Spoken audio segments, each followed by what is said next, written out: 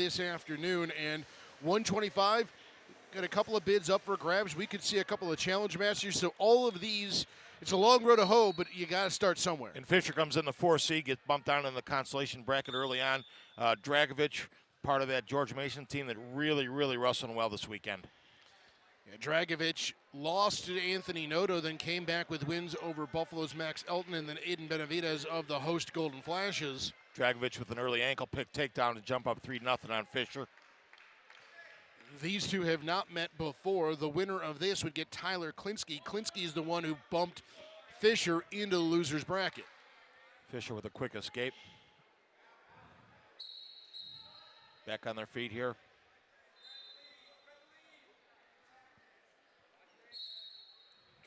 Dragovich with the high crotch, trying to turn the corner with it. Fisher fighting it off with a whizzer right now. Dragovich trying to get it up off the mat so he can finish. Fisher trying to go underneath.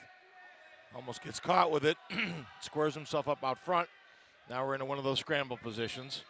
Fisher got his legs split between Dragovich there. Dragovich kind of bails out of it and gives Fisher the takedown. Fisher up 4-3.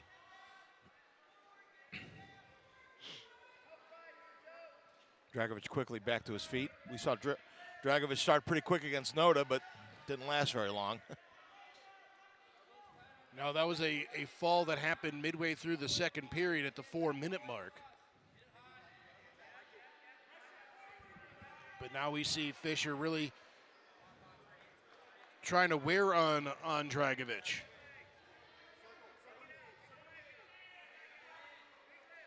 Two different styles of wrestlers here. Fisher wants to keep him on the mat, wants to kind of take the wind out of him a little bit. I think Dragovich wants to be on his feet, wants to keep the pace up. Dragovich trying to Granby out of there, and Fisher gets the boot in on the way through.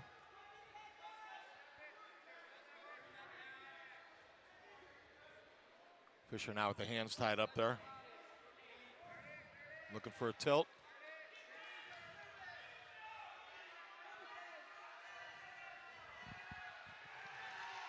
Gets the tilt. And there's a pin. Fall. Dragovich is looking around going, hey, what gives, man? He didn't think that he was in any sort of position to be pinned, but... And that tilt normally isn't a pinning position. I think Dragovich got pinned the same way yesterday, quite honestly. He got hit with a tilt and thought that his back was up, and it wasn't. So Fisher with the fall there. Moves into the Consti semifinals. He'll get a rematch with Klinsky. Let's take a look at the pin here, Tommy. What are we seeing really here? Kind of cranks him over. Just a good old-fashioned tilt, and Dragovich gets up and says, you got to be kidding me. No, referee's not kidding you. So we're going to jump up now to the 149 weight class. This is going to be Tyus and Schickel, Southern Illinois, Edwardsville, and Clarion, respectfully. Tyus comes in the number 3 seed, 17-7, and Schickel is 15-13. So a couple quality wrestlers here in Constellation.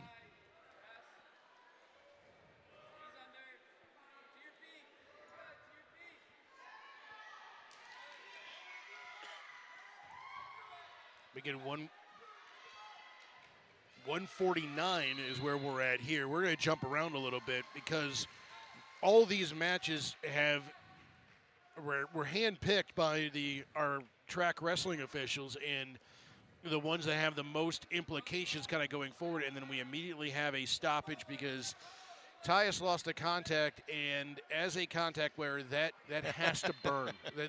There's no chance that was comfortable. And 149 is a weight class with 3 qualifiers, so these guys are still alive in those wrestlebacks. Still have a shot at qualifying for nationals. Tyus does come in the number 3 seed. Now the winner of this is going to get Cassidy out of George Mason.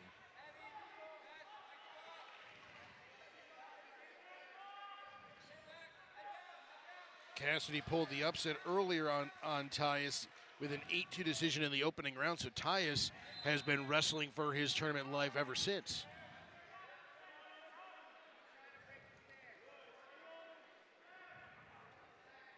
Meanwhile, you're looking at a guy like Schickel, he had the tough draw facing the number 2 seed Quinn Kinner out of Ryder, who'll be wrestling for the 149 title later today. Defeated Balestrini out of Bloomsburg in a 17-15 shootout to get to this point.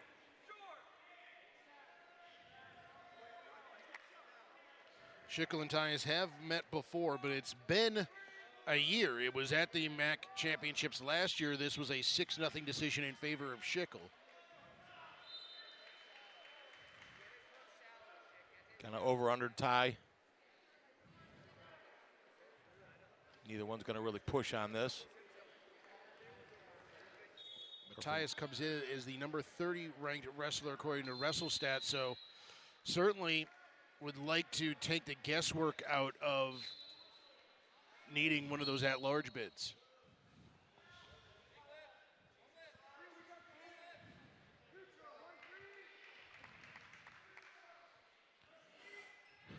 Tyus down on a knee, real defensive stance there. Now Schickel going to match that. Tyus pulls him into a front headlock, trying to get him extended here a little bit. About 35 seconds to go in the period.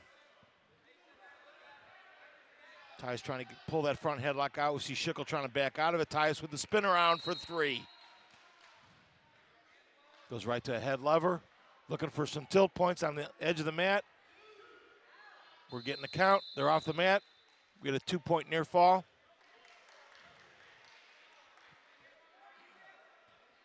Nice flurry by Tyus right there. We see just pulls the front headlock and spins behind, and then he stays with it. Looks like he's going to run a head lever, goes to a tilt, and picks up some back points on the side of the mat.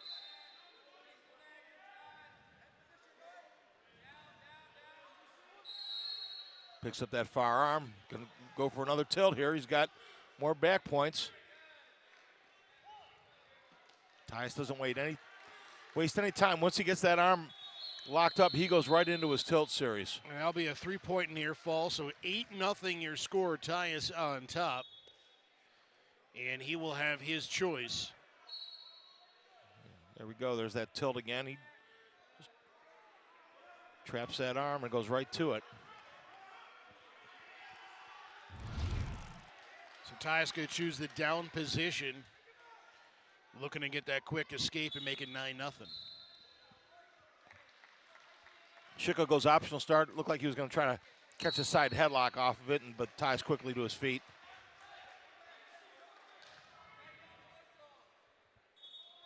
So that does, in fact, make it 9-0 in favor of the Cougar wrestler.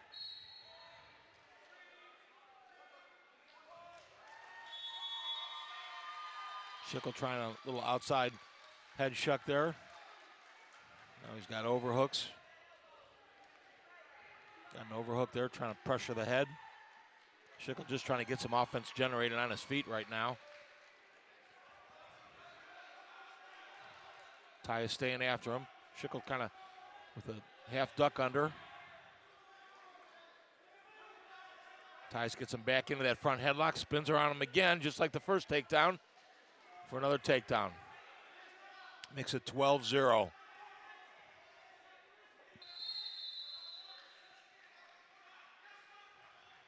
Tyus really wrestling a bit angry, probably. He understands what's at stake here for him. Absolutely, and he knows that every point counts right now. Getting himself forward, getting himself back into that shot at a third-place finish and a qualifying bid.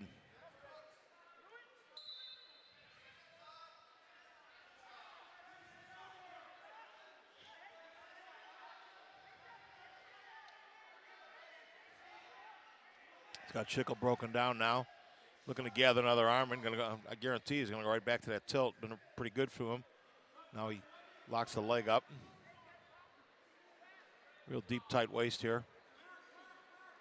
Rolls that, takes the hips to the arm. Got the arm bar here.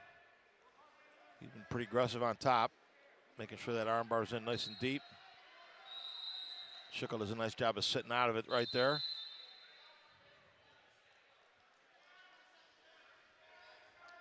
$20 seconds to go in the period. We'll go back and get a restart.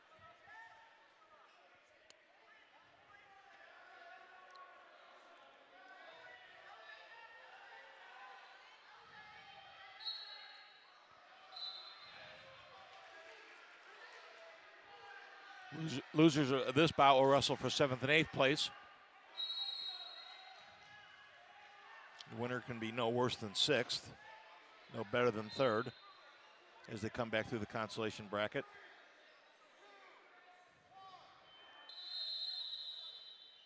We'll go to the 3rd period with Tyus up 12-0.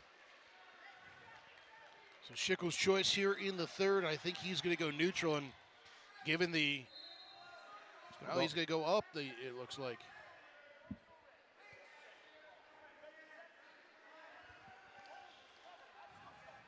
Is he going to try to again what he did last time with the optional start? He gives it an optional start signal to the referee.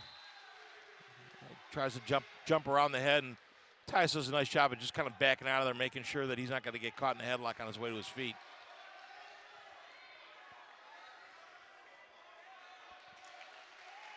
So Tyus looking for the one more takedown to end this thing. Got a minute 30 riding time right now.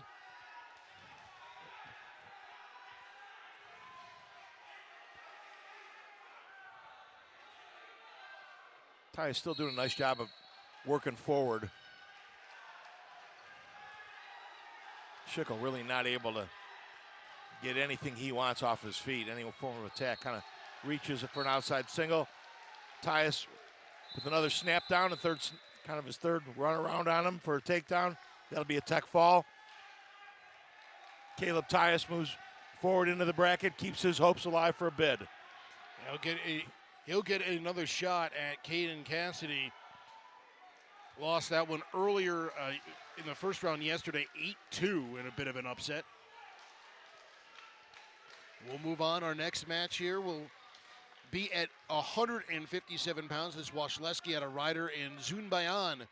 Our first look at the 7C Tuga from Northern Illinois. You get an A+ on that name pronunciation. I kind of waited. I was going to let you try to get that one out. Their SID made the trip and gave me a breakdown of how to say that name. Washleski comes in the 4th seed at 23-6. Zumbayan 8-4 out of Northern Illinois.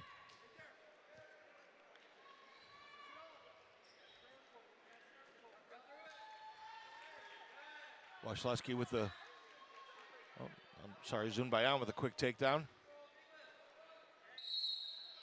Those are two very similar looking singlets. I was going to say, I looked up for a second. I looked back down. The singlets are pretty similar there. So, well, these two have met before. It was Washleski with a 10-2 major decision. That was back in January of this year. So these two teams have met. Washleski quickly to his feet, 3-1. 2:30 to go in the first period still.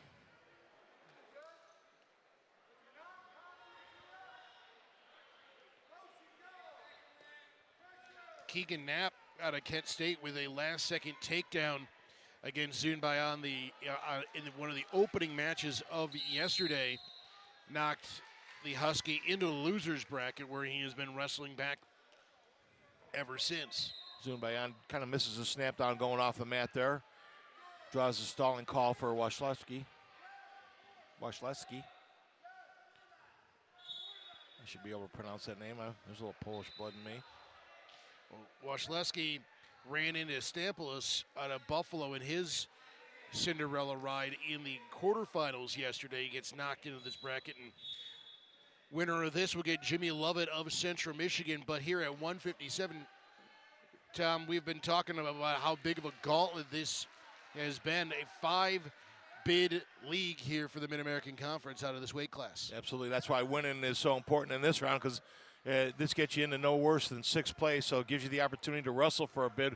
Washleski with the takedown there, a little snap down spin behind. He goes ahead 4-3 with a minute 20 here to go in the first period.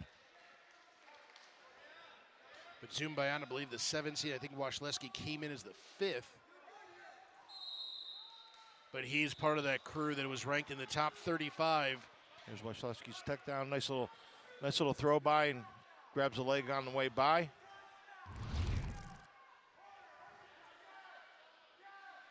Little elbow pass there.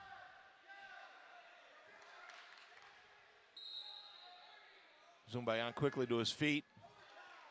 Now on the hands, gets his escape. We're tied up at 4 with a minute to go in the first period.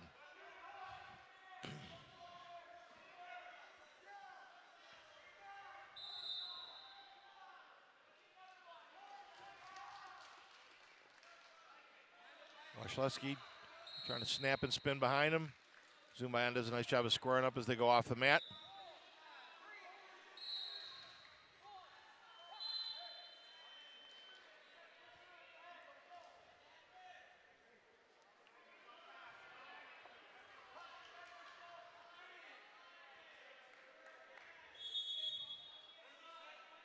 Working the collar ties right now.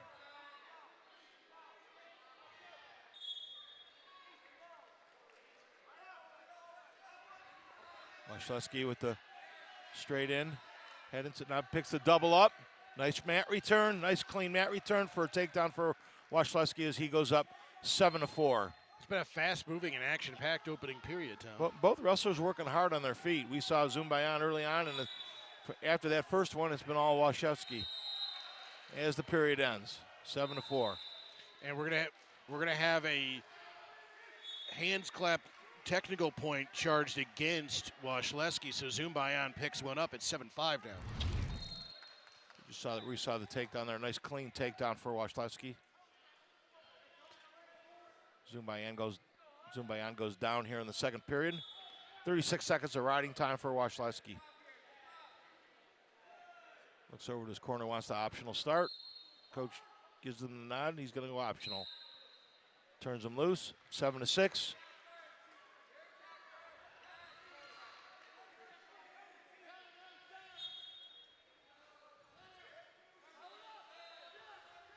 Zumbayan doing a nice job of cutting the mat off on Wasilewski. Go back to the center. So there's Tommy, this happened right at the end of the period. What are we looking for here? Because Zumbayan's hand is on the mat, his hands can't be tied. Can't be locked. So Zumbayan's hand is on the mat. Wasilewski's hands are clasped. That's locking hands.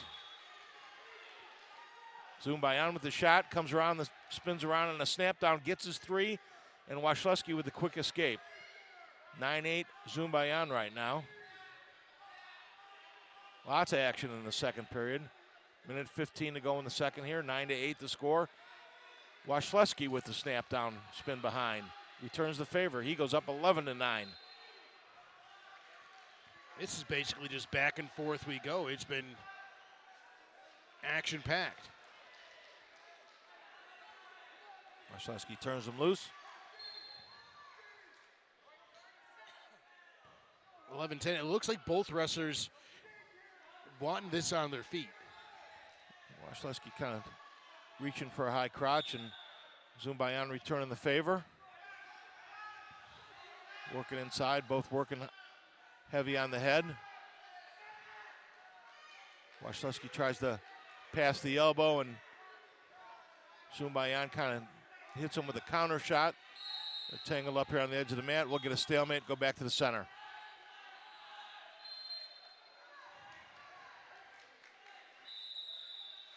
You wonder if Northern Illinois is going to ask for looks like they're asking for a challenge. It looked like Zumbayan may have had both ankles.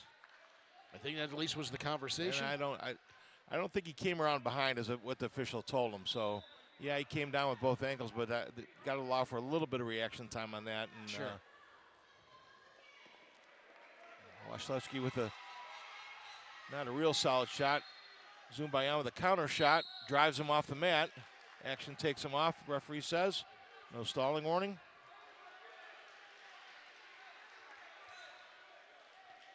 Four seconds here. You have to figure they're just going to let this play out, and not a ton of action there down the stretch. We're going to take a look at that flurry here in the second. Zumbayan with a nice little low pick on the ankle, comes around back and finishes on the ankles tight, and Wasilewski with the quick escape. That time kind of a half-hearted shot, and Wasilewski just spins around on him. Wasilewski chooses down quickly to his feet, trying to get the one. Does not. They give him the one. I think they stopped on the wrong whistle, so we're going to call that neutral. I think Zumbayan thought that The whistle on mat 3 was his, but it wasn't. And I think he got Looking the at wrong end of a wrestling boot. Yeah, looking at some blood right now. And Zumbayan saying, yeah, he's pointing to mat 3, like I stopped on that whistle. You know, if you're not sure, the referee Keep will, wrestling. Yeah, keep wrestling. The referee will let you know for certain. Wasilewski up 12-10 right now. A lot of time left here in this third period. Certainly, we saw how quickly the points were adding up for both the wrestlers in each of the first two periods. Yeah, they've kept the pace high. So we will, in fact, be in neutral. Tommy, good call there.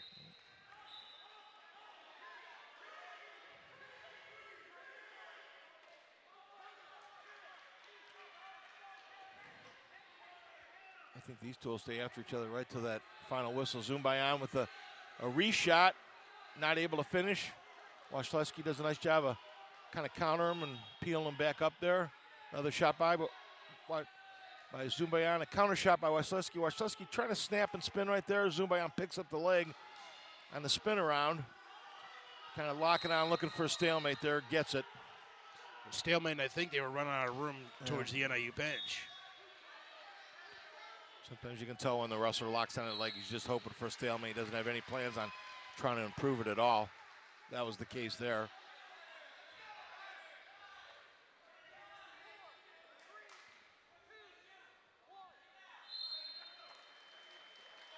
Zumbayan with another shot. Wasilewski drives back through him. Off balance, picks up the 3, up 15-10 right now. He's about 10 seconds away from gathering some riding time too. I think that is on the forefront of nice lift, nice return by Wasilewski. I think that's got to be at the forefront because before there really wasn't a huge urge to amass any sort of riding time by either wrestler. Referee giving the count there, wants Wasilewski to work up. He drives the wrestler off the mat. See that, looking for that pick again. Zumbayan's off balance with it, and Wasilewski just drives right through him for the takedown. 32 seconds to go. Wasilewski up by 5 with riding time. Zumbayan's been able to get to his feet a couple of times here, but really hasn't been able to break hands yet. There it is. Gets his one there inside of 20 seconds. Wasilewski kind of staying right in his face. He wants to wrestle it out here. And nice high crotch. Gets the leg up. Sweep for a last takedown to make it 18-11. Nice job of continuing to wrestle all the way through the third period by Wasilewski. He'll end up with a major decision 19-11 victory over Tulga Zumbayan in what was a high-flying back-and-forth match. I thought it was a good match wrestled by both competitors, but Wasilewski, I think, just a little bit quicker, was able to land a few more of those shots. Absolutely. And Zumbayan, I think, just some sloppy shots that Wasilewski took the advantage of countering off of as well. We'll jump to 184. Matt Zuber, the number 2 seed at 17-6 from Northern Illinois, and Zane Lehman, the number 3 seed from Ohio at 13-6. Both these guys end up in the consolation bracket. 2 qualifiers out of this, trying to work their way back to that third place where they can make a challenge, possibly a challenge match here later on today. Yeah, Zuber lost in overtime, I should say, to Pulliam of Edwardsville. And you look over with Zane Lehman of Ohio, he got upset by Malachi Duval 6-4. Duval ends up in the championship match against Cameron Pine of Clarion. We had 2 of Pine's matches yesterday. He's looked really, really sharp. He certainly is going to be a tough one to deny the title for. So if Lehman were to win, he's already lost to Duval, so I don't believe he can challenge him for that spot. I think Zuber would be the one that would be able to challenge if he ends up third.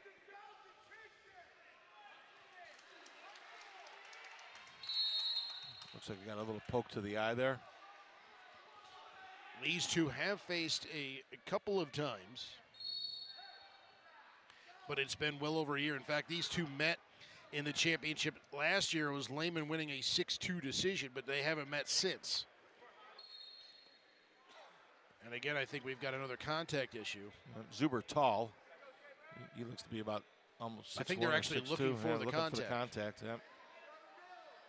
Zuber thinks it's kind of hanging on his eyelid there. And again, that cannot be comfortable. no.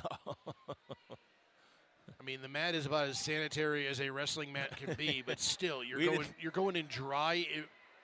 We didn't see a contact loss all day yesterday. We got 2 and 3 matches here today. There's Zuber just going to plop it right back in the middle of the mat there. Actually, he says, you know what? Forget it. We'll wrestle blind.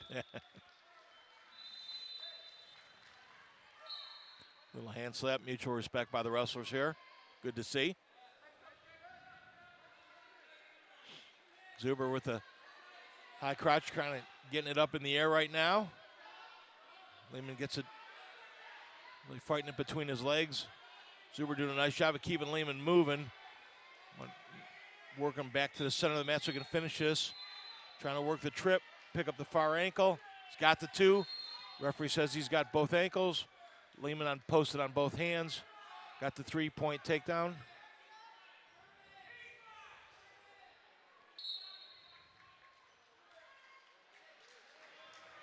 We'll see that takedown again. Got the leg up nice and high there. Zuber tries for the trip. Waits for Lehman to kind of base back up, and he goes right to the double thighs there. Gets his point. 3 points there. Lehman working back to his feet. A lot of forward pressure by Zuber here. Really using that length, that leverage on him. It's got Lehman broken down now. Lehman quickly back up to his base. Zuber trying to run out in that spiral ride, really cranking on the neck right there. Lehman, nice job of working his way to his feet, working the hands right now, trying to get that 1. Zuber trying to get the lift and the return here. Nice job by Lehman, being patient with that. 3-1. 45 seconds to go in the first period here.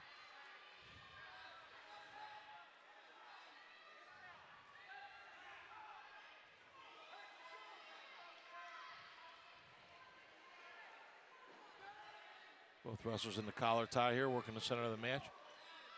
Lehman tries to high crotch and kind of leaves the arm behind, and Zuber just kind of takes the underhook on it to stop the penetration on it. Really trying to work into that underhook a little bit. Lehman doing a nice job of posting on it. Good action there. 10 seconds to go in the period.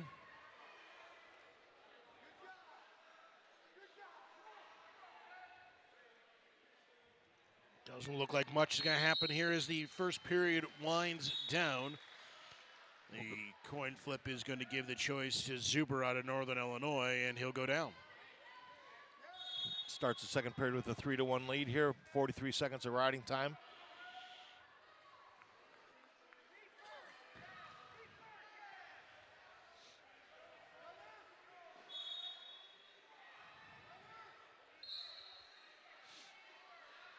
Zuber quickly to his feet, on the hands. We get stalling on Lehman for kind of driving him off the mat.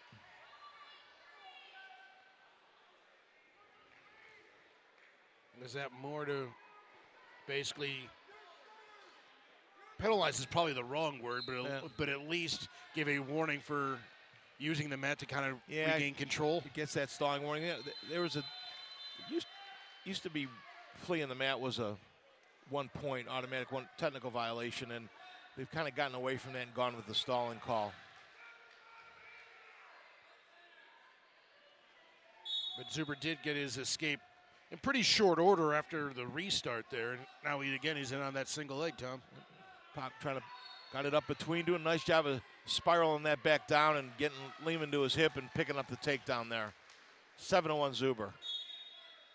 Really doing a nice job of not letting Lehman get his balance, even with the leg up in the air. We've certainly seen some acrobatics with the leg up in the air the last 2 days.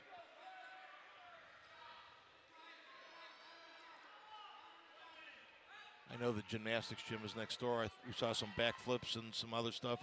I don't know if guys were looking for ratings on that or not, but I thought the one that nearly brought us through a table was at least a 9-8. Lehman to his feet. Good job of working the hands. Gets his escape. 40 seconds to go in the second period. 7-2. Zuber out front. If you're Lehman, you got to pick up the pace here. Zuber wrestled very defensive yesterday in a few matches that we saw, but today he's been the aggressor. Definitely. And Lehman in with the high crotch. Zuber really using that length. Sprawl. Get some pressure on his head there. Really kind of stalled the takedown by Lehman. Really looking for the stalemate call here. Lehman keeping his hands posted outside so Zuber can't spin behind him, and the period ends. Well, let's look at a couple of these takedowns here from Zuber. Nice spin back, really keeping Lehman off balance or getting to the mat, trapping that hip. Lehman will start down here in the third period. Zuber with 1 minute and 14 seconds riding time accumulated. And that will continue to grow here as he's got. Jumps out on that spiral ride. This guy got Lehman splayed out. Lehman tried to get that quick start, and Zuber was ready for it.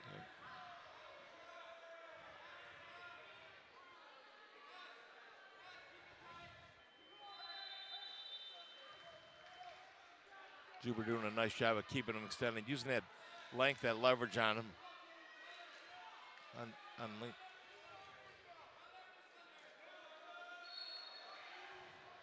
Now he's popping the wrist out on Lehman out the side. Look for the tilt a little bit. 2-on-1, he works to the other side. Get a stalling warning on Zuber right now. The referee wants to see him come out and commit a little bit more to that. Just kind of using his leverage to keep Lehman pinned to the mat. Well, the riding time is locked in, and Lehman needs to get to his feet because now, in theory, he absolutely needs a couple of takedowns and probably some back points because in order to get multiple takedowns, somewhere in there has to be an escape from Zuber. Lehman trying to post up on a stand-up, and Zuber really pressuring him forward. Zuber back to rolling that wrist again, pops it out the side this time. See if he takes the bar across the back.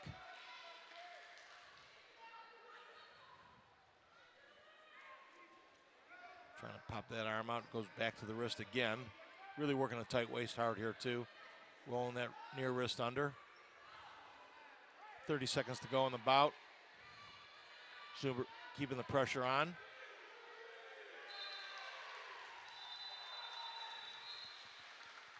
Zuber will actually take another stalling call here on top. He's going to be comfortable just rolling some wrists here.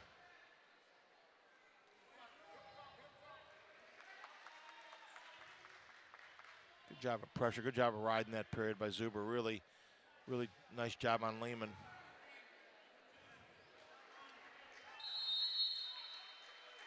That'll end it. Zuber the winner at 8-3, picks up the riding time point. 3 minutes and 12 seconds of riding time by Zuber in that one. He really took control of that third period, didn't let Lehman do much of anything. So the number 2 seed stays alive, working his way back.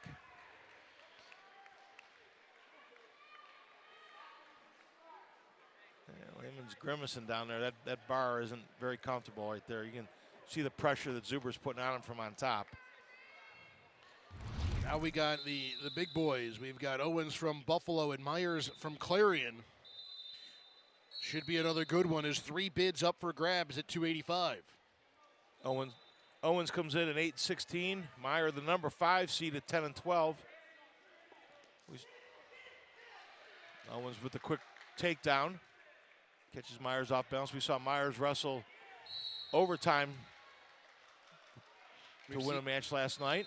So we saw Owens a couple of times yesterday, but Myers won 4-1 in extra time against Javon Jackson of Northern Illinois, and we've seen more action already than we saw that entire match against Jackson. A little sit out and turn for the escape for Myers. 3-1.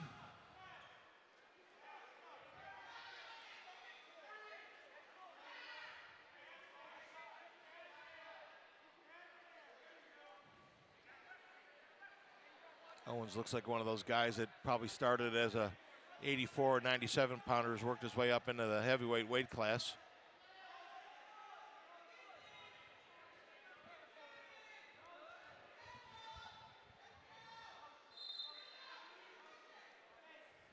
Two minutes to go in the first period here. Owens up 3-1.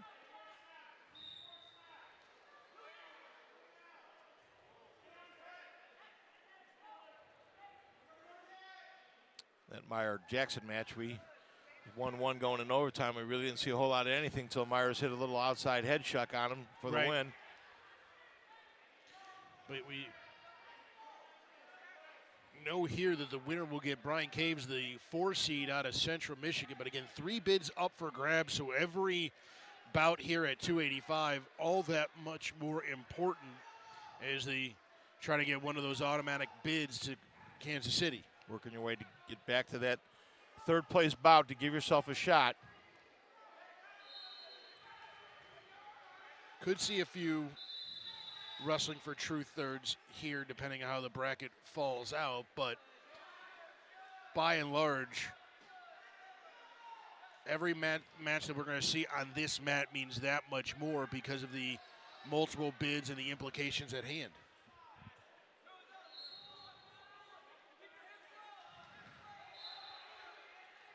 45 seconds to go here in the first period. Owens up 3-1. Lots of collar tie here in the first round. The only real shot was that first shot by Owens to get the takedown. Not much action since then. Kind of reaching for the outside leg. Owens trying to get some motion, trying to get Myers out of his stance. Myers draws the stalling call.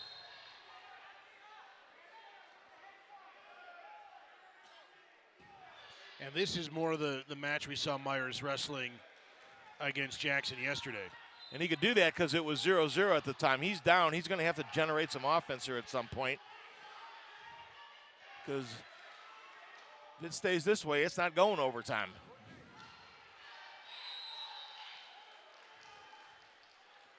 We'll do the obligatory heavyweight going down and getting their point in the second period.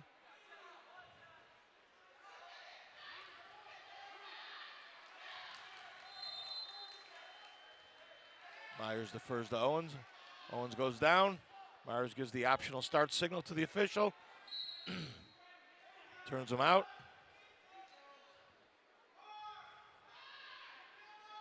Four to 1 now. Owens up.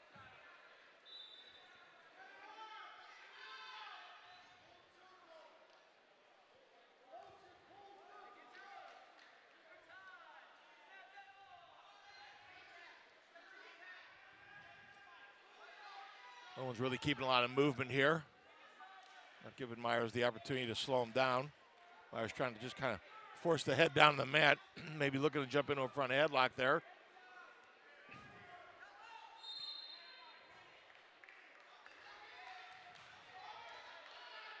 Myers wants to get you pushing into him. That's where he hit the outside head chuck in overtime yesterday.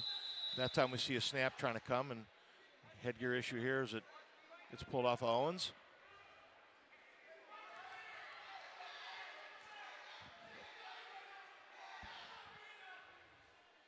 It looks like it broke the snap, or trying to do some work to it here on the side. And coach is scrambling to see if that backup headgear's around someplace. Looks like we're all set, though. Did notice the referee didn't let Owens get over there to use the equipment timeout for any sort of coaching. No, that's a no-no. So he's going to stand there, and you can work on the equipment all you want. They do let him coach him in blood time, though.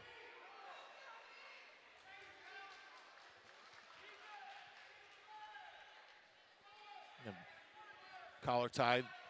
Myers with that shuck again, not able to get around all the way around on him. Kind of gets to the side, not able to finish Owens off on that.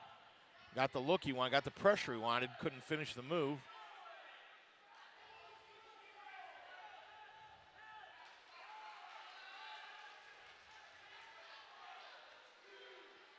Owens staying active here. He's been better off when he's been moving. Collar tie is kind of where Myers' home is.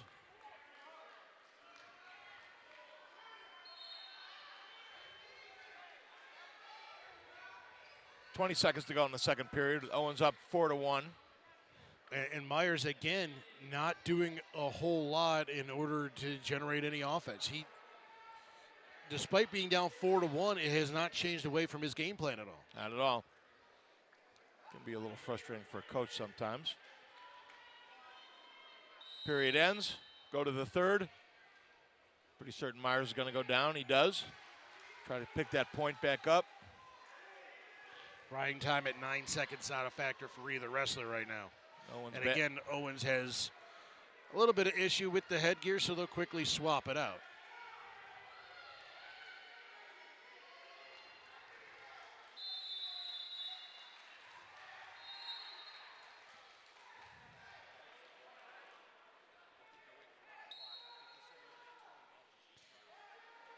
So Myers quickly to his feet. He'll get the escape, and now he has to go to work here to try to land a takedown of Owens if he wants to move on here in this match. And he'll almost wait the inside of a minute right now because he knows that he'd have to ride out Owens, and that could be a tall task to get the win.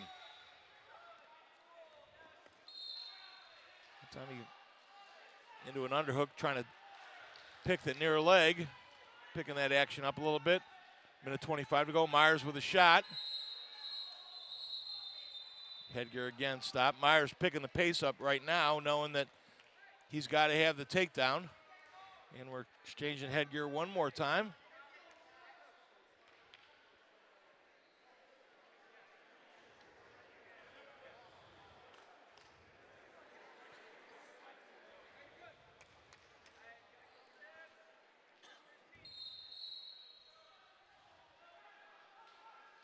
Minute 20 to go in the match. Saw Myers a little flurry right before that. The headgear comes off, so we'll see if he picks that tempo back up. Myers with the stalling warning. No stalling on Owens at this point. We're down to a minute to go. Myers with a shot. Owens kind of half-hearted reach for the outside leg there. Myers trying to snap him down. Myers really picking up some motion now, trying to come over the top of him. Again, Myers with another shot. Owens into the front headlock now, trying to get Myers stretched. Myers with a nice drag into a single. Can't finish it. Owens spins behind him for the takedown to go up 7-2. So Myers had a shot. Yeah, he knew he had to open it up. He had the ankle, but Owens does a nice job of kind of peeling it off and spinning behind for the takedown there.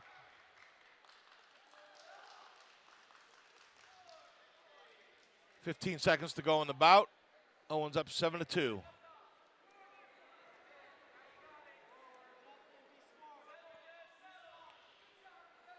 And that should do it. Myers isn't going to be able to get to his feet. Riding time not a factor. Owens is going to move on. Keep that hope alive. That third place finish in the automatic bid.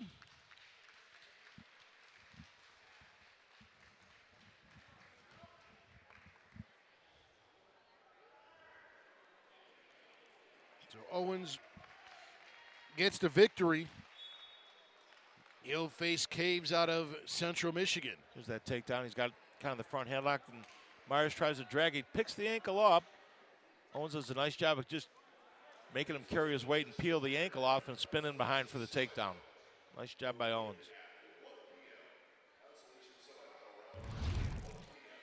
So I believe with just the one match going on right now, that is it for the quarterfinals.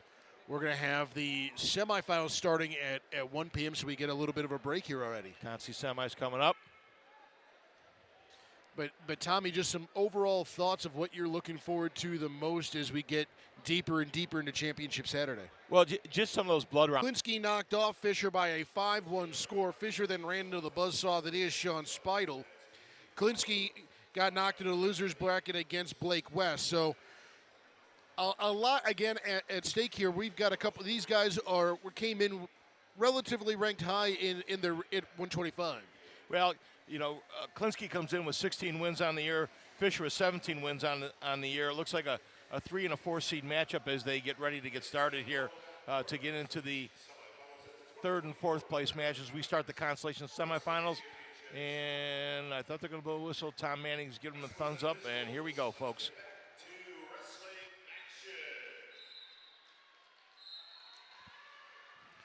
So we are, in fact, going to go 4 wide here as the consolation semifinals off and running here at 125 and 133 pounds, respectfully.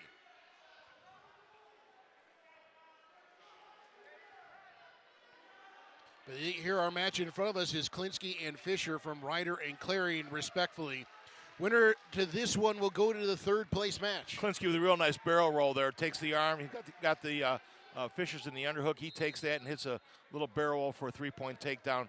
Early lead here for Klinsky from Ryder.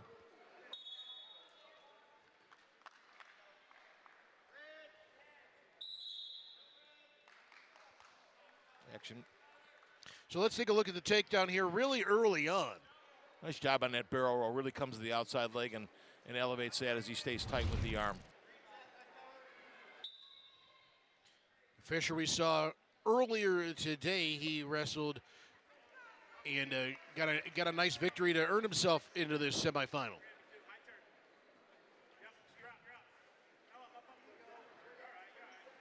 Fisher sit out in front trying to get some hand controls. He's back pressuring into Klinsky to his feet, gets his one. So 3-1 when inside of 2 minutes to go here in the first period.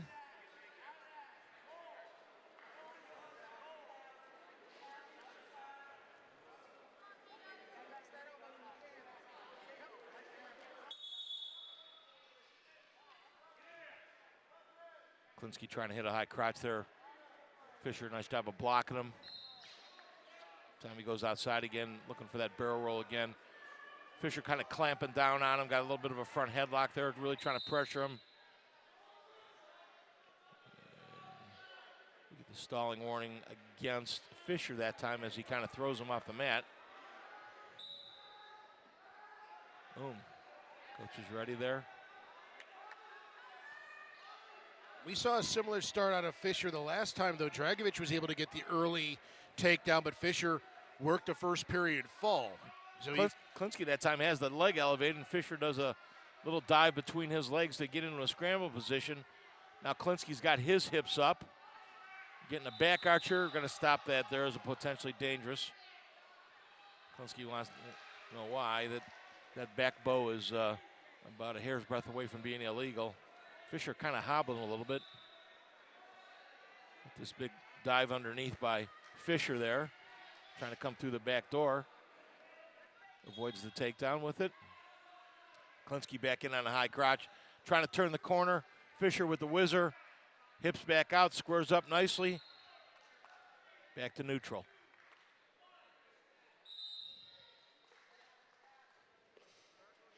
.30 seconds to go here in the first period. Klinsky really working the hooks hard. Stalling again on Fisher. 1 point for Klinsky there. Those are some quick stalls here in the first period. Klinsky goes up 4-1. That time calls Fisher for backing out. Hits him for another stalling point. 5-1. What is he doing that is irking the official? I think just kind of he took the action off the mat with that throw, and the referee thought that was maybe a little unnecessary.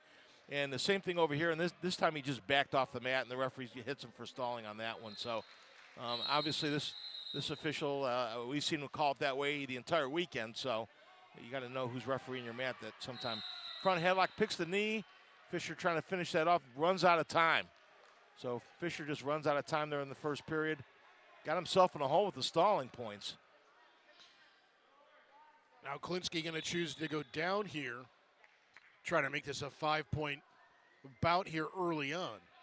It looks like Clarion's going to go with, Fisher's going to go with the optional start. Just let him go. Kind of lets him come to his feet. He's looking for a tilt off of this. He actually trying to lock up on it. I thought he was going to bring him back and tilt. Nice mat return by Fisher. Looking to tie the hands up. We saw him tilt Dragovich several times. Actually tilt him right into a pin. That time Klinsky just works the hands and clears himself free. 6-1, Klinsky up on Fisher from Clarion.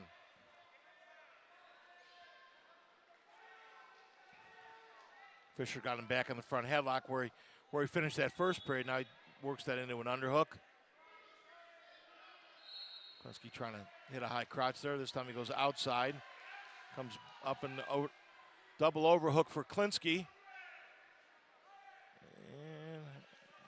And Fisher kind of looking for the stalling call when he went in that double over.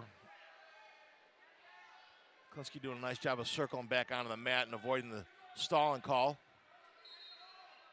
Fisher really trying to get him extended here, and we get a stalemate call. Fisher really hobbling right now. He's got his knee taped pretty heavily. Two-day tournament of this magnitude, that's going to happen.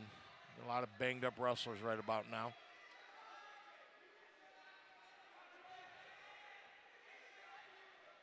This is one of those weekends, if you're a wrestler and you're not bleeding or bandaged somewhere, people wonder if you wrestled in the tournament or not. Well, you saw the grimace on Lehman's face from Ohio. I mean, wrestlers are moving other wrestlers' joints and body parts in ways they're not meant to be moved. Yeah. It's the nature of the sport. And really, Fisher really hurting right now.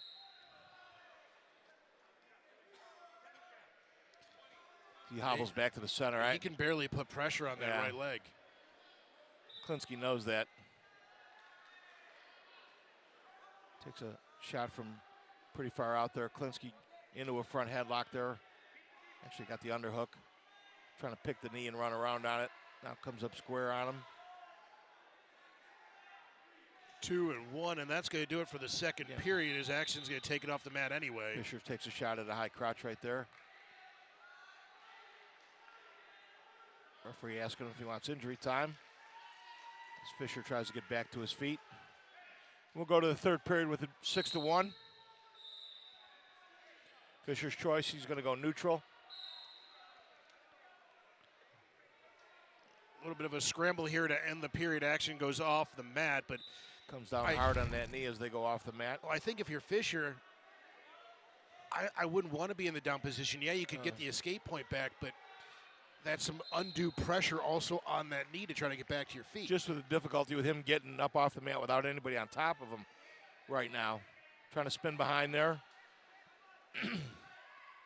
Klinsky kind of reattacks. Gets that high crack, gets the leg up in the air.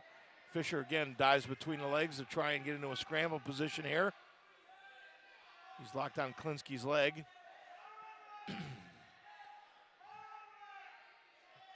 Klinsky needs to get behind the near arm to get his takedown awarded here.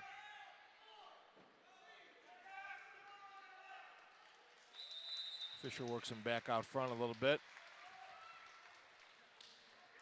Now Klinsky going to try to take Fisher over to his back, going for that far arm. There's one to let him stay on the leg. I'm just going to pick that near leg. Just going to pick that ankle, keep kind of running around that there. That's a tough lock that Fisher's got on Klinsky right now. Boy, he's holding strong on that. And eventually they're going to get a stalemate. Get a stalemate call out of there.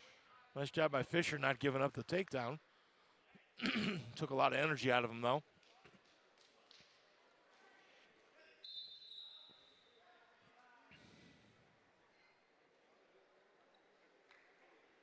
.40 seconds to go here in the match. Klinsky holding on to a 6-1 lead for Ryder. Important in the team race.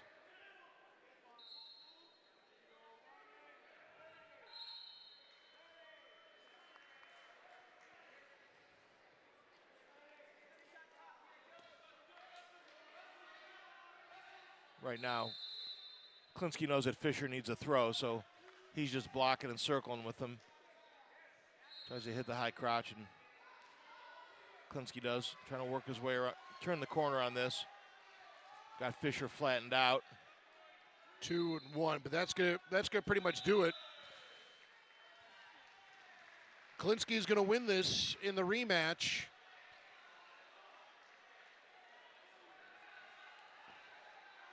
We get a penalty point for Fisher throwing his headgear after the match. And you wonder if Fisher's done, because he'll have an opportunity to wrestle for fifth, but if that knee is still that bulky and that bothersome, you wonder if he's got one more left in him. Yeah, it's absolutely. Best thing you can do right now is go and get some ice on it and see how it feels in a half hour, 45 minutes. Meanwhile, we're going to have Reiki and Jones. This should be a good one at 149.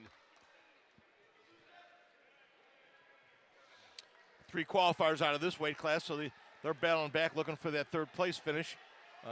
Jones comes in seeded 4th. He's 11-6 on the year. Reiki comes in the 7th seed, 16-11 on the year. Jones, the number 28 wrestler according to WrestleStat, defeated Reiki earlier this year, although that was a bout called in the second period due to injury. So never did see that go to fruition.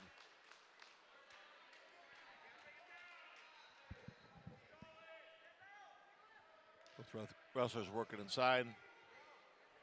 Trying to work a little Russian bar there for Jones. Goes the other way and tries to drag that into a single. Reiki with the throw, trying to elevate over. Nice job by Jones of sagging his hips on that one. Come out of there with nothing, a whole lot of action, no points scored there.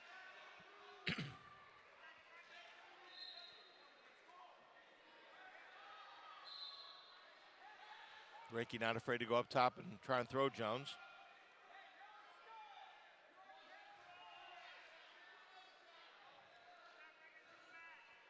Jones working back into that underhook again.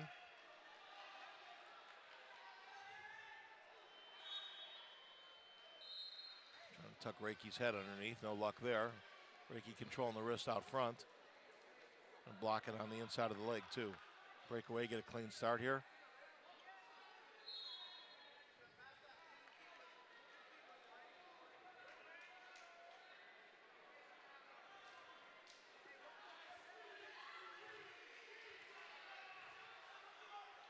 Both kind of working the collar tie for Jones. Yeah, we saw a lot of action early on, but everything else has been kind of the get-to-know-you period. No one really making too much of a move to kind of open themselves up at all. And as I say that, Reiki with the outside head shuck, not able to finish it. Jones gets called for stalling for going off the mat there. We're down to 1:06 to go in the first period. Nice little outside head shuck by Reiki. Jones thought it wiser to go off the mat than give up the takedown. hard to argue with that logic. Absolutely. Take the stall warning and then the sure 3 against you. Reiki circling back around, and Jones drops into a front headlock. Reiki comes up in the body lock right now. He's trying to step in front, get a throw done here. Jones sagging his hips. Reiki comes over the top into a headlock, keeping his foot in. Well, they're going to talk to each other about this. Athletic action off the mat. Coach Greenlee's looking for his brick somewhere. They're going to say no. Nice little sag back into the headlock right there. He's got the toe in. I'm going to ask the referee to take a look at that one. I don't know if Coach Greenlee's got any challenges left or not.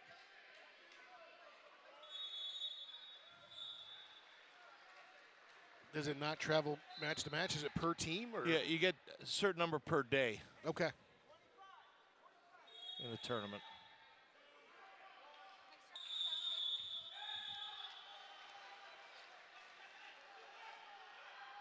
Let's take a look at some of the scrambling here early on. And Tommy, a lot of action and not a lot to show for it because we're still scoreless. Reiki initiates the throw. Jones hip sags on him. Doesn't really have control because Reiki keeps the arm out front. If Jones had his arm around the hip, that would have been a takedown there. Nice job by keeping the action moving by Reiki. It's because he never grabbed either ankle or either hip. He needed to bring that arm back around the waist or back on the ankle. And Reiki kind of came out the side door on him. Continue that motion after the throw. Reiki with a shot. Jones with kind of a counter shot. Reiki with a nice little leg sweep there.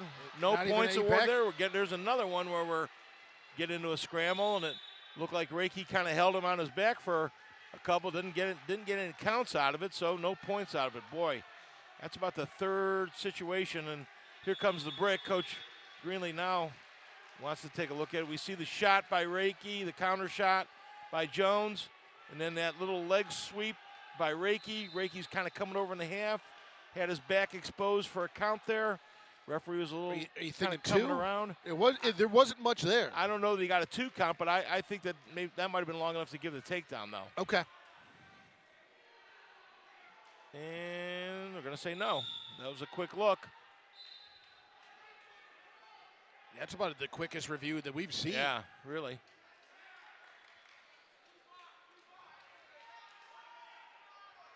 Really, when they get some action going, flurries by both wrestlers. Good shots and counter shots.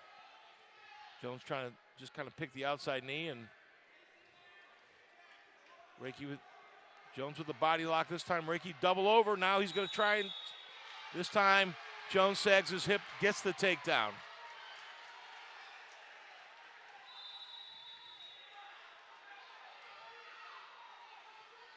Reiki tried to high arch on that double over. Jones just sagged on him as he came to the mat. Nice job.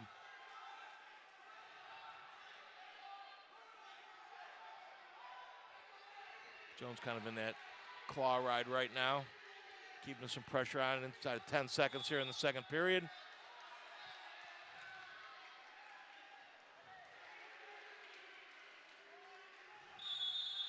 And that's going to do it. Action-packed second period that results in only a takedown here for Jones of NIU. You see Jones with the lock on, Reiki over top, double overs, trying to arch through that. Jones does a nice job of just sagging the hips and holding them there. Jones goes down in the third period, up 3-0. Reiki's going to go optional start. 4-0, favor of Jones. Is that just a matter of trying to get this match to its feet? Yeah, giving himself an opportunity here. We've seen Reiki try a couple big throws that would have ended up in takedowns and back points, so he's not afraid to take a shot at it. Reiki is. See, that's what it's going to take, because a takedown obviously worth 3, but you figure you're going to give up the escape to Jones. It makes it 5-3. You're going to need to do it twice or get some back points. Both these wrestlers not bashful about going some upper body stuff.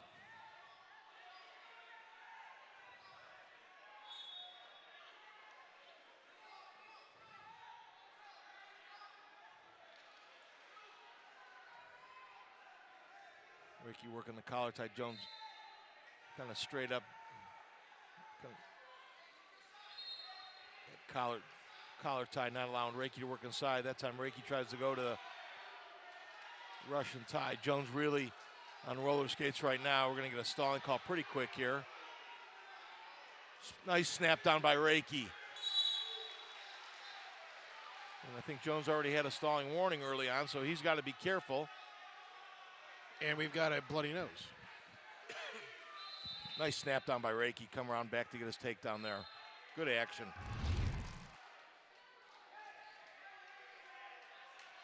Reiki's initiated a lot of the action. Jones pretty good on his counter shots, though.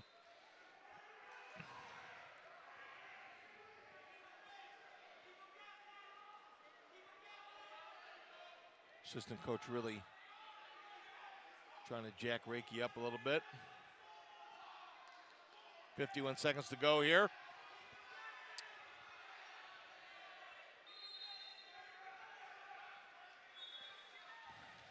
Reiki's kind of got that caged animal pace going right now. He's ready to go. He wants to wrestle.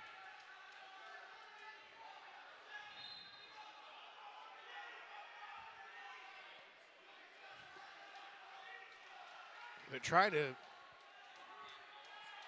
stuff up Jones's nose. Bit of a gusher there, it looked like, but it looks like we're okay.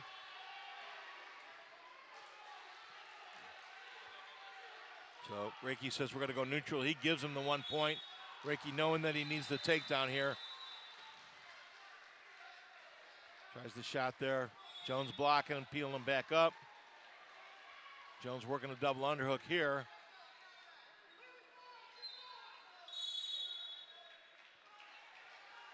Quick stalemate call with 36 seconds to go on that. And more blood time.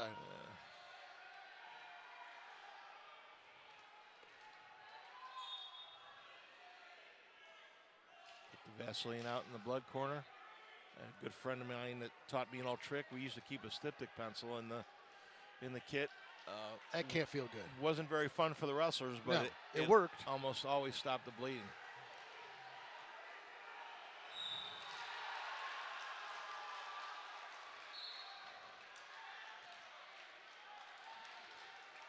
So let's take a look at the 149 bracket here. We'll have Munson and Kinner. That's the top two seeds. The winner of this match here will face the winner of Tyus and Cassidy. I believe Tyus on mat 4 over there won via, I believe he just won via fall. I think they're taking a look at it. Some jumping around down there right now, but Munson and Kinner both been pretty dominant. That shapes up to be a real good final there. The 1 and 2 seed will meet up there. And we got back to action here. Reiki's got 34 seconds to go. Takes a shot, works outside. Jones gets hit with a stalling. 1 point, Reiki with another shot. Trying to finish up on the edge here. Works back up into that underhook. Trying to leg sweep on Jones and keep him on the mat. This is exactly where Jones wants the action to be. Reiki actually takes it off. 13 seconds to go. Reiki needs a point here. Jones kind of taking his time getting back to the center, still messing around with the blood a little bit. Not making the Ohio University fans real happy. Reiki's ready to go. Jones really can't. Here's the action on the edge of the mat. Reiki with that underhook, trying to keep Jones on right there. Finally decides, let's get off and get a restart. He's not going to let me finish on the edge of the mat. And here we go again. Inside of 10. Jones blocking. Reiki really want that other stalling call to tie it up. Not going to do it.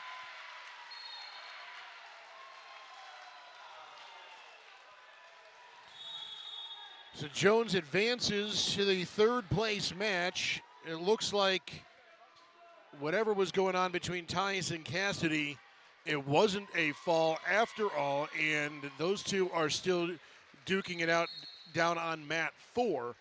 So we'll get the winner of that matchup to face Javon Jones out of Northern Illinois. But here we get Johnny Lovett and get another look at Waleski from the Ryder Bronx here at 157. Another 3-4 seed matchup here. Johnny Lovett comes in the number 3 seed out of Central Michigan, 24-8.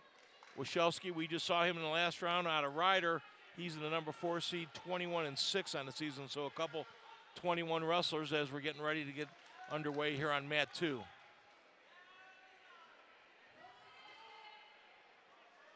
Lovett comes in ranked number 26 according to WrestleStat, while Waleski number 39. This shapes up to be a high energy match. We saw Wachelski was nonstop in his quarterfinal match, and we saw Lovett in a dual meet several weeks ago, and he's all action too. So this and just as I say that, it'll probably be 1-1 as we enter the third period. Well, these two have met before. It was a Johnny Lovett 10-7 victory, albeit that was just after Christmas. But needless to say, this should be a good one between these two ranked wrestlers. Again, a guaranteed trip to the Nationals for the winner of this match. 5 come out of this weight class, so if you win, you're in for 3-4 right now. Loser still has the opportunity to wrestle for 5th and 6th place. Yeah, they'll face the loser of Stapoulos and Robinson. This is really would like to punch your ticket right here.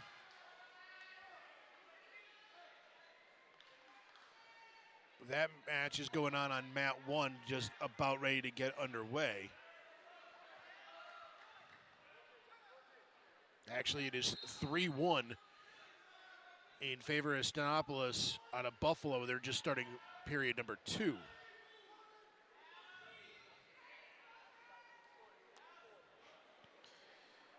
But in a match with this magnitude, are you going to see both wrestlers maybe be a bit more conservative, or are they going to, or is it basically whoever gets to dictate their style of match is going to be more or less the one that has the advantage, for lack of a better word? Love it with a high crotch shot. They have definitely slowed the pace down. Wachowski had so much action in that last match with Zubayan, and really now Lovett with his leg up between his legs. Wachowski trying to fight it off there. Lovett trying to pop it outside. Now sweeps, covers, gets his 3. So Johnny Lovett, Central Michigan up 3-0 here on Wachowski. Colton Wachowski, a rider, as they head off the mat. Minute 6 to go here in the first period.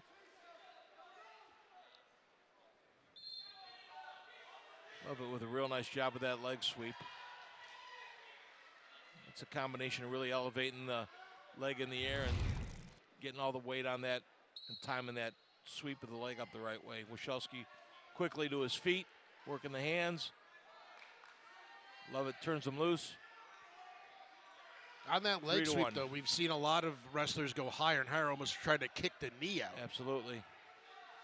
If you go much lower than that, it seems easier to defend. And we've seen some guys with some great hopping skills, too. I believe that it was Cleveland State that almost wrestled their entire duel with Kent State on one leg, it seemed at times.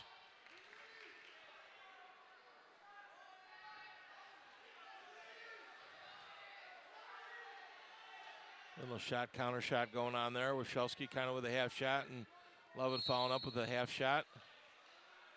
Lovett changing levels right now.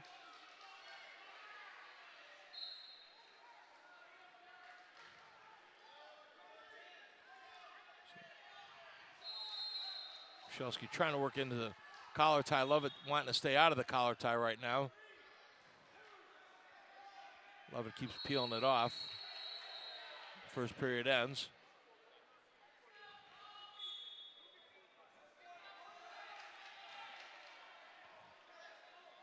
Coach Borelli telling Lovett to be smart. He defers to Wachowski. Wachowski goes down for the second period. Lovett up 3-1. Is Borelli there during that period timeout, basically trying to get Lovett not to get caught up in doing some head banging in a high level? He doesn't want to see him give up a cheap point because Sure. they're just slapping at each other's heads. You just tell him, take a deep breath, you're fine. Wachowski tries to Granby out. Lovett does a nice job of staying with him. Lovett trying to get some pressure up. Nice job by Wachowski. Again, trying to clear his hips. Trying to back pressure up. Got a leg up right now. Trying to get some hand control before he comes up. Lovett. Now Lovett trying to work a tilt on that. Did not have the arm. If he had the arm, he certainly would have scored there. But again, Wachowski in that sit position. Lovett kind of crabbing behind him right there. Lovett wasn't in any hurry of going anywhere. Right on the edge of the mat. Nice job of action, letting the action take it off the mat. Did Lovett get a stall warning there? No, the hand went up there. I didn't see the stalling warning. So Were they just basically saying, "Hey, we're off the mat. Let's." the action took it off the Yeah. mat. Wachowski quickly to his feet. Lovett trying to bring it back on a little bit there. I think we see one more flurry like that, and Lovett's going to get hit with a stalling warning. Well, he's knocking on the door of the minute of riding time. He's done a nice job here of not letting Wachowski get to his feet. And as I say that, Wachowski gets to his feet. He elevates the leg, sweeps the leg, tries to cover the hips. Does a nice job of coming back up and covering. Again, the action ends up on the edge, out on the edge here. Now that time Lovett gets hit. Yeah, I think the referee felt that Lovett took the action out to the edge of the mat all 3 times. That time he drew a warning, 3-1, 58 seconds to go. Lovett gets his first stalling warning.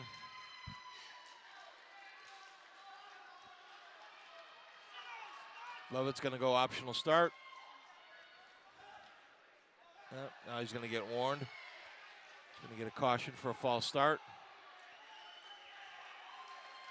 At times when you get to this time of the season, the referees let you get away with some rolling starts, and that's what Lovett was trying to do right there. Takes the optional, drops down to the legs, and quickly back up. Wachowski, nice job of turning out there. Nice job of turning the hips out, had some hand control. 3-2. 45 seconds to go here in the second period. Lovett has a minute 20 riding time accumulated as well. But certainly a much slower pace than what we saw when Washleski faced Zunbayan of Northern Illinois. And Wachowski wants to be in close, and Lovett's just not letting him work there. He's really doing a nice job of posting and keeping him away, making him take a shot from a distance that he doesn't want to take a shot at. Wachowski, we saw, wants to work inside on you.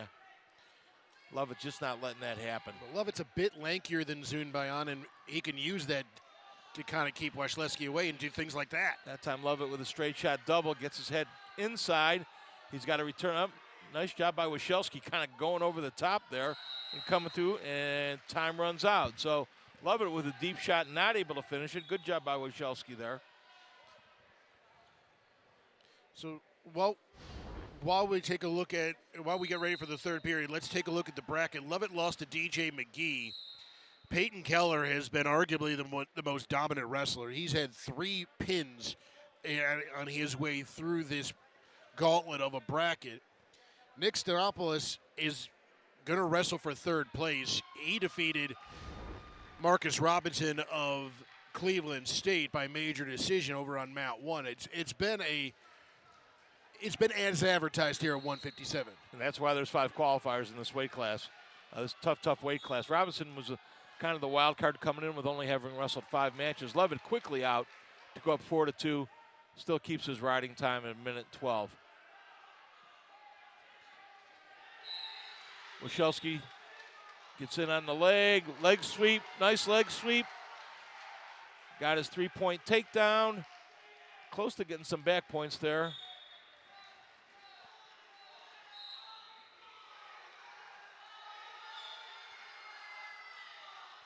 Well, if nothing else, he has succeeded in knocking out the riding time of Lovett. And he's up 5-4 right now, so.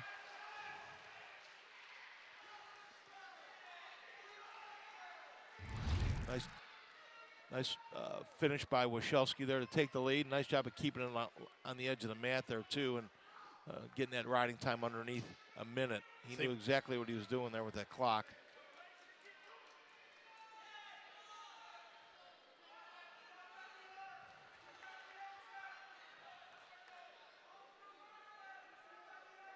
Wachowski getting coached up in the corner there. Minute 24 to go in the bout. Lovett quickly to his feet. Gets the escape. 5-5. No riding time. We're going to decide this on our feet, it looks like, Tom.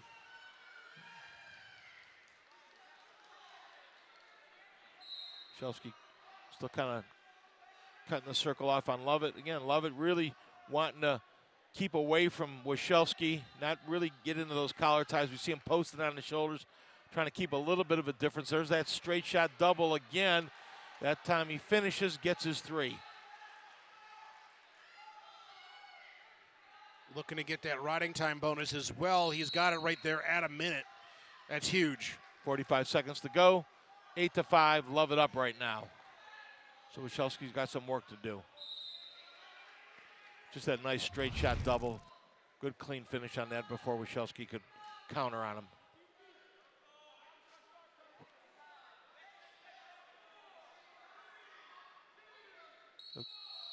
That time referee's gonna take the false start on that one. And now we gotta reset the clock. It should be a minute riding time, 45 seconds remaining. There we go. Good catch by you, Dan Griffin. Wachowski quickly to his feet, on the hands. Lovett with the lift. Just kind of throws him back to the mat, doesn't follow him down. Wachowski gets the escape. We're 8-6, favor of Lovett right now. We got a stalling warning on Lovett. 1 point for Wachowski. He's going to need the takedown anyhow here. Yeah, essentially down 9-7. Lovett with a shot, trying to finish there. on the edge of the mat. Lovett covers the hips. Gets his three-point takedown. Kind of trying to keep the action right there. 6 seconds to go. Lovett up 11-7. Riding time locked up. Now again, the loser of this not out just yet. They'll wrestle for 5th in a spot in the national tournament. One, and that should do it. Lovett has assured himself a trip to Kansas City. He'll wrestle for 3rd place. Punched his ticket to KC. Against Nick Stamopoulos of Buffalo, who's wrestled out of his mind from unranked. And now we're going to have a late challenge. I'm not sure what this brick is for. Ryder's going to try to challenge something before we get on to Stoltzfus and Perrine at 174. I'm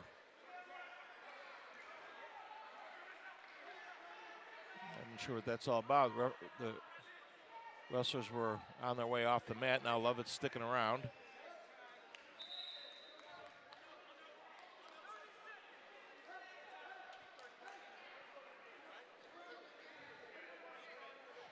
While we're waiting on Tyler Stoltzfus out of Lockhaven, the number 4 seed, and Sal Perrine from Ohio, the number 2 seed. This is a weight class that qualifies 2 wrestlers, so trying to get back to that 3rd place and possibly a challenge match. Yeah, we saw Perrine lose that double overtime match yesterday, in which Ohio on 2 different occasions thought they had the go-ahead takedown, only to have it reversed on challenge. And really, I think the only time yesterday where I saw challenges overturned, and it was twice in the same match. So a tough break for Sal Perrine on that one, but like we've said, nothing over yet. That's what makes these types of matches so important. And our 2 meet officials taking a look at the video there. These 2 met last year, and it was a Stoltzfus 4-2 decision right here at the MAC Championships. In fact, they have met. This is the 3rd straight MAC Championship that these 2 wrestlers have crossed paths. They've each won 1. Looks to be a good one. But here's how the match finished up with the takedown at the end. There's Lovett, covers the hips, gets the takedown. Works, he sticks his tongue out over at his coach. I don't know what that's all about, but, and then kind of pushes the guy into the table. So are we looking at? I don't know if they're looking for an unsportsmanlike call or what. If that's the case, then what would the penalty be? That might be a match point. I don't know that that's anything beyond that. It's not flagrant misconduct, and you're certainly grasping at straws if that's what you're looking for there.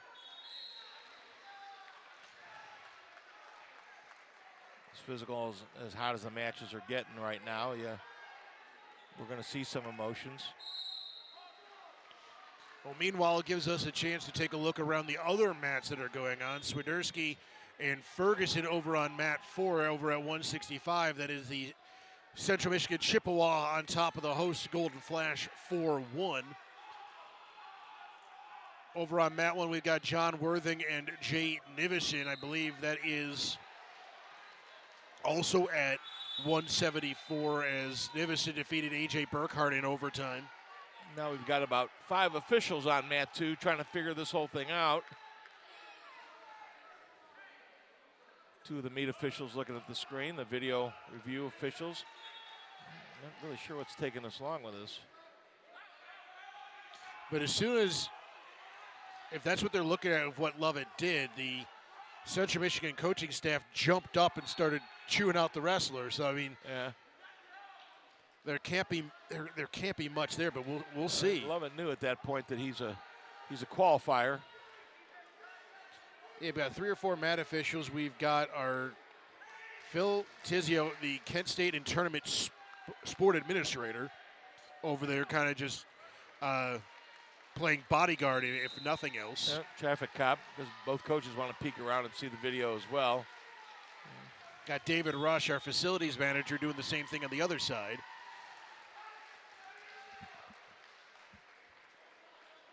But But there's a whole bunch of people staring at a very small screen trying to figure some stuff out. Looking at a computer-sized screen.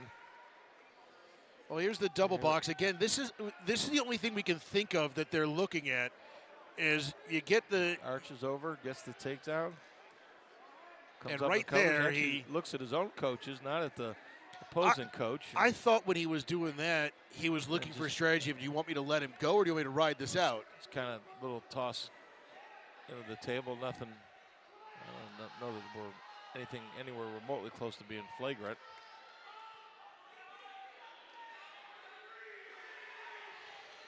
I don't think it was. I think it was, if anything, unnecessary. I don't think it was flagrant. Yeah.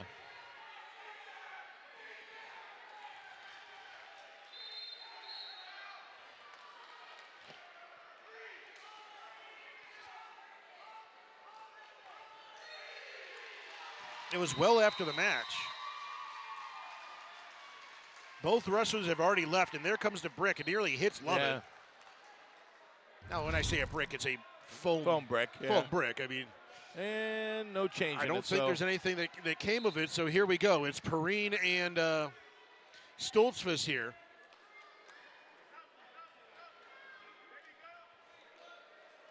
Stoltzfus with a low single on Perrine. Perrine trying to turn out of it.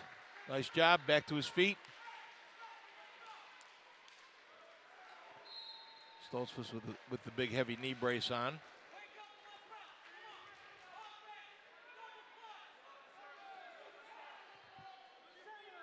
Stoltzfus with the underhook. Perrine doing a nice job of blocking there. Now he goes double under. Perrine keeping his hips away, not letting him get to a side with it. Perrine kind of locking right there to keep him from going double under, locking that up. And we walk off the mat. No stalling call.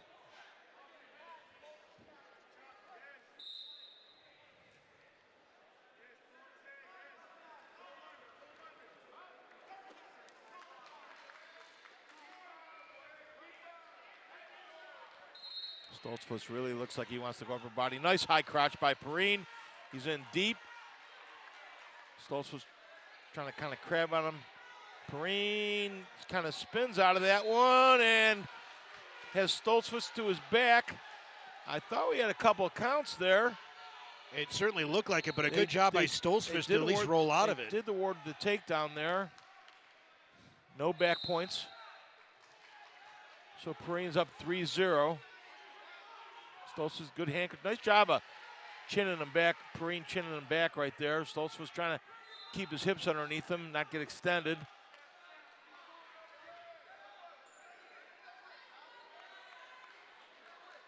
Perrine trying to tie the hands up. Stoltzfus comes. Got his hands free.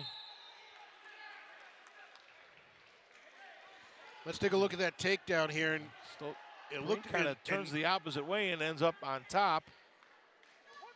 But Stoltzfus, like you said, it looked like the back may have been exposed there for a second, but the good job by the Lockhaven wrestler there to kind of roll out of it. Yep, official, nice job of getting out front on it. Stoltzfus with a quick escape. Down to a minute to go in the first period. Perrine up 3-1, back in on another high crotch. Trying to finish on the edge of the mat. Pretty close to rolling Stoltzfus up on his back. He's got to hit the waist. There's his 2 points. Perrine doesn't want to force any action right there, so Perrine up 6-1 right now. Nice finish on the takedown there. Let's take a look here. He grabs the one ankle, and as soon as he grabs that other leg, he has control. He's got to pop that arm. This right arm's got to come right there. As soon as that right arm came to the outside, he was going to award the points. Because at that point, Stoltzfus was gut-wrenched over the top and would have tried to take him one way or the other to avoid the takedown. Perrine, nice pressure on top. Grinding time up over a minute now.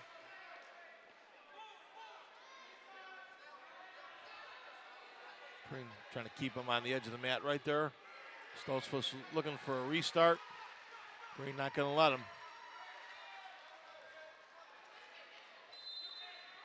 Perrine's literally dragging him back onto the mat. Nice lift, nice mat return by Perrine. Inside of 5 seconds in the period. And that's how we'll end the first period. Sal Perrine up 6-1, accumulates a minute 34 riding time for the Bobcat.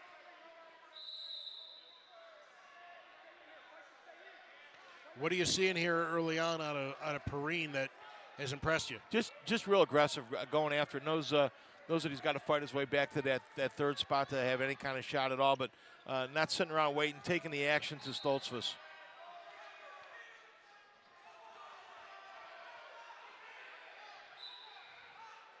Perrine goes down in the second period.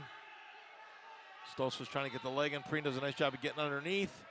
Now he's trying to shake him off right here, come out the back door. Perrine trying to pop his head out. Stoltzfus real high right here, trying to just hold on to the wrist. Now Perrine gonna finish, gets his 2-point reversal right there. Nice job by Perrine. Really working Stoltzfus out front on that one.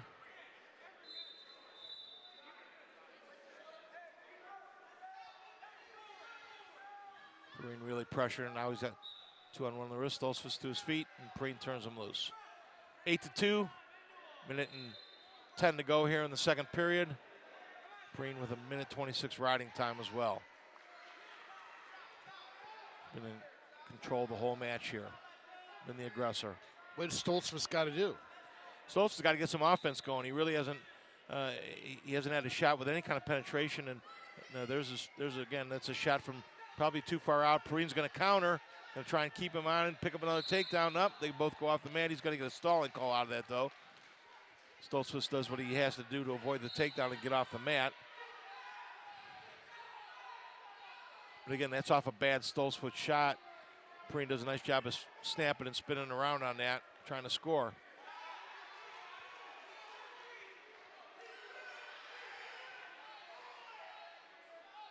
Stoltzfus with the collar tie, really looking for something up top, upper body here. Outside collar tie.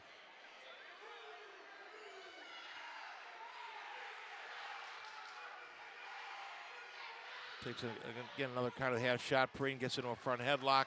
Quickly back to their feet. Inside of 10 seconds here in the second period.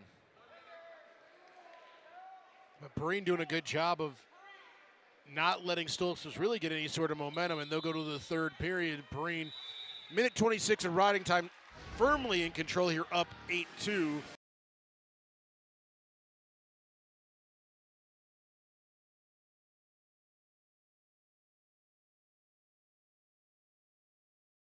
Kramer, although Kramer looked really, real dominant yesterday. That's what Perrine needs to stay alive. I believe Perrine was a qualifier last year, too.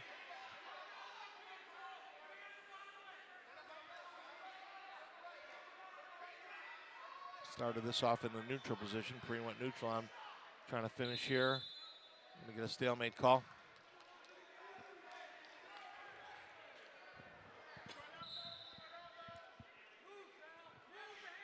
Perrine knows he's got a comfortable 6-point lead right now. He's a really tough defensive wrestler when he's got this kind of lead. Stoltzfus with a shot, and nice job. A nice just a little spin around by Perrine to pick up another takedown. Now up 11-2. A minute 8 to go. Again, Stoltzfus getting a little bit desperate, taking a shot out from a little bit too far away, and Perrine a nice job of spinning around. I mean, if you're Stoltzfus, you're down 9. You're essentially down 10. You got to do something. Yeah, he had to take a shot right there. And again, Perrine kind of sitting waiting on it. Now he comes slow to his feet. Perrine turns him out inside of a minute to go here in the match. 11-3. Perrine in control.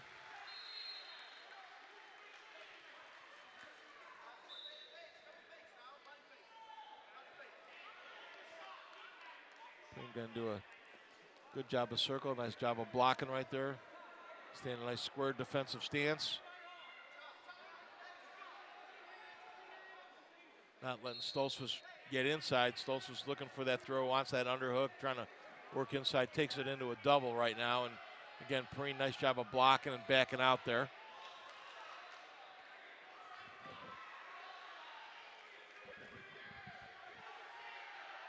Just 10 seconds or so left here in this one, and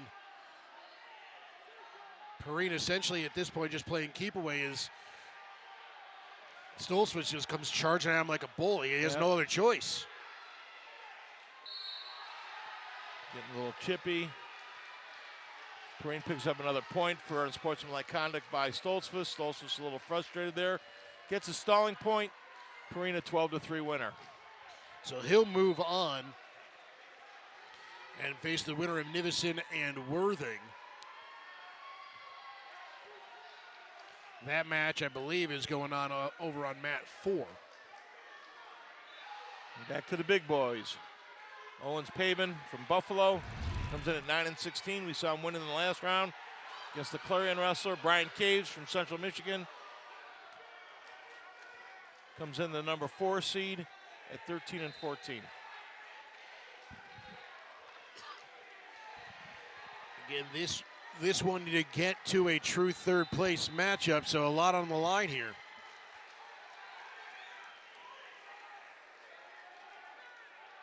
Winner still has a shot. Got to win his third place bout to go. Caves working inside. Oh! Owens comes over the top of the headlock.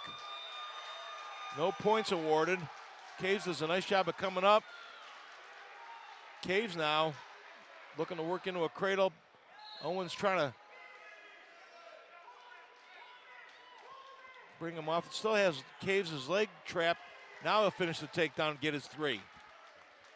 3-0 Owens Pabin here. But this a lot is of action there. This is already a stark improvement for Owens versus the last time these two met. It was a 16-1 tech fall victory for Brian Caves.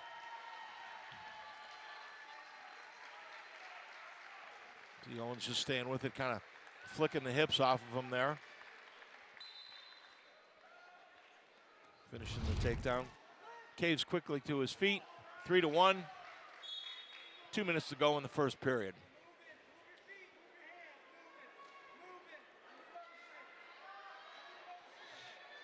Owens Pabin wrestling with a lot of energy. He's been impressive throughout this tournament. We've seen him a number of times. Again, one of those heavyweights a little on the smaller side.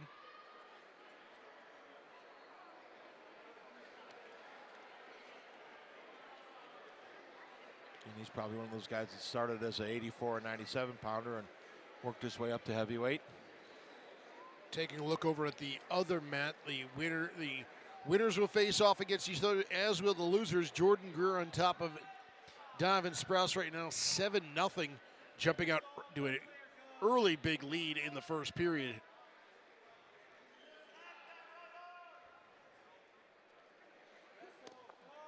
Slowed down a lot now. Both wrestlers in that collar tie. We're down to a minute to go here in the first period.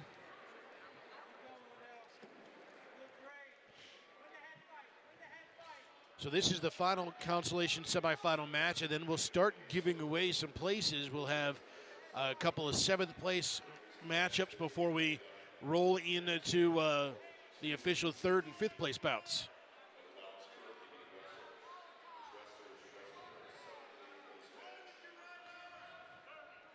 But since that early action there, Tom, we haven't seen a whole lot. This has been a shoving match kind of in the middle of the ring. Yeah, I think they both kind of woke each other up there, know what they have the potential to do. But Owens Pabin happy to wrestle at this tempo right now. Caves is the guy that's got to pick it up. He's down 3-1.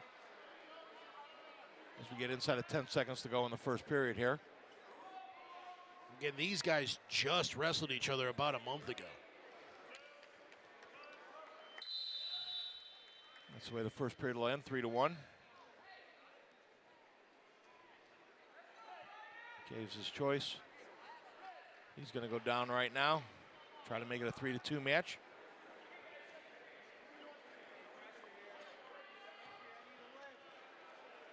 That makes the most sense. Riding time currently not a factor at just 14 seconds. Caves on the hands, hips up quickly. Nice job of turning out. Nice little 7-second escape by Caves. Pabin quickly back in on the shot. Caves with the counter shot. Outside single, trying to finish right now on Pabin. Trying to trap his hips. He'll come around. Caves with the takedown. Takes the lead now, 5-3. We've seen Caves really, really work hard on top. the bigger of the wrestlers. I think he really wants to try and stretch Pavin out here a little bit. Pavin doing a nice job of trying to clear his hips. Caves trying to roll a wrist here. I mean, right now, Caves, obviously, like you said, the bigger of the two wrestlers, really just has to use his weight and his pressure to try to wear out Owens. He's tied that near leg up, so making it tough on Owens to kind of free his hip out of there. Got the wrist rolled. Now he's trying to pressure up in that little claw ride there. Chins him back. Gets a back point count there. Trying to come over the top. Nice little chin back there. Gets it to enough for a 2-point near fall count there. Nice job by Caves. Really working off of Owens' sit out there. Just a simple rip back with the chin. And again, just wearing. Is this just a matter of wearing out Owens and then slowly but surely kind of working it until he can kind of combo together some moves, for lack of a better word? Just turning the tempo into his tempo right now. Sure.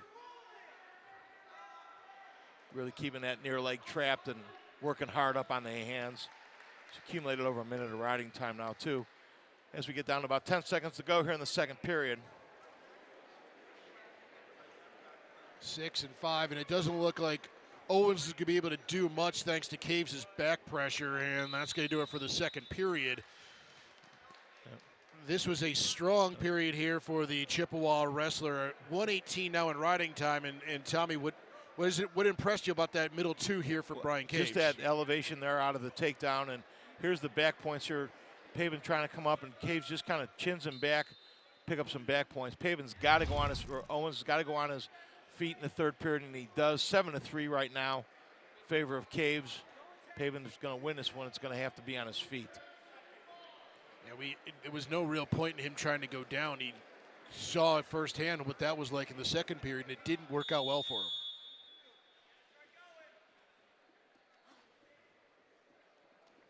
No stalling on either. Oh, nice job in the front headlock. Caves trying to take it over, trying to take Owens to his back. Ends up with the takedown. Owens kind of slides back to not give up the 7-point play there. Nice job of rolling the wrist by Caves. He's just going to keep the heat on him here with about a minute 10 to go in the match. Up 10-3. Minute 40 in riding time and climbing. Caves back up into that spiral ride a little bit. And they get the stalemate here. What Caves really wanted that to take Owens over to his back there. Owens, nice job of fighting it off and only giving up the takedown.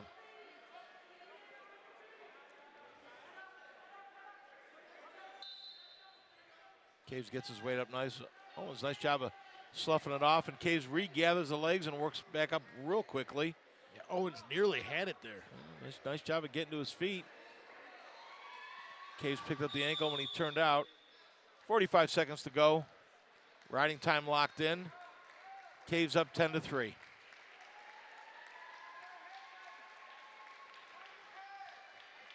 Again, the winner of this one looks to be getting Jordan Greer out of Ohio University, who just won on mat number 1.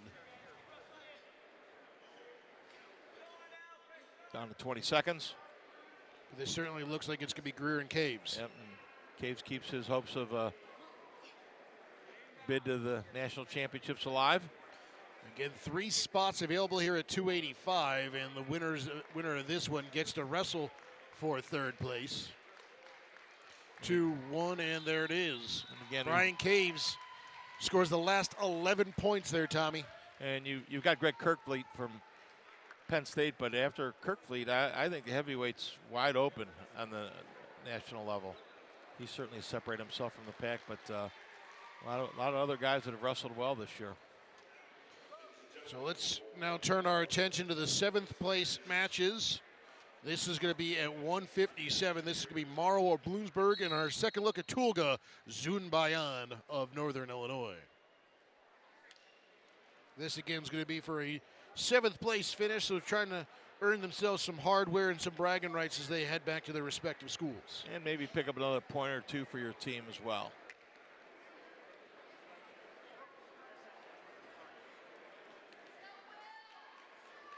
The other matchups here at 157 are going to see Waleski and Robinson wrestling for 5th place in that final spot at the national tournament, and then Stampolis and Lovett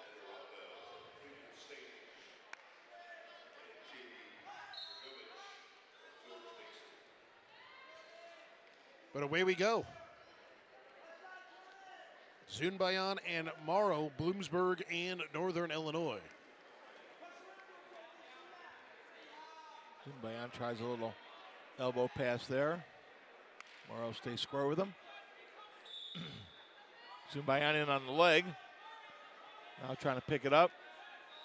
Now comes over the top and then finishes around back, gets his 3. Nice job of Zunbayan. He finished that one high. Most wrestlers are going to finish that one low. He actually went up to the head, was looking to maybe get a turn out of that too. Here he is on the leg.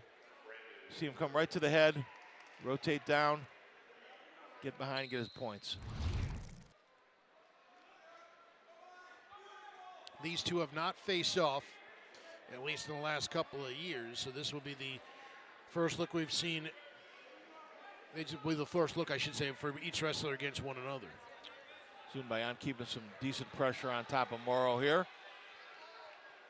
As we get down to 2 minutes to go in the first period. Zunbayan tries to jump over a cradle, just misses it. Morrow comes to his feet and gets his escape. So we're 3-1 right now. 2 minutes to go in the first period.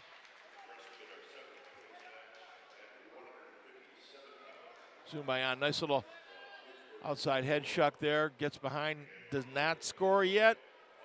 Now he scores, gets Morrow's hands to the mat, picks up his points. Gonna keep it right there.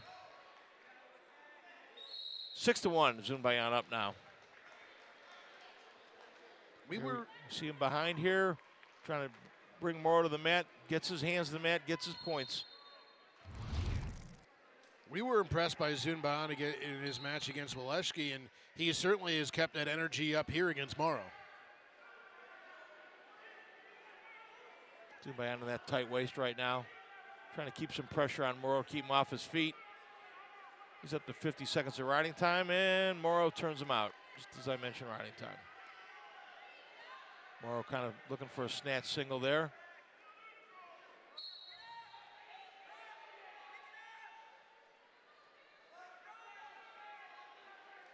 Zunbayan in on that single, got the leg up in the air. Morrow able to kick out of it, square back up. We're inside of a minute to go in the first period here. Zunbayan up 6-2.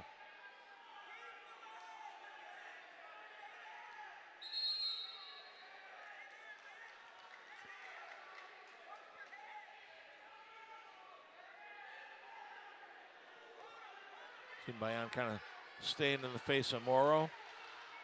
Morrow just kind of a little elbow pass there to be rid of him. Morrow with a little bit of a high crotch shot there. Zunbayan trying to trap him down here, get him in the front headlock and work on him a little bit. Zunbayan trying to keep him underneath. Not letting Morrow back out of this. Rotating around. Down to 10 seconds to go in the period. In the front headlock for Zunbayan. He knows it's short time. He's back to their feet. That's the way the first period will end. 6-2, Zunbayan of Northern Illinois over Morrow of Bloomsburg, I'm sorry. Zunbayan going to defer, and Morrow is going to take the down position. So a chance for Zunbayan to, he can amass 9 seconds of riding time here to get the riding point, but certainly Morrow looking to get a point back here, down 6-2. Yeah, long way back for Morrow. Knows he's going to have to do it on his feet, but doesn't want to give the 1 point escape away. Zunbayan does a nice job of trapping the knee in the way. Morrow gets the escape. Minute 45 to go here in the second period. 6-3, Zunbayan in the lead. Straight shot by Morrow. Good block by Zunbayan. Got him in the front headlock. Really kind of keep him trapped in that headlock. Trying to get him extended back onto the mat. Now he works underneath. Looks like he's got double underhooks there on Morrow. Go either direction with it. And the referee blows it up, and we'll call it a stalemate.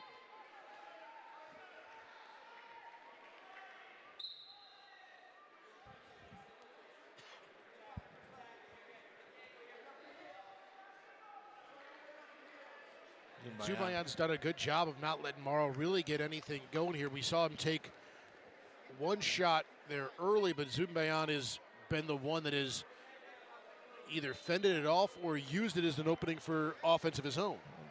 Nice job of just blocking and countering here by Zubayan. Morrow trying to get out of that collar tie. Zubayan slows the match way down in that collar tie. We're down to 40 seconds here in the second period. Zubayan up 6-3 as he works into an underhook there. See Morrow kind of blocking out, his hand on the Zubayan's chest there. Not allowing him to work into the underhook.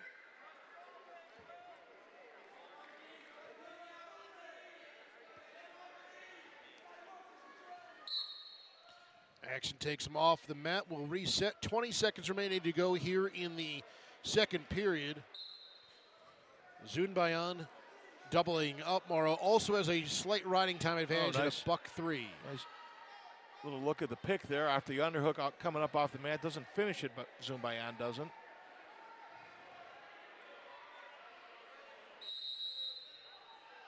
And that'll do it for the second period. Zubayan's choice here in the third period. Looking to his corner. Trying to figure out what he wants to do here. Going neutral or down, he's going to go down.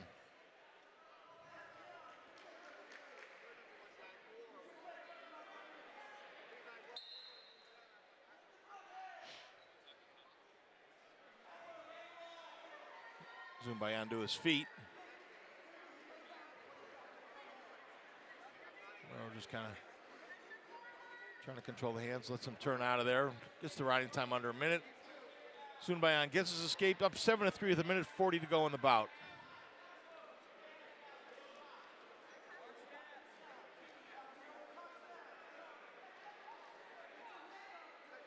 Comes into a collar tie there. Again, Matt slowed way down. I think that's by design for Zubayan. He's done his work. He's now just trying to wear out and frustrate Morrow. Yeah, he likes it there, and he knows he's going to get a stalemate out of a collar tie there. Tells you the referee's getting a little bored with it as well. Now Morrow really trying to work inside to get something going. Zubayan, nice job of fighting it off. Morrow with a high crouch attempt.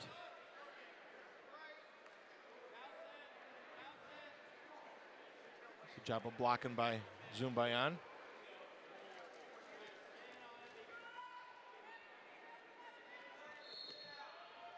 Zubayan gets a stalling call on him with 43 seconds to go and takes a shot here on the edge. Referee's going to call him off the mat. Go back to the center.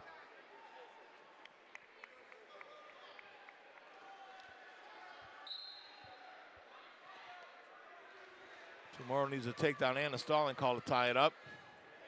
30 seconds.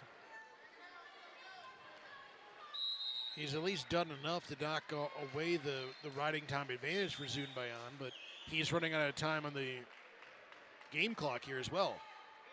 And again, most of the offense generated by Zubayan, the two takedowns at least.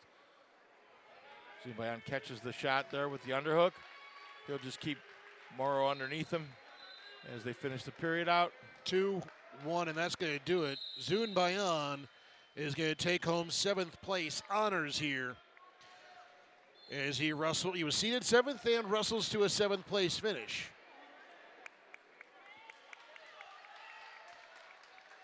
So that brings us to our next bout. We're going to have Lopez from Southern Illinois, Edwardsville, and A.J. Burkhart from the host Flashes.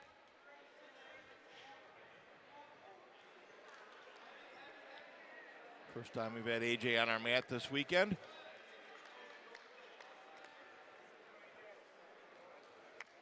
Of course, A.J. a mid-season transfer, grad transfer. He wrestled for Lehigh for the majority of his undergraduate career. A.J. came into the tournament at 7-6 on the year. I thought he wrestled real solid down the stretch here, too, as we got to the end of the year. Been a tough tournament for him. Lopez, this will be a rematch. Lopez knocked off Burkhart 6-3 earlier. That was yesterday.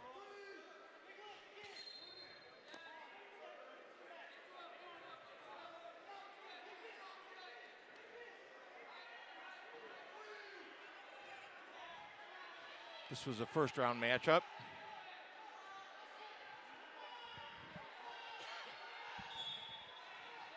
Burkhart got sent, like you said, into the wrestlebacks early and has fought his way back into this match.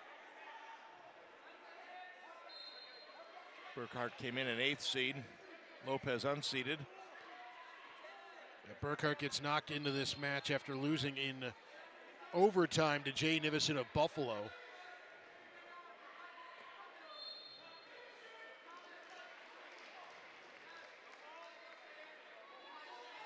Burkhart, like you said, had wrestled well. This is his 5th year of collegiate wrestling, and there's probably nothing that he hasn't seen before, and that kind of experience can only benefit you in times like this. Coming out of Lehigh, a real strong program as well, so you know that he's going to be fundamentally sound coming from that program here to Kent State. We get a stalemate here. And we get a legal hold call by the referee. Okay. 1 point for Burkhart.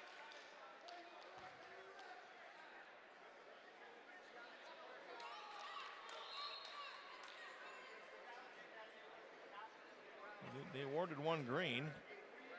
But it was Burkhart that was complaining there.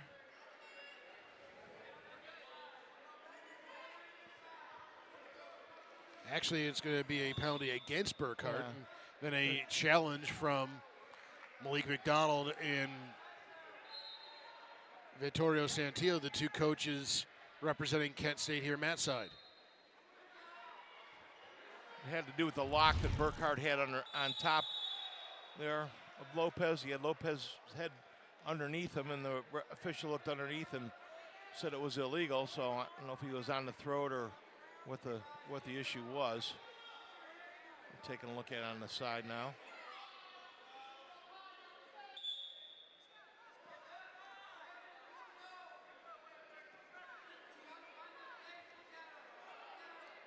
Meanwhile, gives Lopez a chance to get tended to. He's getting. See, they're going with the Vaseline to try to cover up something over that right eye. And whatever they're looking at, it's taken a while. Are you just thinking it's the hand clasp or because it's hard to see? It was underneath there, and the referee, you saw him go down on the knee to actually take a look to make the call. It's going to be hard to overturn the referee's call here, because I don't know that you're going to get any kind of angle to see what the lock actually was. Burkhart a little frustrated with it right now. He's shaking his head. No, not what I did at all.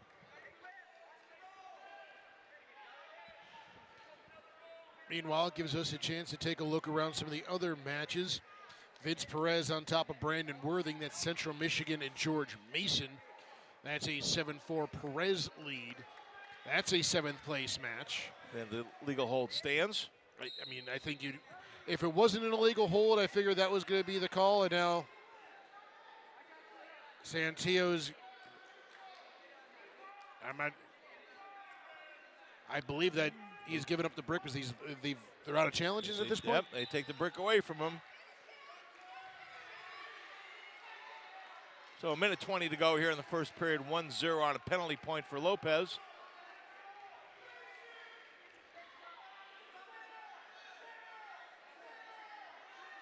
Burkhart with a nice straight shot double. Good finish to that. Ooh, not happy with the stoppage there. Burkhart wanted some back points, and they bump into the referee on the other mat. And again, Burkhart a little frustrated.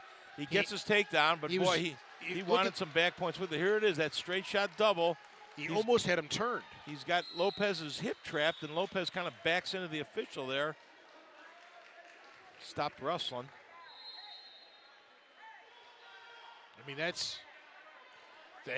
Honestly, that's simple bad luck for Burkhart here when you're going 4 mats wide. The referee on mat 1 isn't paying attention to the action on mat 2, nor should he be. Well, and Coach Andrasi's getting on the mat assistant because that's his job to make sure that referee knows, to keep that referee away from the action. So Coach Andrasi just gave the mat assistant an earful over there. Let him know that he just cost his wrestler at least a near fall on that. Lopez turns out. We're 3-2 with 45 seconds to go here in the first period.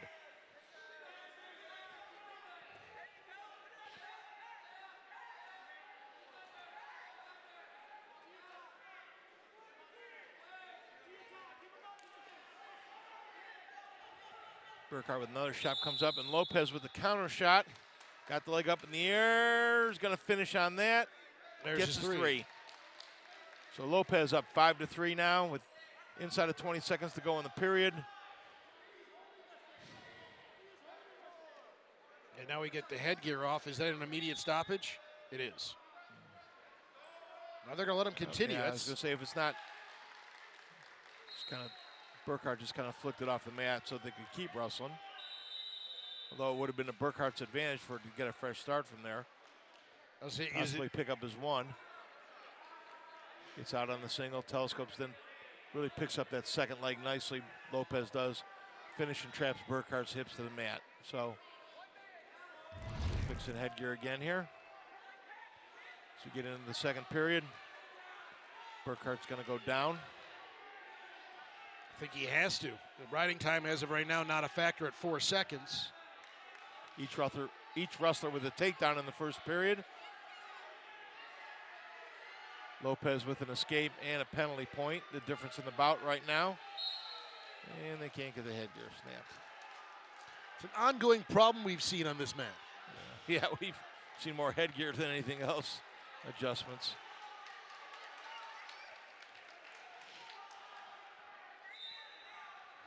Burkhardt, nice job of kind of getting the elbows in. Gets some hand controls up to his feet. Gets his 1. 5-4.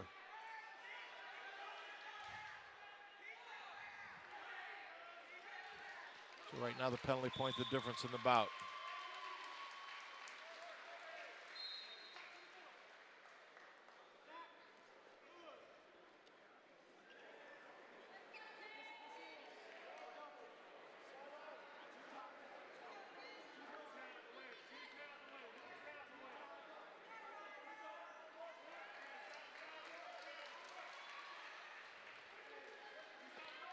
Burkhardt in and out of the collar tie.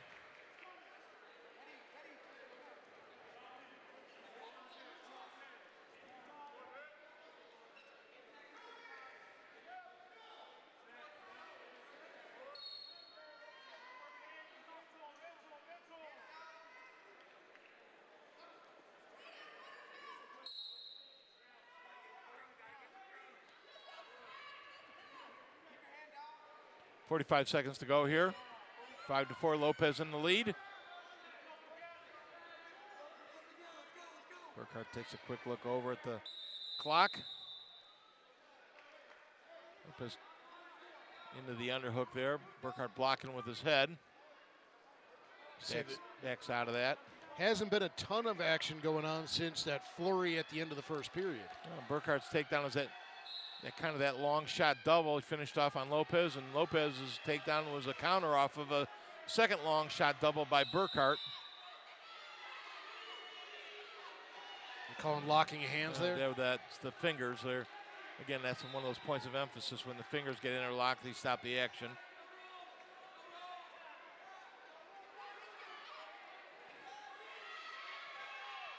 Tail end of the second period here, 2-1, and that's going to do it.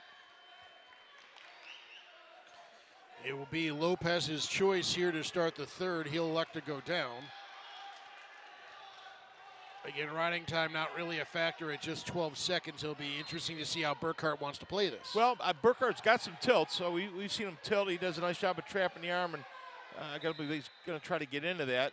Kind of stop Lopez's first move. Gets into a crab ride here. Kind of coming up on top, pressuring forward. Looking to trap an arm right now. Lopez, nice job of getting to his feet. Lopez, good job on the hand control. Burkhardt drops back down. Was he basically trying to spin around there to Yeah, just get some points? yep. Looking at actually Lopez just looking to get his one right there as they got to the edge of the mat. Nice job by Burkhart dropping to his ankles right there to not give up the point.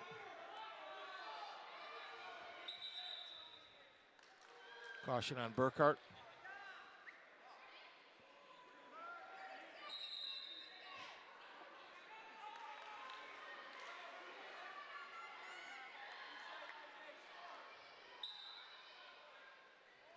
Lopez quickly to his feet. Burkhart tries to lift. Lopez turns back in. No points yet. Lopez trying to finish off the reverse. Now he's got the reversal. Trying to bring Burkhart to the mat. He's got the reversal. Burkhart comes around and tries to whizzer out of that. Kicks out. Gets his one. 7-5. Lopez with 1:15 to go in the bout. Burkhart taking a quick look at the clock to see how much time he's got. He's got plenty, and by wrestling standards.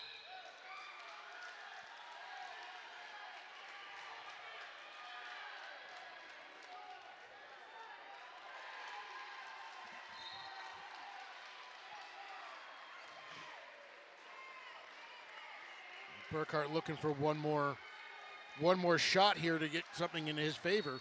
No stalling on either wrestler right now, I don't believe. So Lopez just going to stay square and know that he can't give up the takedown to win the match. Now Lopez with the stalling warning and takes a shot off of that. Burkhart trying to come over the top. Lopez down on the legs. Burkhart trying to be careful not to expose his back here. Officials start with a danger count. No points right now. Burkhart's trying to turn him. Trying to come up out the back door right now. He's running out of time. 3, 2, 1. He's going to run out of time.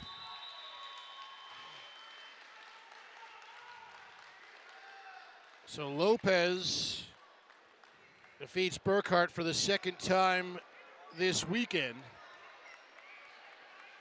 And Burkhart will have to settle for being seeded 8th and placing 8th as Dom Lopez wrestles from unseeded and finishes 7th here at 174. Now we get the heavyweight match and another look at our third look at Myers out of Clarion. Our first look at Nick Lodato from Edinburgh.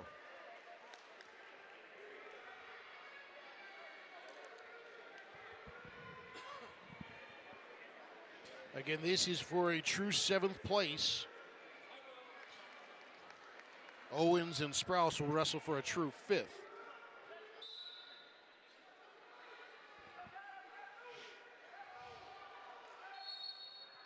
Dotto with that big shoulder wrap on.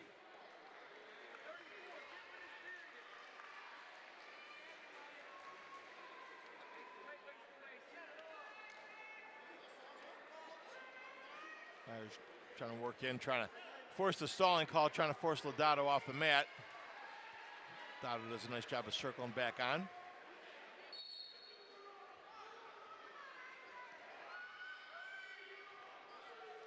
These two met yesterday, and Lodato got the pin. Happened in the middle of the second period, but when they met in January, it was Myers that got the pin. So, about as even as it gets between these two. I think you've just predicted an overtime 1-1 match. Oh, probably, for sure. We've seen Myers try to grind matches to a halt before. Yeah.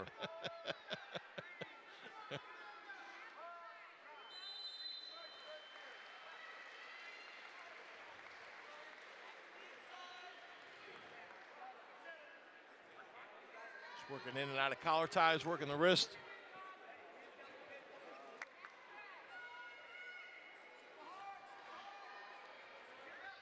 Again, Myers just trying to force Lodato off. Lodato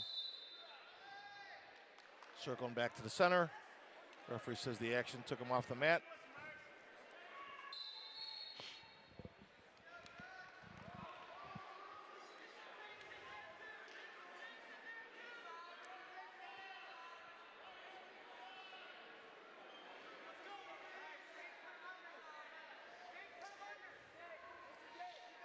Nothing that even remotely resembles a shot so far or a leg attack in the first period. Now, these two have really just gotten to know each other, even though they should be overly familiar with one another in this first 2 minutes.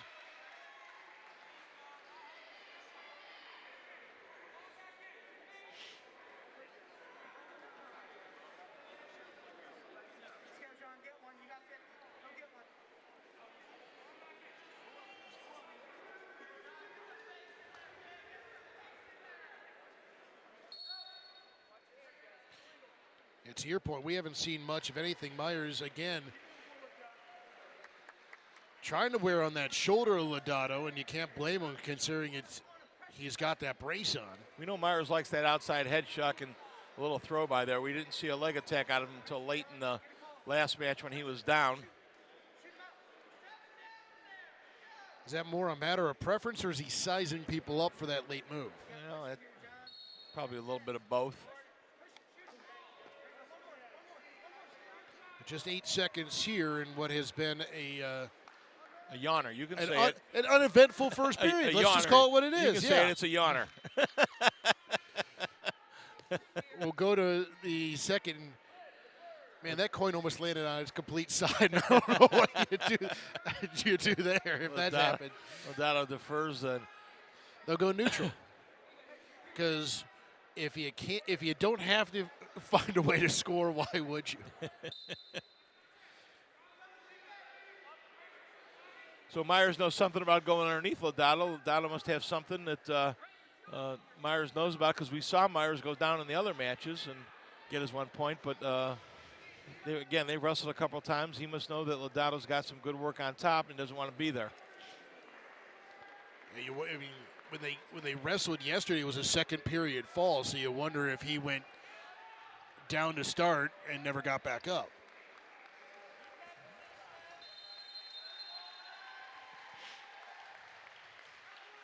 Myers just kind of with that double collar tie, just trying to work Lodato's head a little bit to gas him. Yeah, this is the final 7th place match that we will see, and then we'll have the parade of champions at Myers 250. With that little outside head shuck, gets the takedown, up 3-0. And now he gets the advantage. Will return. There it is. He just comes outside the collar tie, turns his head and kind of shrugs into that and uses Lodato's forward momentum to get to the side. He's going to go optional start now.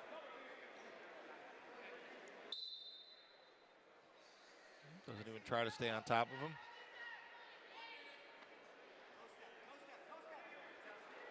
I think it's pretty obvious that Myers wants to wrestle on his feet. No question about it. Down to 50 seconds, 3-1 with Myers with the lead right now. Again, this is the lone match going on currently. We'll start seeing title bouts at the top of the hour, so you don't want to miss that here on ESPN+.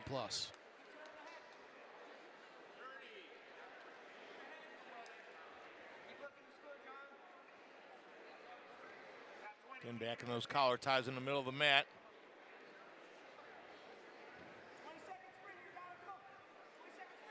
Myers kind of waits for you to get a little bit tired and you go into that collar tie and you're leaning a little bit more, and that's when he hits that outside head shuck. He's lulling you to sleep. Yeah, we've seen him do it in all 3 matches.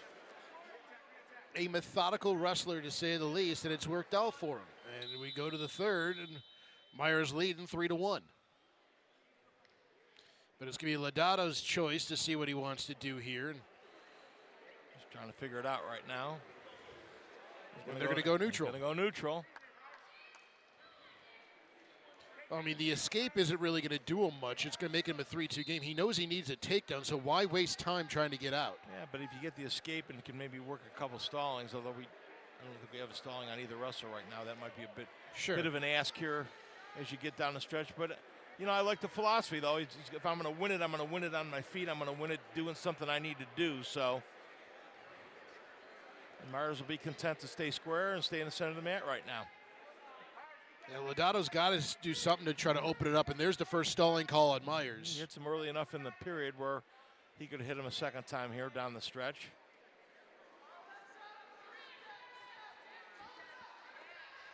Lodato trying to clear the elbow. Myers doing a nice job of getting the side. Lodato with a nice little leg sweep, steps over, got Myers on his back, picking up some back points. And now it's Lodato on top. 4-3, but we're going to see a challenge here. I'm not sure what for. Are we thinking that there was enough control for a fall? Or he wants 4 back points instead of 3. I mean, I was saying, what did you stop it for? That's nice job. Lodato with the half shot, and Myers tries to spin around behind him. Lodato gets a leg trapped in between. It was a nice job kind of hipping back into that overhook, taking Myers right to his back. Myers kind of want to stay in this position. He didn't want him to stop the match here.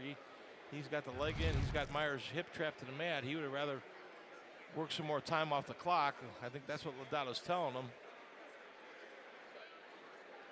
But man, I had him down. Why don't you just let it go? That's what he's literally shouting. He's like, why'd you stop it? Yeah. Yep. Well, they're fighting for that 4th back point because you saw the Edinboro coach point to his chest and then bring up 4. Yep. It was a 3-point back call. I mean, we're arguing over counts here. Right. And if the action was benefiting your wrestlers, sometimes the challenge brick, it can almost be a hindrance. So it's either 7-3 or 8-3 is really what we're looking at here.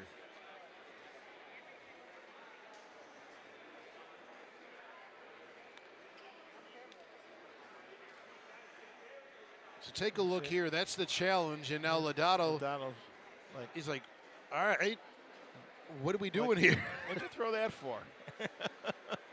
Again, I thought he felt he was in pretty good position. He had Myers hip trapped to the mat. I think he wanted the action to go, knowing that there's about a minute to go, that he knows he could have taken another 25, 30 seconds off the clock from that position because Myers is going to have a hard time basing up. And I didn't see, was that a 3 or 4 he awarded? And I think it's staying 3. It's staying 3, so it's going to remain 7-3.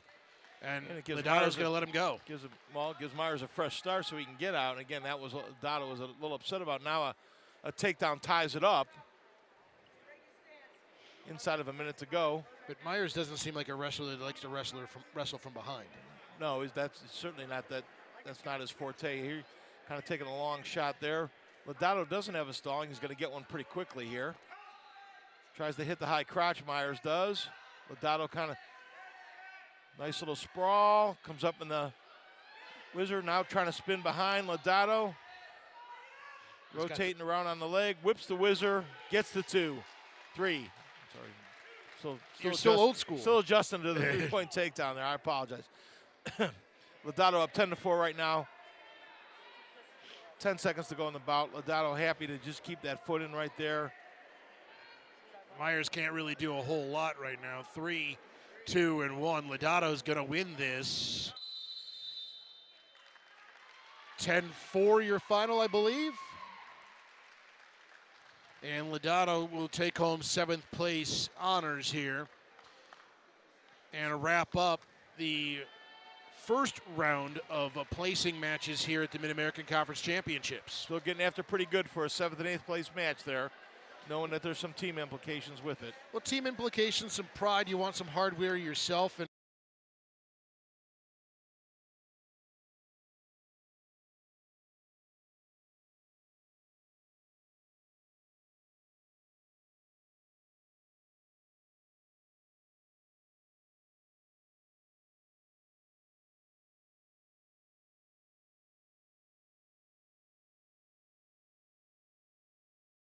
triple box if he really wanted to, but the championship mat's going to be right here on mat number 2. And we're off and running.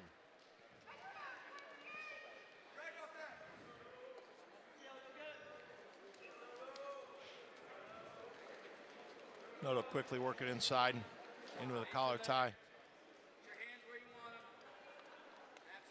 I think West really kind of wants to weather the storm here early on, get through this first minute or so and try to slow Noto down a little bit. Noto in quickly on a high crotch.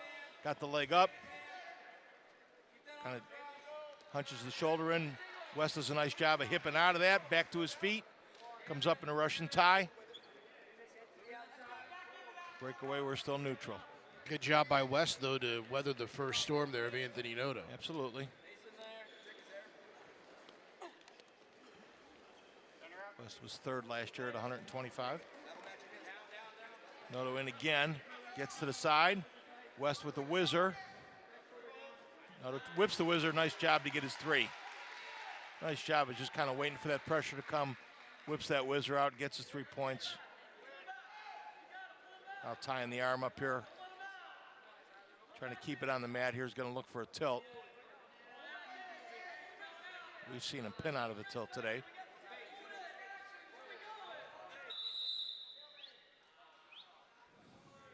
Actually, that was yesterday, not today. Yep. So let's take a look at this takedown here. Just a straight shot double right there. Gets to the side, and West gets the whizzer in. Noto waits for the pressure. Boom. Slips the whizzer. Gets his three. Now we'll start working West on the restart here in the middle. This is where Noto really gets going here. And we've seen him tilt everybody he's wrestled today. Really nice job of trapping the arms and exposing the back of his opponent. Up to 40 seconds of riding time already.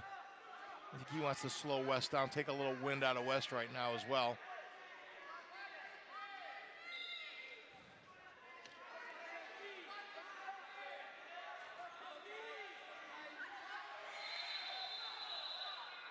West did a good job getting to his feet, though. Now he's trying to break this lock. Just not able to break the hand control by Noto. Noto did a nice job of turning that off, keeping his foot on, not drawing the stalling call there.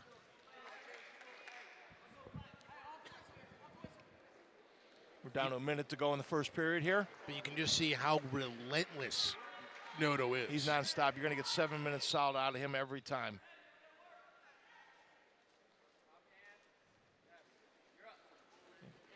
Nice job on the waist there. Already has a minute plus of riding time here. Just trying to trap that arm inside. Get the wrist across, then goes into a little bit of a claw ride here. You can see he's trying to go for the tilt. Good job of West pressuring up there. Are they not going to give him his one there? Going to keep him down.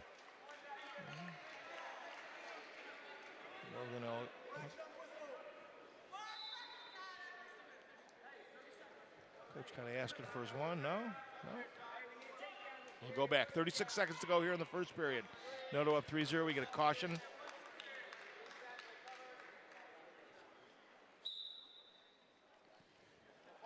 Noto quickly into that claw ride. West trying to pressure back into him to his feet. Noto with a back heel trip. Nice job of bringing him back to the mat. 20 seconds to go here. Again, West to his feet quickly. He's got the hand control this time, trying to turn out. He'll do a nice job of catching the leg with his toe. They go out of bounds there. 5 seconds to go in the first period, so Noto not going to give that cheap point up to him. He almost considers that escape personal. Yeah. He's got a minute 51 of riding time in a 3-minute period. That's impressive. So that goes, the first period goes exactly the way Noto wants it to go. And it will be West's choice, and I can't imagine he would choose down. He can't. Not after that.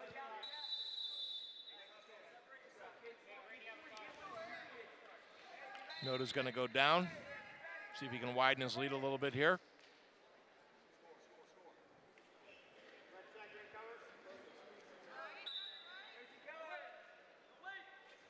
West trying to come across with this claw ride, trying to pressure out into that. Noto's tight on the hands as he brings the hips up. Kind of pulls down on that spiral ride, tries to hip over. West does a nice job of keeping his hips up. West now getting the boot in. And try to go to work on Noto a little bit.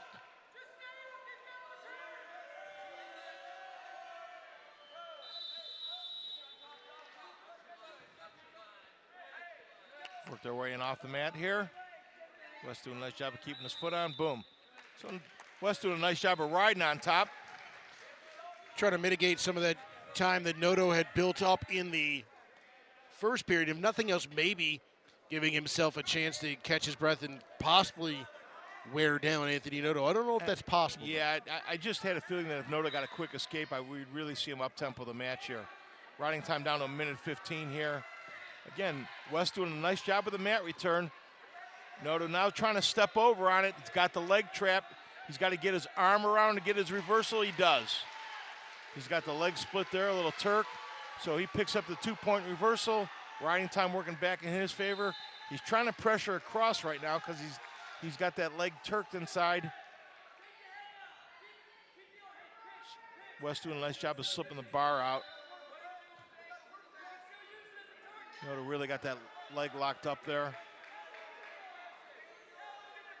40 seconds to go in the second period here.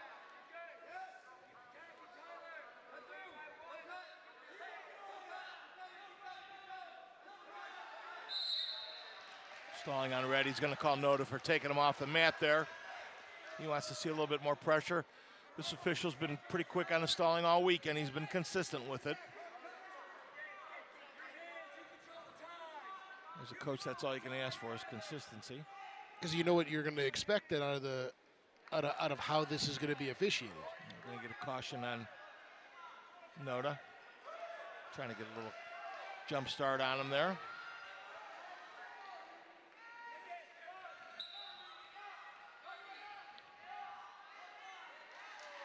That time West quickly to his feet, gets his escape. 24 seconds to go in the period.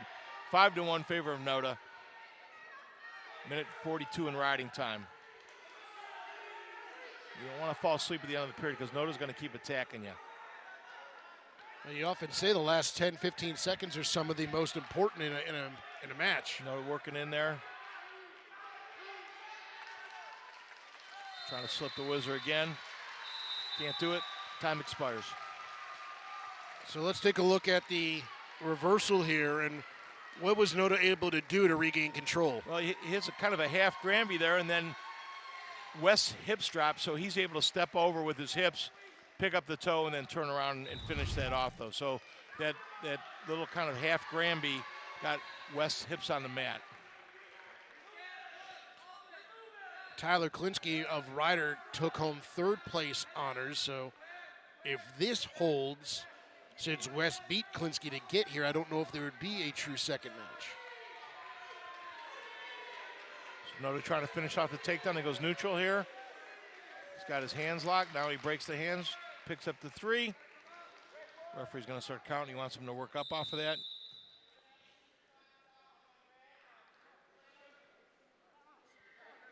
I think on that reversal there, Noto kind of took a boot in the gut right there. We got injury time. And he looks to be all right. Maybe just the wind knocked out of him or something like that, which is never a good feeling. Nope.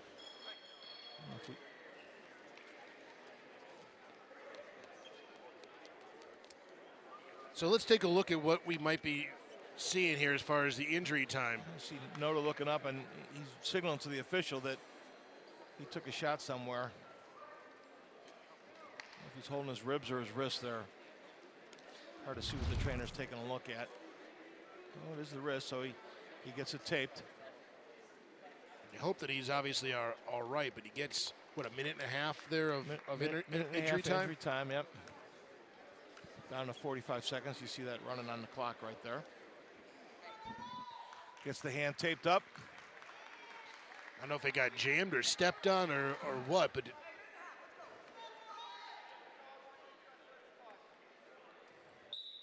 Noto gives the escape, so it should be 8-2. We're back on our feet here. West with an attack. As you take a look at the replay there and trying to figure out, yeah, he gets his hand kind of sat on. West trying to go upper body with him. Got the underhook in pretty deep, trying to come over the top.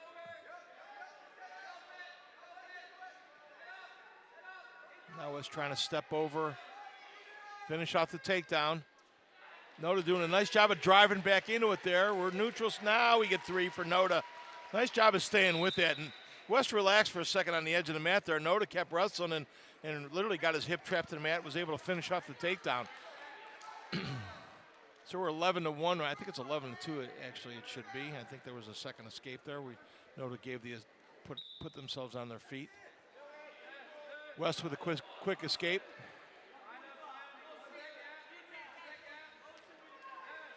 Regardless, West has 40 seconds to really make some magic happen. West doing a nice job getting to the side.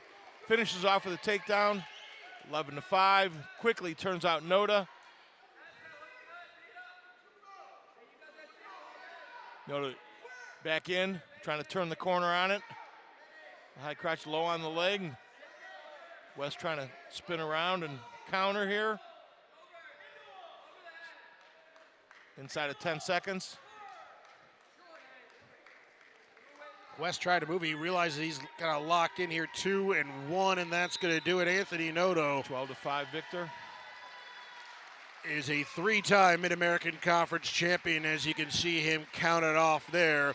A major decision victor as he reigns supreme here at 125. Anxious to see where Anthony ends up being seated next week.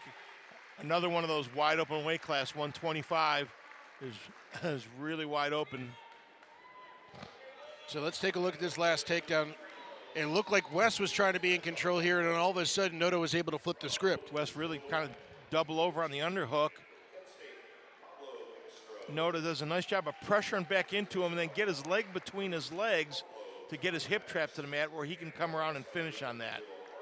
And I know why it wasn't an escape there, because after the injury time, West had his choice and he went neutral. So that makes sense, as I remember the rules. So now we got Gable Strickland and Richie Kaler. This is again Lockhaven and Ryder wrestling for the 133 crown. And you can tell that Strickland practices with Noda because he is high energy as well. Now, these two have met a couple of times. Richie Kaler beat Gable Strickland back in January 4-1, but that was a match that went to overtime.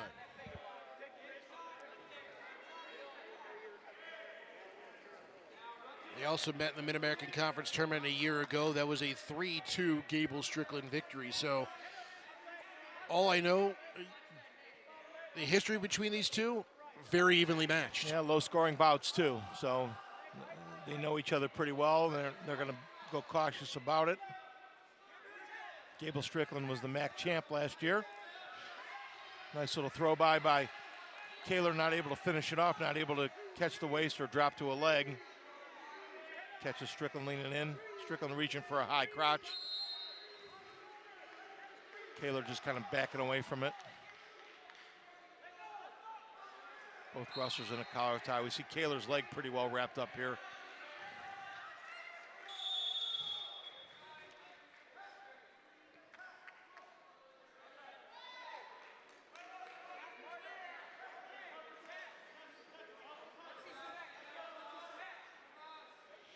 But again, this is, I believe, a one-bid weight class, and you can tell that neither of them really want to do too much here early on. Like you said,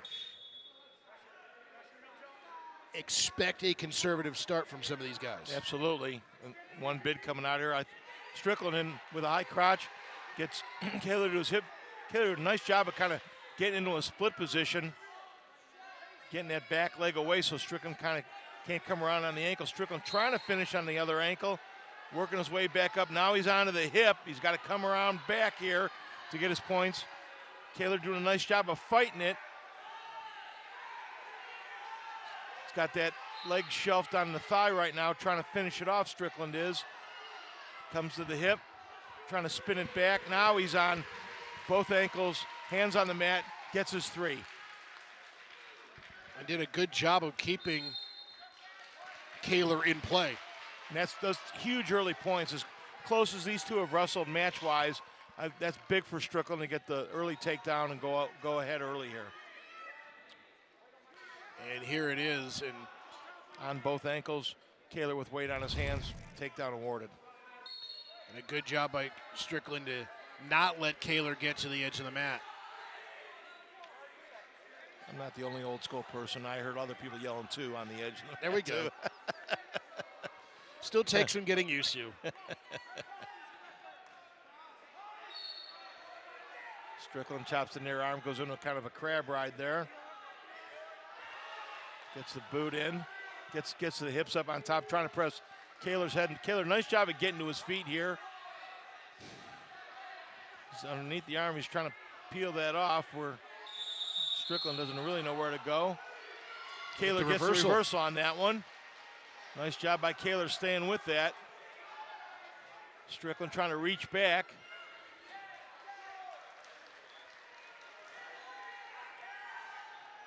Kaler now into the crab ride. Period ends. Strickland up 3-2. Let's take a look. Let's take a look at the reversal here. And Kaler pulls the boot out. Does a nice job of holding on to that leg. Kind of waits for Strickland to fall off and then finishes up behind on it for the reversal. Strickland was going for a ride and Kaler literally flipped him off of him. Kaler goes down the second period. Strickland up into a spiral. Kaler, nice job of getting to his feet. Trying to work the hands now. Gets his escape. 3-3, we're all tied up early in the second period. I wouldn't expect anything less from these two with how closely matched these guys have been over the last few years. You really didn't think one was going to distance from the other.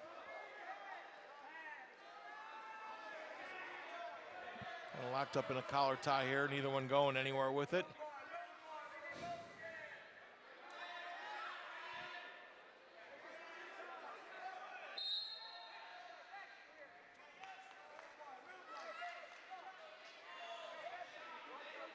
But now that it's back even, do you see it getting more conservative again between these two? Yeah, I think they'll play a little closer to bone. Strickland kind of with a fake at a high crotch right there. Kaler doing a nice job of pressuring in on the outside here, trying to draw the stalling call against Strickland. Strickland turns his butt back to the mat. Referee's going to call that action. It takes it off. No stalling warning there. Good no call by the official.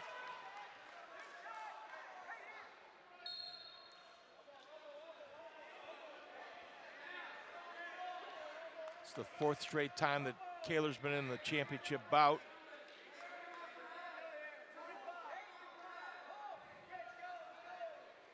Does that help him at all? Well, it may or may not. It could be frustrating. You know, if he hasn't gotten to the show, depending on the number of qualifiers in past years, that could be a source of frustration for him as well. Sure. So there's a certain expectation to get here, but you really got to get over the hump.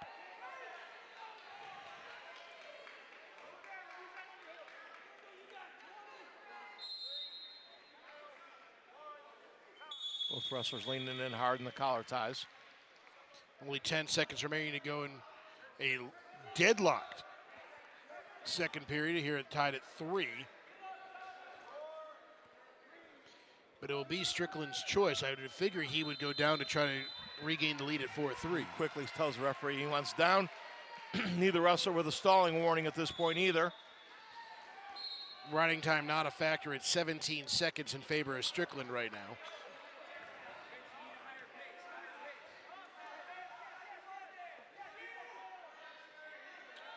Kaler says, nope, we're just going to go neutral. I'm going to give him his one. Give myself 2 minutes to work on my feet.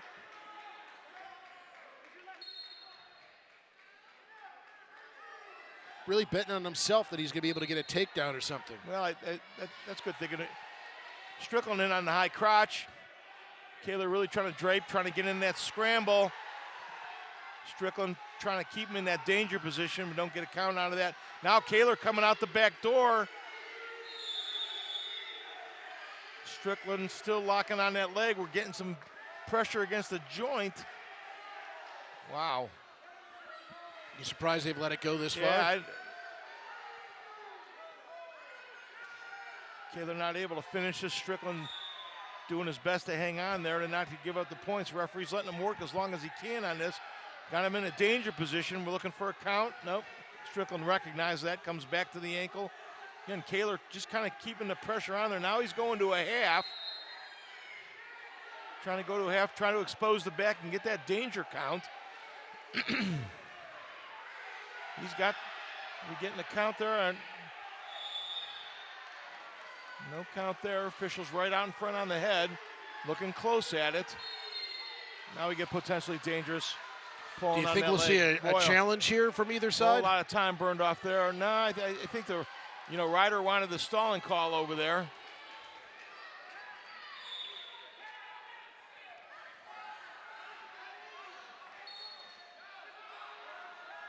Strickland backs out. They did. Yeah, it looks like somebody started the clock early, and so Ryder quickly letting the camp know. Strickland can back it out, knowing he's got a 1-point lead here. No stalling warnings right now. Goes in a nice high crotch there. Again, Kaler doing a nice job of trying to come around on it. This is the same position they were getting into last time. Strickland getting the leg over top of his head there. So Kaler's trying to get his foot free. Right. While also keeping Strickland kind of in this, what looks to be very precarious position. Absolutely, or expose his back there. He's trying to peel him off of that. Is the pressure to the back of the head legal there by the foot? Not really. Doesn't seem like it would be. Strickland's going to hold on here. 2-1, and that's going to be it. And we're going to get a brick thrown. And what is there to challenge? If you're,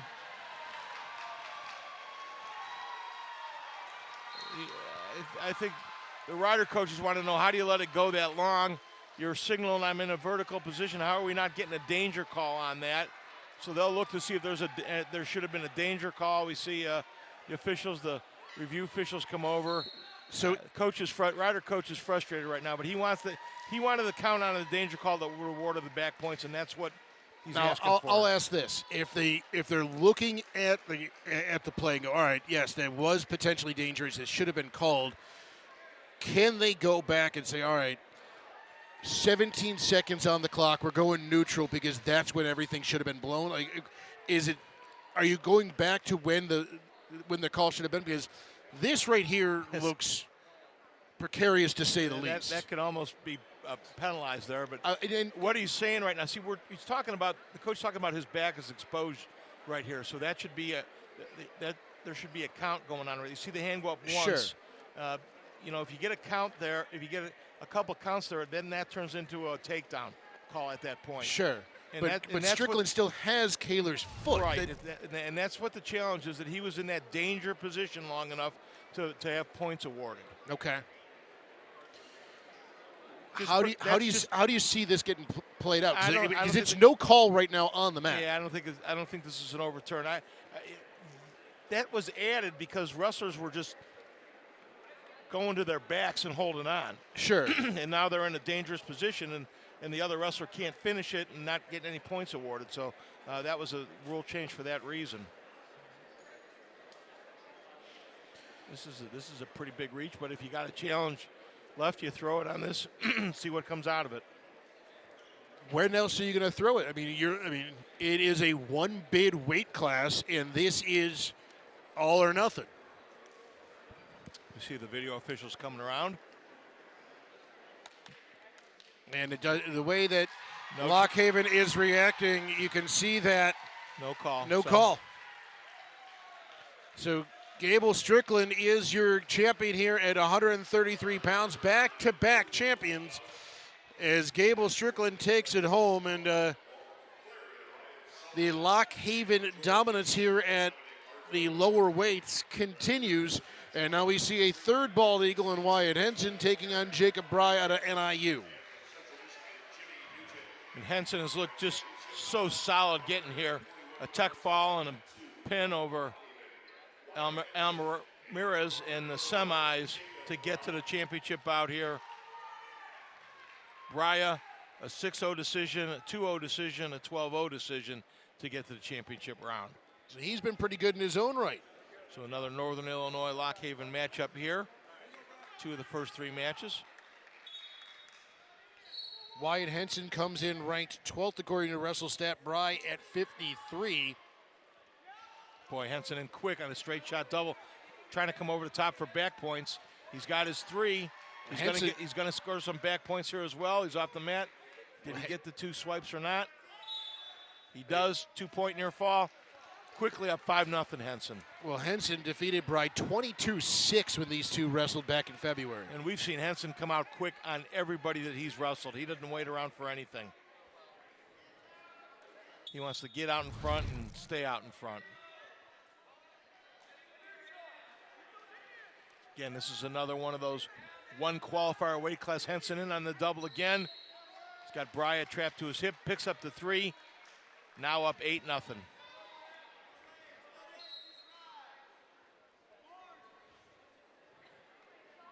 Up into the spiral ride, really kind of pressure on Bryant. Really kind of waiting for Bryant to pop up a little bit.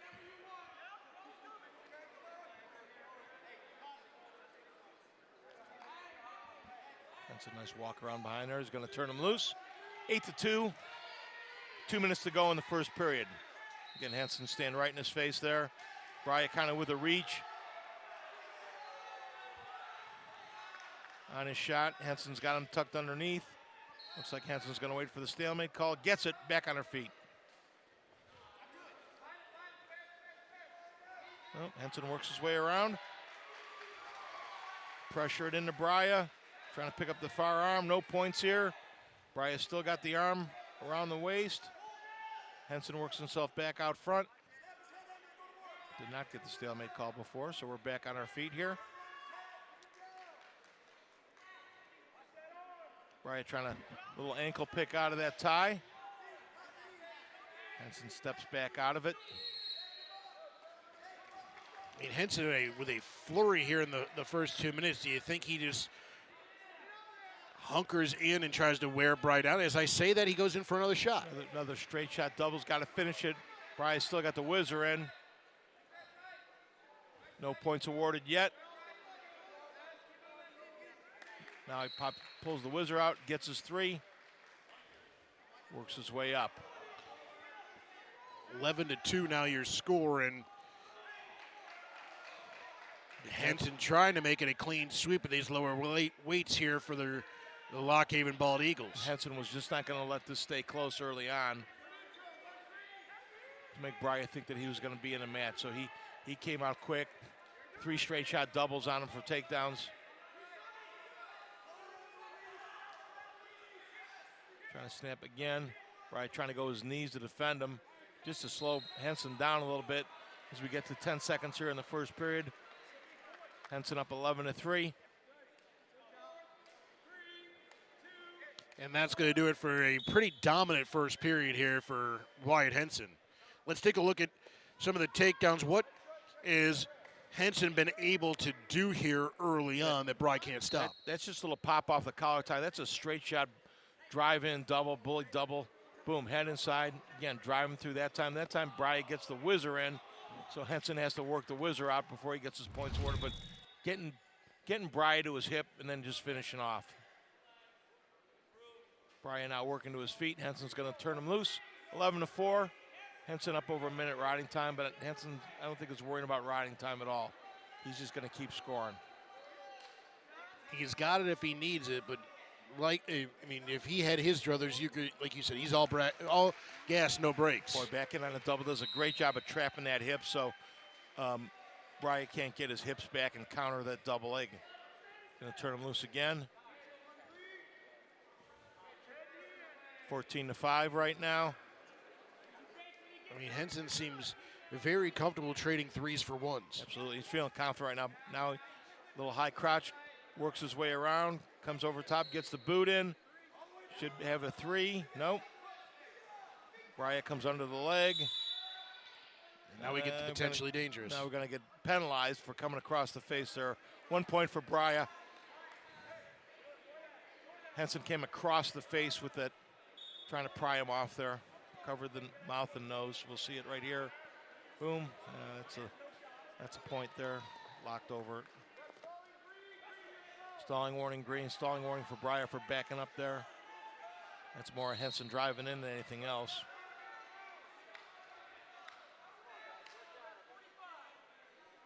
Over under tie here.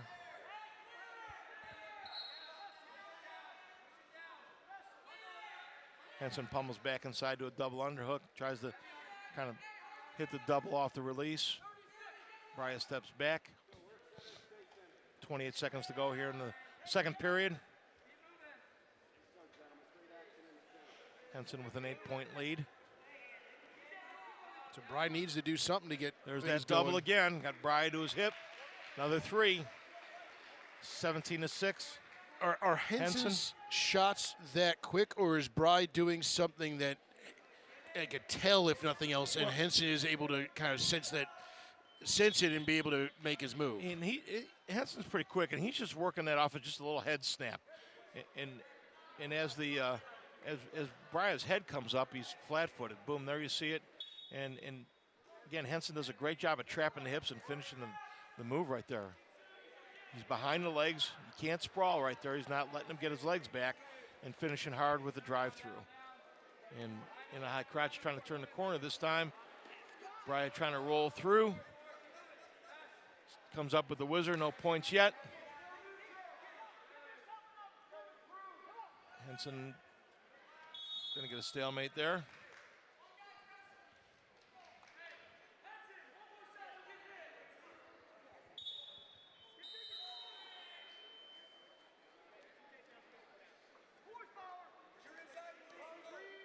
Another stalling on Brya.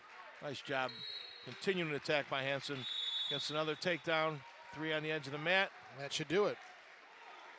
That's a tech fall there with the stalling. 21-6 here early in the second period.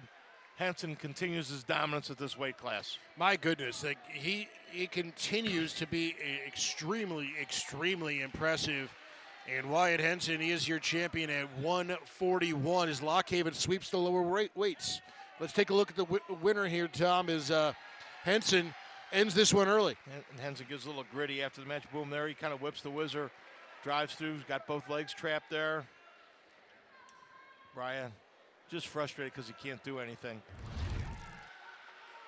So that takes us to 149. It's going to be Corbin Munson and Quinn Kinner. This is Central Michigan and Ryder. So let's take a look at how they got here, Tommy.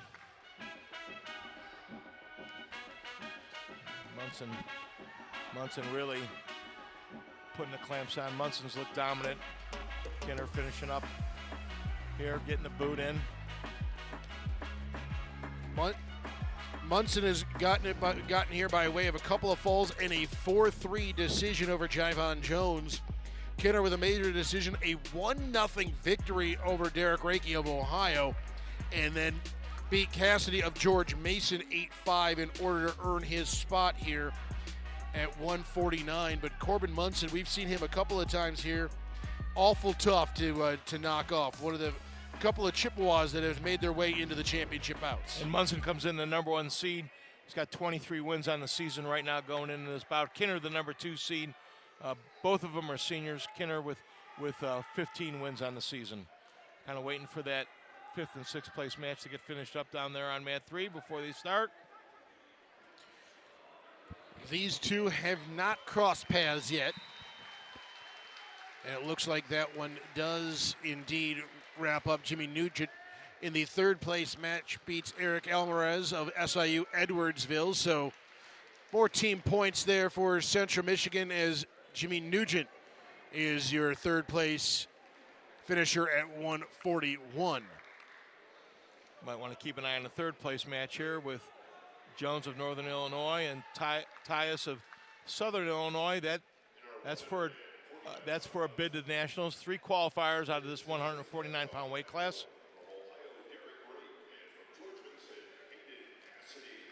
So Caden Cassidy and Derek Rake are also going to be at 149 here, wrestling for 3rd.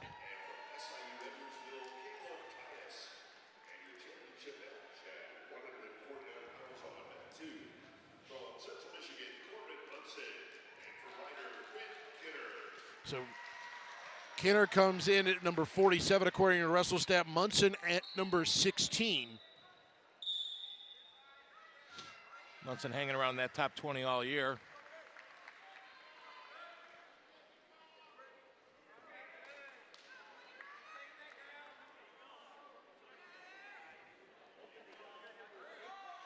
Munson got him in a little bit of a front headlock, trying to get him down to the mat right now. Trying to stretch him back, get him down on the mat where he can work him. That's tough on Kinner. That takes a little wind out of you right there, and that's part of what Munson's doing with that.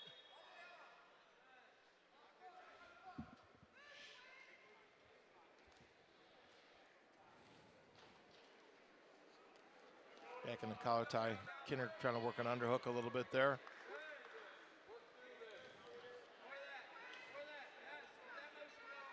Actually trying to work a double underhook right there.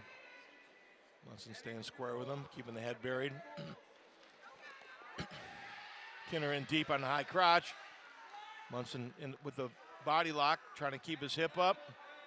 Trying to keep Kinner from stepping over. Again, elevates him. Doesn't allow him to step over and finish here.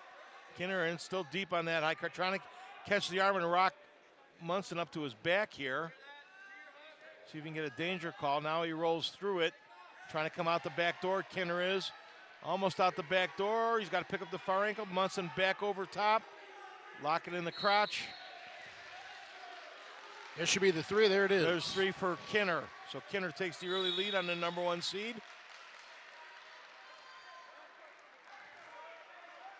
Nice patience with Kinner trying to finish off that high crotch. Comes out the back door. Picks up both ankles.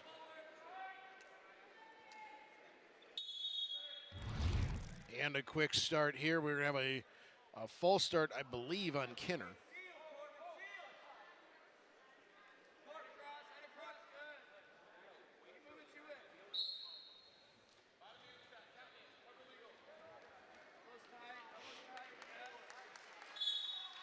Munson quickly to his feet. Kinner with the mat return. Munson trying to get in a little bit of a sit out there. Kinner trying to go get the boot in, and Munson trying to arch back on him now. Kinner's got the boot in. He's going to go to work here. He's going to try to keep Munson flattened out here, trying to pull the arm bar out, really working the wrist. Now he goes 2 boots in, really pressuring Munson. Munson, a nice job of get Kinner to have him exposed there. Kinner's trying to grab the head and pull him under. Munson trying to grab the head and pull his way out of this thing. Kinner did not, he did pick up some back points there. Got a 4-point near fall and then the escape. So now 7-1. Munson has come victim to an absolute blitz here by Kinner to start.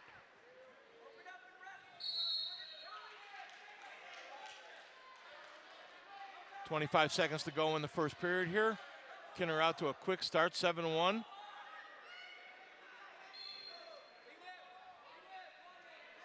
We haven't seen Munson have to wrestle from behind yet in this tournament. Again, Kinner with another shot. Munson trying to sprawl on him here.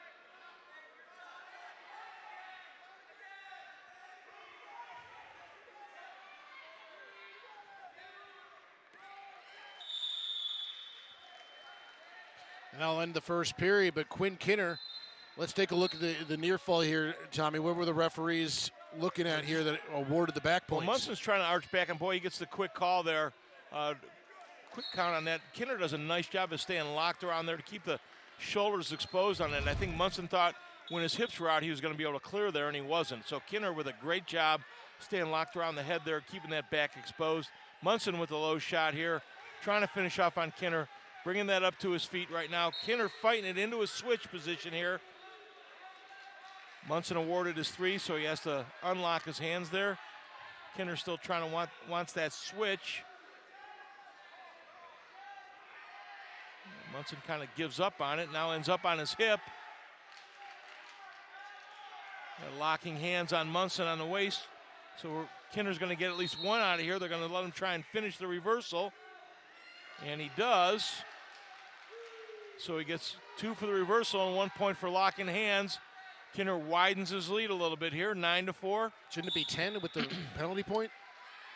Or is the locking hands not worth a point? Locking hands is worth 1 point, so it's 10-4. Boy, Kinner just really got Munson frustrated right now. I think you just got a little bit ahead of the scoreboard there, Tommy. Yep.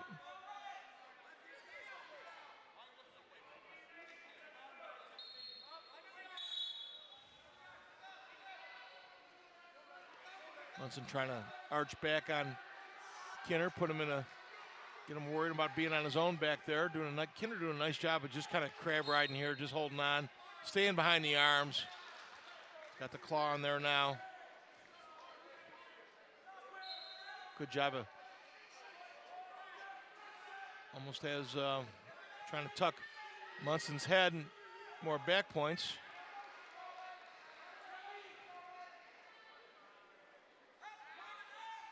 And Kinner riding tough here, up over a minute riding time. Munson tries to roll through and then tries to pick up a headlock on the roll through. Kinner comes right back up from in behind.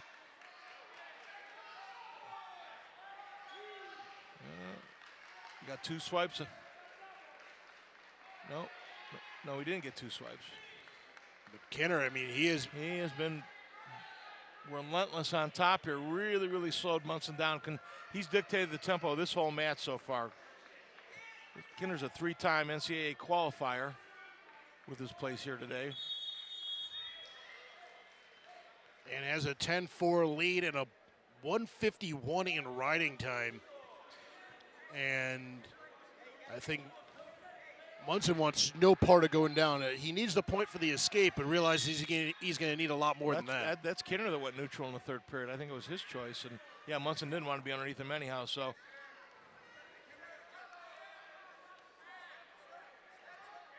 Munson really going to have to get on his horse here to close some ground. But Kinner just been rock solid so far. Hasn't let nice job of blocking Munson do there. a whole lot. Munson trying to duck under that overlock a little bit. Munson now tries to go. Kinner just steps over on him. Kinner's going to get the fall here. Nice little step over. Munson battles his way back. Takedown and 4-point near fall for Kinner. That takes it to 17-4 right now. Just dominating bout by Kinner. Brings the bar up across the back. He gets another turn, and this one will be over.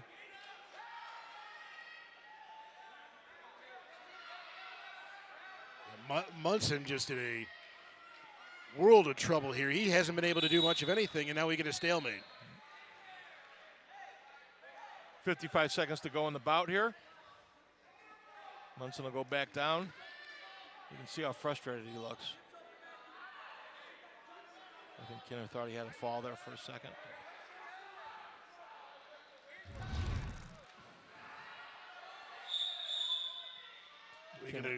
Kinner with a little bit of a roll start there. Referee going to caution him and start him over.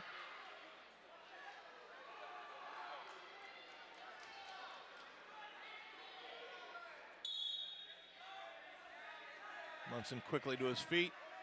Kinner kicks him out. I mean, riding time's locked in. He's looking for the tech fall here. 17-5 right now.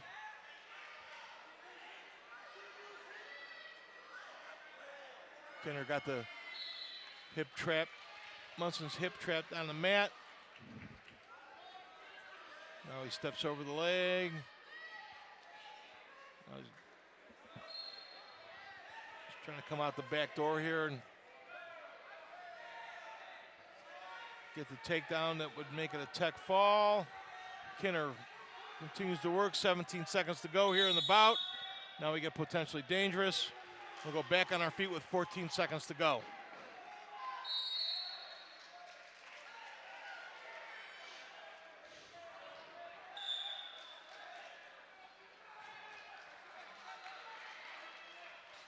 I mean, if you're Kinner at this point, just you've done your work. 3, 2, and 1, and that's going to do it. Quinn Kinner is the champion here at 149. At least by seed, pulls the upset in a big and impressive way there, Tom. Dominant fashion there, just really right from the get-go. Kinner came out, takedown back points early on, and really that was all he needed in the whole bout. But really dominant performance by Quinn Kinner there. So that brings up 157, where both these guys have already punched their tickets to Kansas City. So we're wrestling for some hardware and the place atop the podium. Peyton Keller out of Ohio has been extremely impressive with a trio of falls. And E.J. McGee from George Mason, equally impressive in order to be able to get here. And that 149 third place bout is in overtime down there, 1-1, and that's for a spot to go. That would be. Is that Davis and Lopez down it's there? It's Javon Jones and Caleb Tyus. Jones and Tyus. Peyton Keller did face DJ McGee once this year. It was a 3-0 victory for Keller. But let's take a look at this match between Tyus and Jones here, as this is for the right to go to nationals, and we're in overtime. 1-1 your score, each guy with an escape, and really not much more. You can look over there, riding time not even a factor. It's 0 on the scoreboard.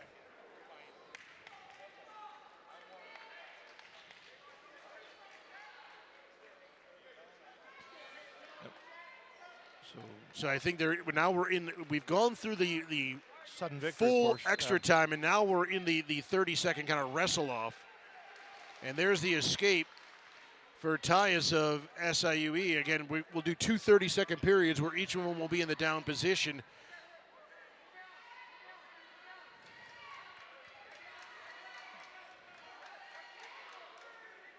Tyus still working inside on that one. He get off the mat.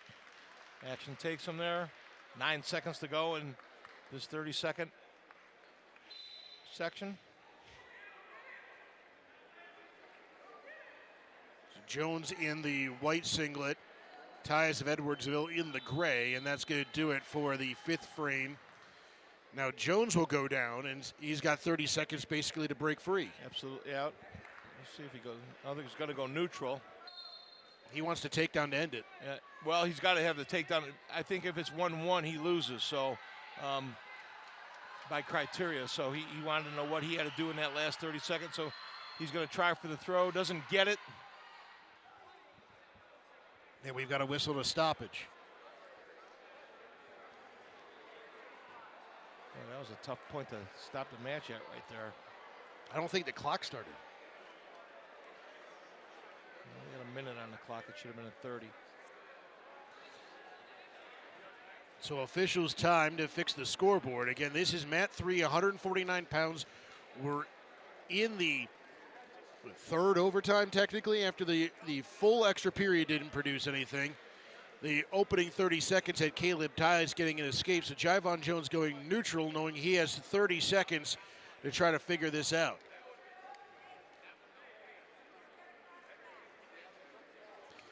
Otherwise, Caleb Tyus from SIU Edwardsville is going to Kansas City.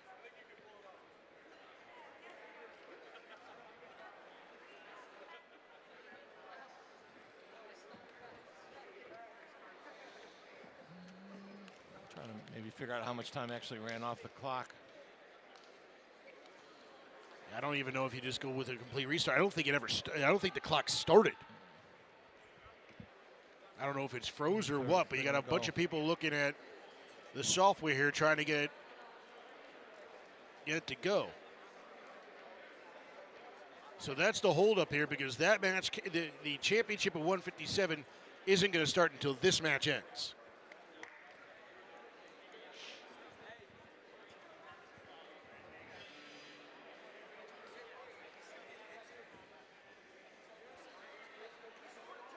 Again, at 157, we'll have Peyton Keller, who has won by fall in each leg of his match, against DJ McGee, who got a bye and then edged out Keegan Knapp of Kent State 4-3, and then Johnny Lovett of Central Michigan 4-3. So he has grinded his way to the title match, but you know what?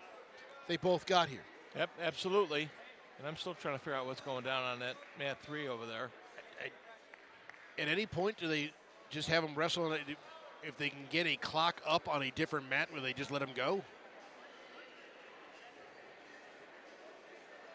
Tom Manning, the tournament director, down there trying to get it straightened up. Now we got 30 seconds on the clock. There we go. We're going to say it was bad time and not run any time off and start over. I think you almost have to at this point because otherwise they're going to put 18 seconds on the clock. That's why they were looking at the video to determine how much time had run off.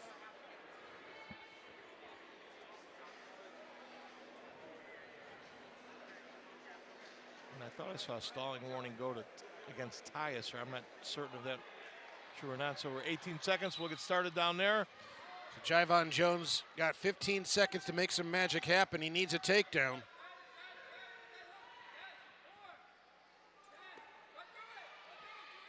Tries to go with that low shot there, Tommy. And Tyus just staying square in the middle of the match there. 2-1, and that's going to do it. Caleb Tyus going to qualify with that win. Qualifies for nationals in a grinded out 2-1 decision over Jyvon Jones of Northern Illinois. And will take us to our title match between DJ McGee and Peyton Keller. Again, these two met back in January, a 3-0 Peyton Keller victory. But also keep an eye on mat number 1, Marcus Robinson and Colton Wyshetsky of Ryder. They're wrestling for 5th place. That is also worth a ticket. Again, five places going here.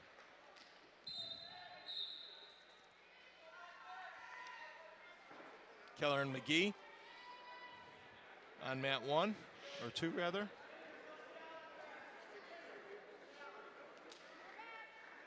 Keller's looked so dominant. You'd say 1 3-1 earlier in the year. Geez, I can't even see him in a 3-point match. Yeah. This way he's looked these last 2 days here. So all 3 matches going on is this 157-pound weight class.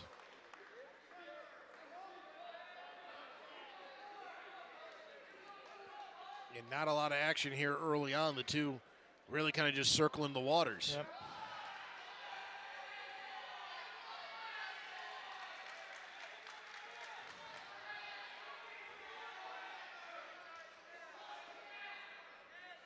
Keller with a shot from distance there. Both wrestlers got to close the gap a little bit.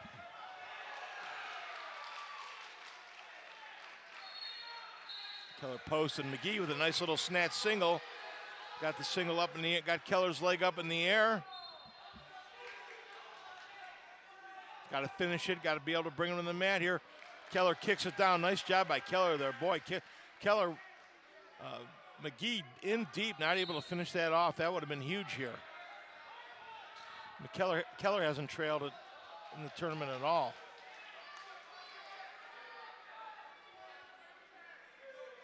Each of his falls have come in the second period, so he kind of sizes you up in the opening 3 minutes and then really goes to work. Just been a hammer on top of people. Keller into a high crotch there, switches off to a carry. McGee with the underhook there, blocking. Be careful on the come up here.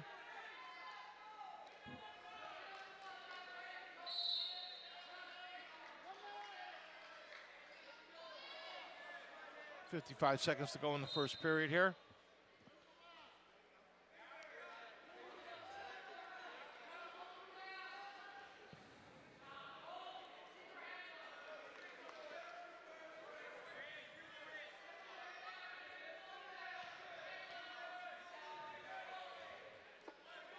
McGee trying to snatch a little high crotch there.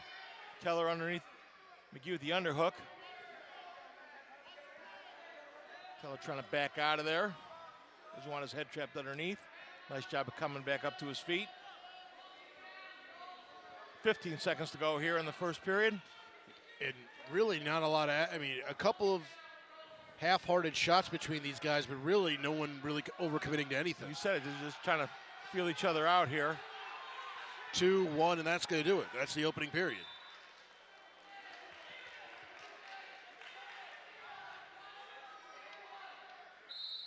McGee gets his choice. He defers. Keller's going to go down.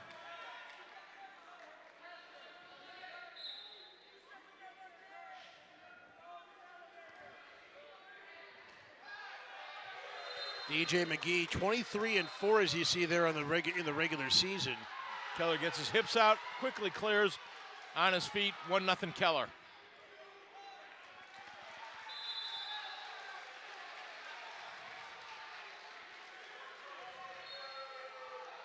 Keller now trying to pick some action up a little bit.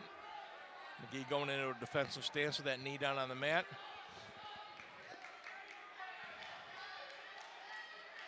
Keller trying to come up in the rush and work something off of that. McGee with the little snap. Snaps Keller's head underneath. Trying to work him a little bit in that front headlock position.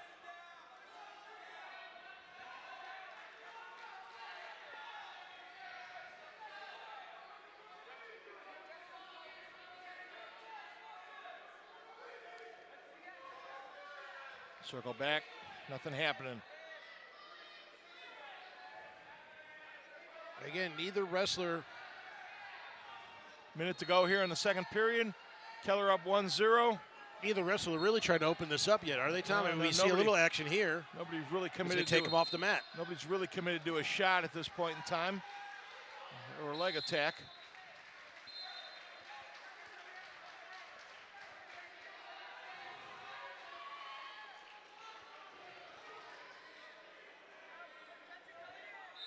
I think this is respect by Keller with McGee's quickness.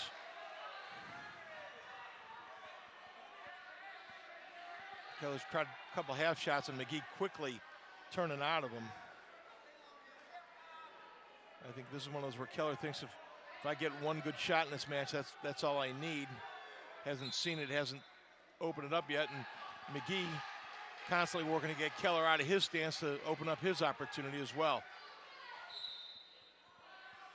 There's just 5 seconds left to go here in this second period, 2-1. And if you're McGee, you have to figure he is going to go down. But now seeing how this match is kind of playing out, I can see how it ended up being a 3-0 score. Yep, he's going to go down. And we've seen Keller pretty tough on top, but I got a feeling McGee's going to be to his feet relatively quickly here. This first 5 seconds will tell us a whole lot. McGee quickly into a Granby roll. Keller trying to get a boot in while he's doing that. Keller coming over the top, still trying to fight the leg in there. McGee trying to work the toe out.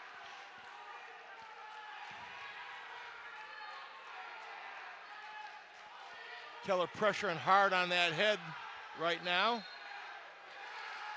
A little bit high with the legs, trying to stay behind the elbows on it. Got the wrist rolled out here. McGee in a tough spot right now.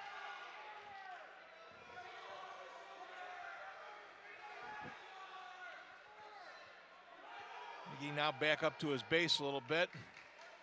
See if he can go to work. Say, impressive job by him to get kind of back to his base. Absolutely. We've seen Keller just drive people in the mat from that position today, and McGee's not having any of it.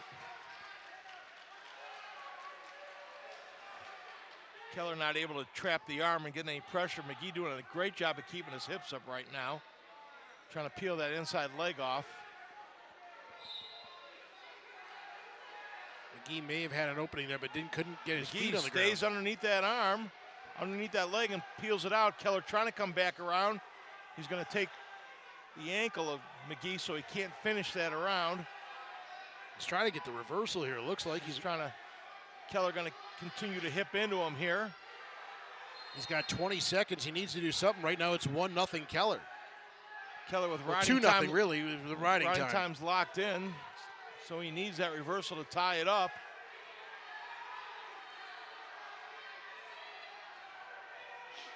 He's down to 8 seconds. Keller 6. keeping that leg. He's not going to. McGee can't free that arm. He can't come over the top on that. And he's going to run out of time. That's it. Keller with a 2-0 win there.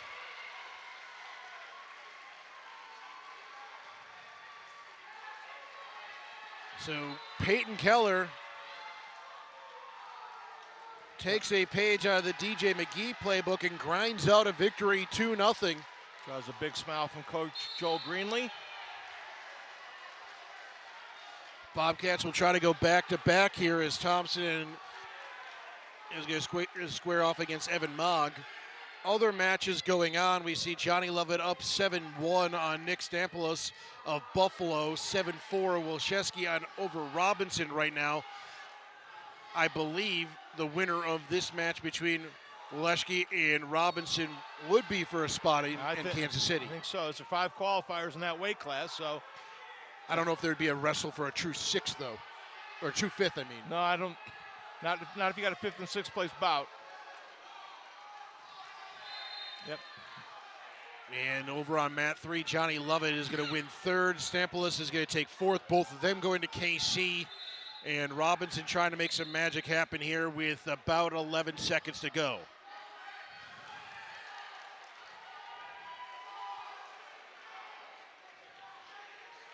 Robinson needing the takedown here.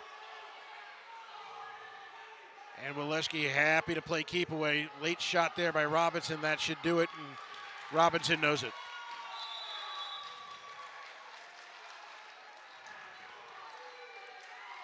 So Robinson comes up a match short, qualifying. He'll be squarely on the bubble. But now it's going to be Garrett Thompson and Evan Mogg to do battle here at 165. Thompson the 1 seed. Mogg the 3 seed. Mogg with a fall over shot from Buffalo.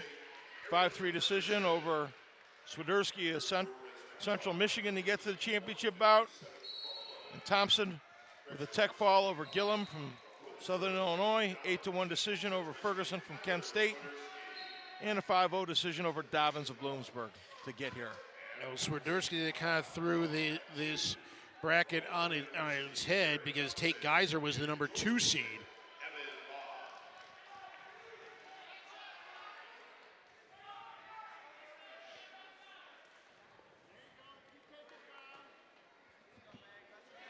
I think Cleveland State really were counting on Geiser and Robinson to qualify. Right now it's Geiser that's facing off against Aaron Ferguson. That's going to be for 5th place. So 1 qualifier at this weight class. So this championship bout, win and go.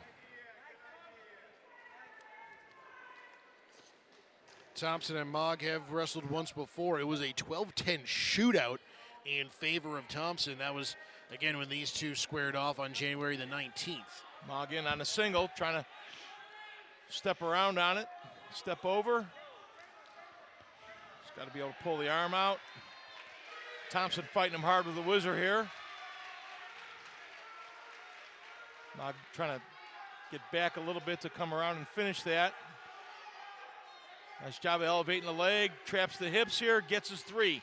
Mogg jumps up early, 3-0. Thompson trying to face off here and get his 1. Does so, 3-1. Early on here. Referee takes the time. I think there's blood. It looks like Mogg may have been scratched.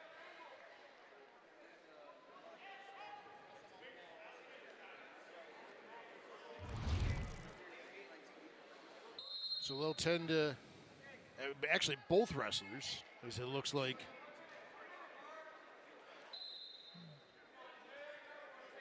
Mogg may have a bit of a bloody nose. Yeah, you can see that right there. We've got onto the back of Garrett Thompson.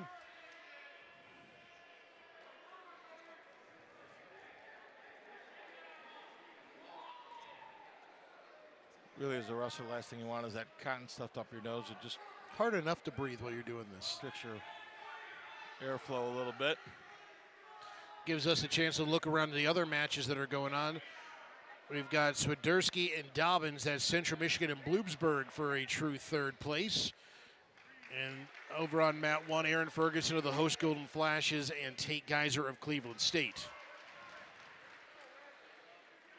Team score now, Central Michigan at 124.5. Pretty much wrapped it up. Ryder with 109.5. George Mason 102.5. So Central Michigan with it all but wrapped up right now as far as the team score goes.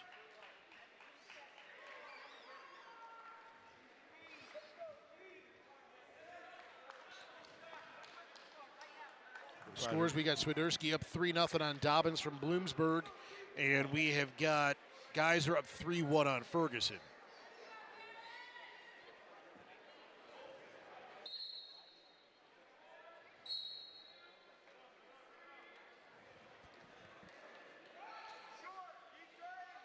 But the problem with the bloody nose is that it leaks everywhere, and now they've got to make sure that everybody's cleaned up and ready to go. You can see the spot on the back of Thompson just below the Max shield. Yep. So we restart here, 3-1. Mog up. I mean, there's a reason why there's a wrestling setting on most. Nice high crotch by Mog. Good job of squaring up. By Thompson, rather. Nice job of squaring up by Mog. Thompson kind of come around. There's got his his three. Mog's still trying to scoot his hips in that switch position. Thompson steps over, does a nice job of coming back around on it. Mog's still scrambled in that switch position again. We're getting a count. A stalling warning on Thompson for not working up there. On the leg. Gonna go off the mat. Thompson draws the stalling call. Holds the 4-3 lead. Let's take a look at the takedown here. What was Thompson able to do? He's high in the crotch right there. Gets the hip trap by Mog. He's got the ankle trap right there. Comes around. Referee awards the 3. Mog's still in a switch position, still trying to finish that off. Thompson was low on the leg. That's what drew the stalling call.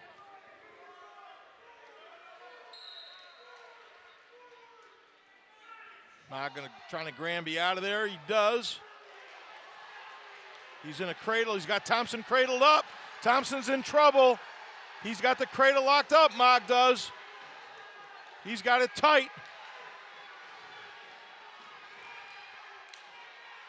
Mog trying to settle back. Thompson broke the cradle. He's got the 4 at least. Coming back through. He's got the 4, but Thompson fighting for his life right here. Trying to get back to his base. Mog still got that half in deep. Now he gets the fall. A huge upset there as Evan Mog gets the fall on Garrett Thompson at 165. What a flurry there. Starts with that Granby out of there, and Thompson tries to roll through it, and Mog with a great job with his hips. There's the Granby. Boom. Mog does a nice job of flattening it out over top of Thompson, and as soon as he does, he ends up in the cradle. I thought he was going to finish him here in the cradle. Thompson, all he could do to break the cradle, but Mog still with the half in deep and finishes him off. Let's take a look at the pin. Boy, he's got that half Nelson in deep. He's lifting that head. No place for Thompson to go on that. Eventually, that other shoulder is going to give. Yep, he works his way down and gets the fall. So now you have to figure that Garrett Thompson, number 15 according to WrestleStat, we'll see what all the other rankings are saying. Probably in a good position for an at-large, but you don't want to leave it up to the judges. Boy, you hate to put it in somebody else's hand. You always want to finish it off on the mat if you can. So it gives us a chance to take a look at some of the other matches that are going on. What you're looking live at is Swiderski of Central Michigan and Dobbins of Bloomsburg. This is for 3rd place. Right now, we'll catch you up on the score. Swiderski up 4-0 on Caden Dobbins of Bloomsburg. We are midway through the 2nd period.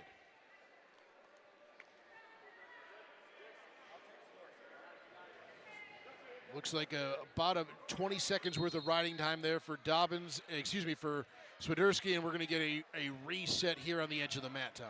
Yep.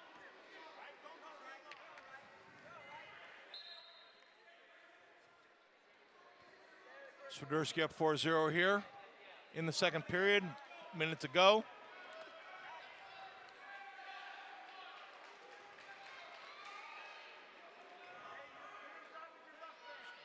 Tighten the collar tie.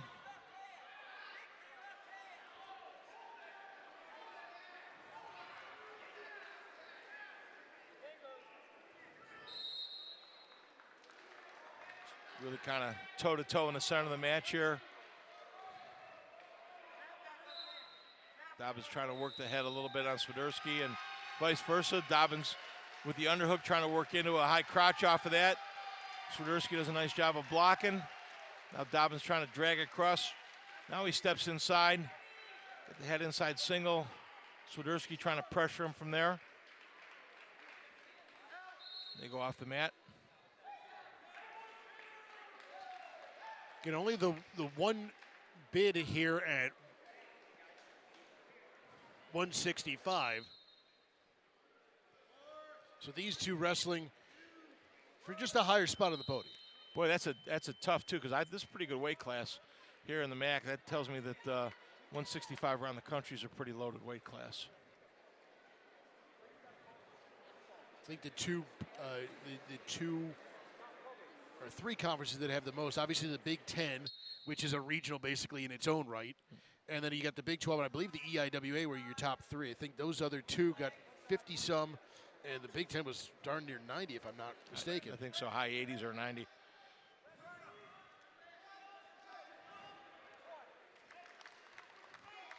If I dig through my papers, I can tell you exactly what they had. I know I got it someplace here. I mean, you're going to have the Big Ten wrestling for like a true 9th or a true 11th. It's some weight classes just for how deep it was.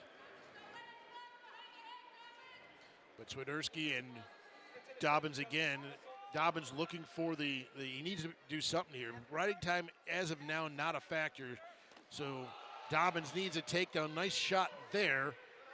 Swiderski got him trapped on his hip. Gets a takedown on the edge of the mat for Swiderski. It was a great counter there as Dobbins went low. Swiderski kind of olayed him and jumped around. And now we're going to get a whistle and a challenge here from Bloomsburg.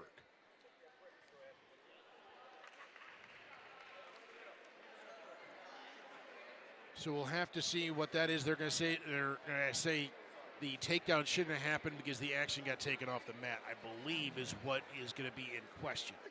In the Big Ten with 85 qualifiers, the Big 12 with 57, ACC with 28, the EIWA with 53. So here, Tommy, take a look at this. This is what we're going to be looking at here on the replay. As there's the shot, and Swiderski kind of swings it around. They're going to say the action took it off the mat there. That's awful close. Well, they're going to look at it there, but they've been letting him wrestle on the edge of the mat there. Right? See what the video says if he was completely off the mat or not. So that's the question at hand. Swiderski did a nice job of catching him there and countering.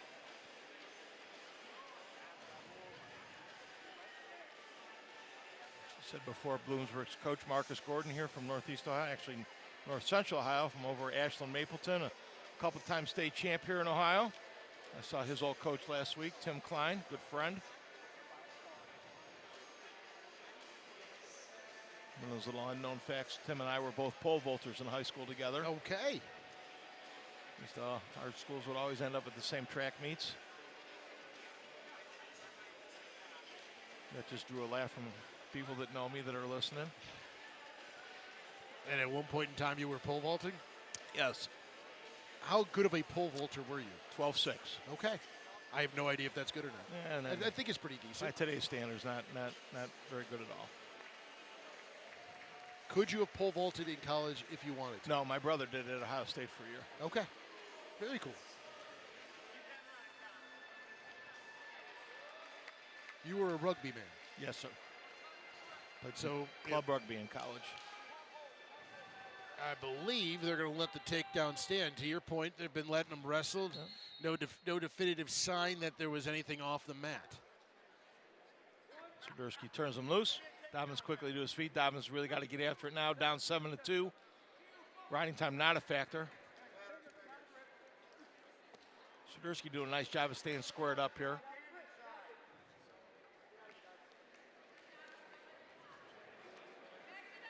If Central hasn't clinched the team title yet, this win by Swiderski, I'm relatively certain will clinch it for them. They still have Caves to go at heavyweight. And Kramer for wrestling next. Right. So they at least had gotten second place points here, but Kramer's got sights set on something they more than that. They already awarded the second points. What they do in the tournament is once you get to the semifinals, they give everybody in the semis their 6th place points. Okay. So the only points that you get, it's 10 and 7, 10 for the championship, 7 for second. You're wrestling for 3 points. Right, both these wrestlers got their 7 points when they won the semifinal bout, so they'll get the winner will get the additional 3. Look at them working ahead. That's smart. That semifinal round's the money round. So that'll do it. Swiderski is your third place finisher here at 165 pounds. Came in as the 7th seed, so a nice job by him to wrestle up and find himself on the podium. Well, that takes us to the match at hand. Alex Kramer and Michael Wilson.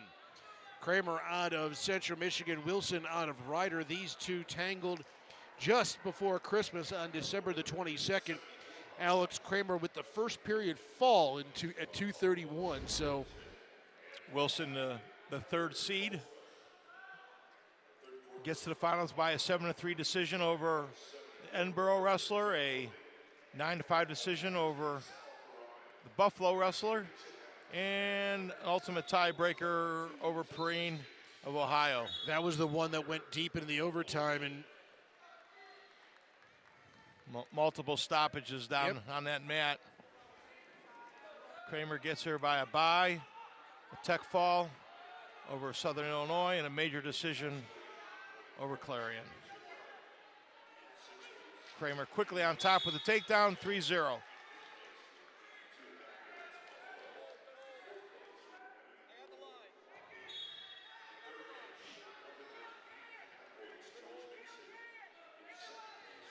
so this is a weight class that has 2 bids up for grabs. So not everything is certain here. You obviously want to win because that solidifies everything. So keep an eye also on the 3rd place match and how that falls out.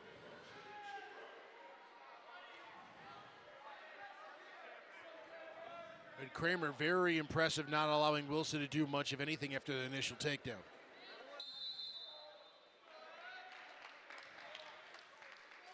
We'll get the reset after the action takes him off the mat, and Wilson will use that as an opportunity. He would hope to try to get back to his feet. In that 3rd place spot, we've got Whirling of Clarion and Perrine of Ohio down there wrestling for 3rd.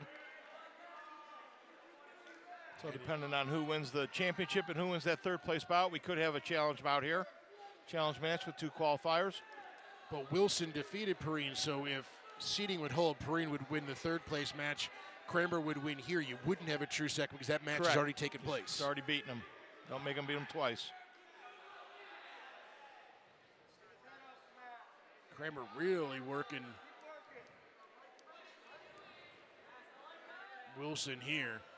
Just pouring the coals on top right now, trying to pop that arm out, working the bars hard. Goes into a 2-on-1, looking for a little bit of a tilt there. We got stalling on Wilson right now. Again, kind of looking around going, what do you want me to do? Kramer just really putting it to him. Is he wearing him out, trying to turn him, or is it this kind of a long play here by Kramer? Well, this is long play. This is just lots of pressure right here. Taking a lot out of Wilson as well. Now he's starting to try to tilt him. He's in that, he got the 2-on-1 pretty tight. Got the knee in the ribs, trying to get a little tilt there. Wilson fights against it. We get a stalemate call. 44 seconds to go in the 1st period here. Kramer up 3-0. Already a minute 55 of riding time. It has been a clinic since he was able to get the early takedown. Wilson trying to tripod up to his feet. Kramer not having it. Really sinks the leg in. Kicks it back out there.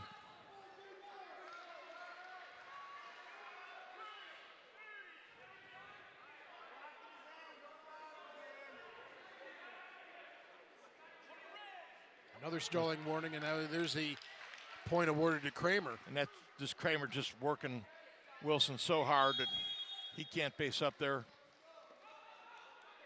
Officials telling him he's got to present himself. Look real tough right there.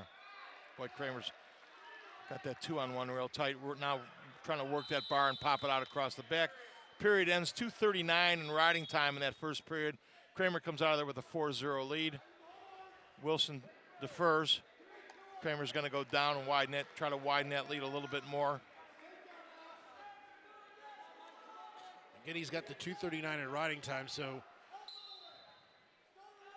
can afford to take a little bit of time here to get loose, but takes 3 seconds. Doesn't. Quickly back in on a shot. 5-0 Kramer. Kramer in on the high crotch. Got Wilson's leg up. Looking for the chop. Going to get his 2. The hand was down on the mat. Gets the mat return again. Kramer back to work on top. Wilson says, here we go again. Kramer up 8-0 now.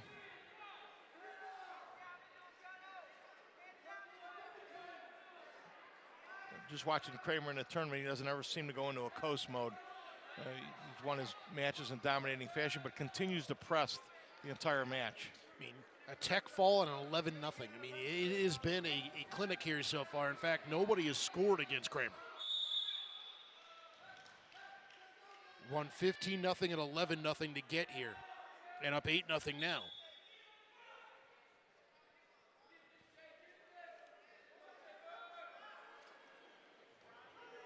You talk about taking care of business. Al Kramer came here on a business trip and is doing just that.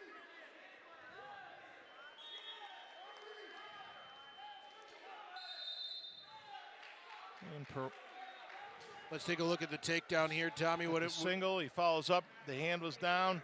Hands go down again. He actually awarded it as soon as the one hand was down, and he got back on that leg there. So.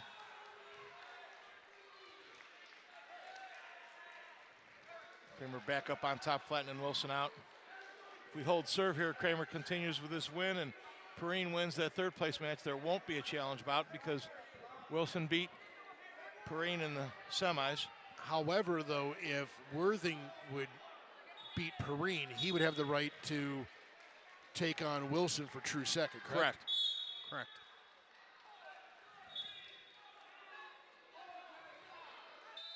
Because Wilson and Worthing have not met yet.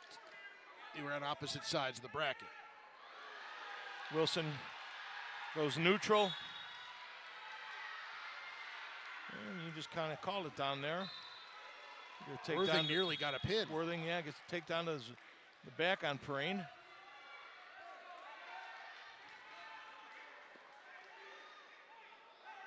Three-point near fall. He's up 8-3.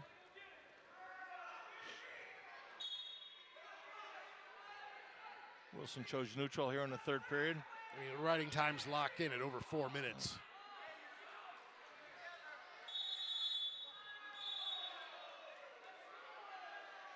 Kramer solid defensively.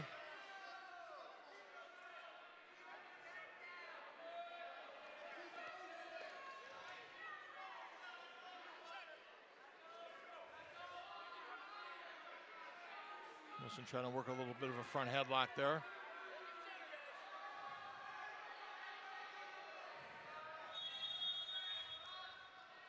Kramer in deep on the high crotch. Working his way out to the side. Elevate the leg. Nice job there, working up. Tight on the hip.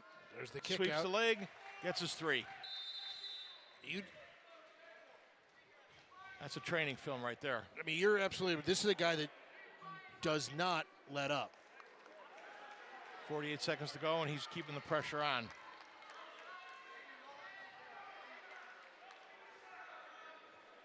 Looking for one more takedown to end it. And he senses it right now. That's the only time that anybody's scored on him yet.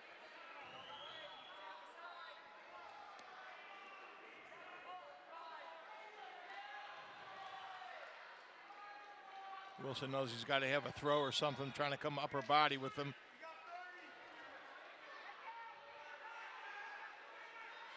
He's got the overhook. Kramer steps in. Wilson takes the front headlock. Maxson takes him off the mat with 15 seconds to go, and Kramer 15 seconds away from punching his ticket.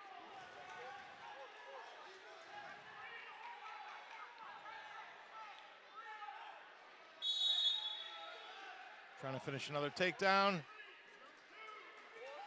Gets the takedown, and before time expires, there's your tech fall. Tech fall. Picks up an extra point and a half for the team. So Alec Kramer continues his impressive march, and it ends with a Mid-American Conference title going back to Mount Pleasant. 11-4 down on mat 3. Let's take a look at that last takedown, Tommy, as Kramer beats the buzzer to get the tech fall. Just working to the end. Up on the single. Nice little trip across, little back slap. Again, that's textbook finish on that. Kramer just so fundamentally solid in everything he does. Gives us a chance to give you a live look in between Perrine and Worthing. Worthing on top 11-4. So Worthing will have the opportunity to challenge Wilson if this he holds. Wins. And we're inside of a minute 30 to go in the third period.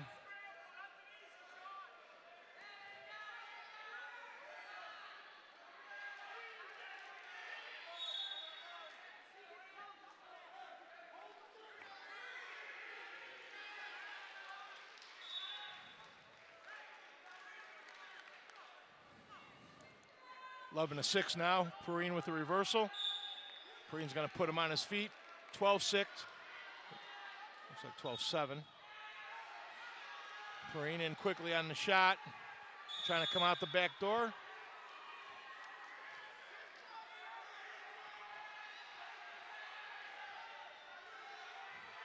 Time is not his friend right now. He needs his takedown and back points. Fans thought he had him exposed. He did not. Does there. Nope. Goes to zone back, going to give up the reversal. Nothing yet by the official. Now he's got the cradle. Nope. Referee letting it burn a little bit. 25 seconds to go. Still scrambling around down there. Perrine still in on the leg. No loss of control. Him trying to come up and finish. Nothing there. 15 seconds remaining, though. Still no takedown here. Still in a neutral position right now. Perrine. And that should do it. John Worthing is going to earn the right to face Michael Wilson for a true second after knocking off Sal Perrine 12-7 in the third place match. So Brady Worthing will move on, and we are not done here at 174, Tom. We'll pick one up here in about a half an hour. 184, Cameron Pine and Malachi Duval. Pine of Clarion gets here by major decision over Lockhaven wrestler, and then a 13-8 decision over the Buffalo wrestler. Duval from George Mason. Looks like he comes out of the number 6 seed, and gets here by a technical fall over Bloomsburg. 6-4 decision over Lehman of Ohio, and then a fall over Pullman from SIU. So these two have met earlier this year. It was a Cameron Pine 5-4 victory that happened back in November of this year. But Pine been very impressive here so far. This would be our first look at Malachi Duval here on mat 2. Duval in quickly on the high crotch.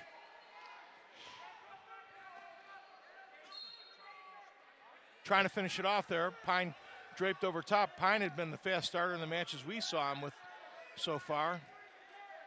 Kind of locked on the heels here, not letting Duval finish. Duval trying to come out behind.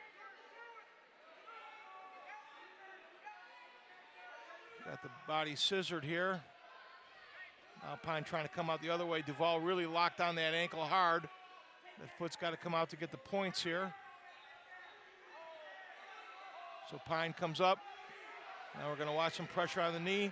Pine with a nice job of cross-facing, trying to get around and finish.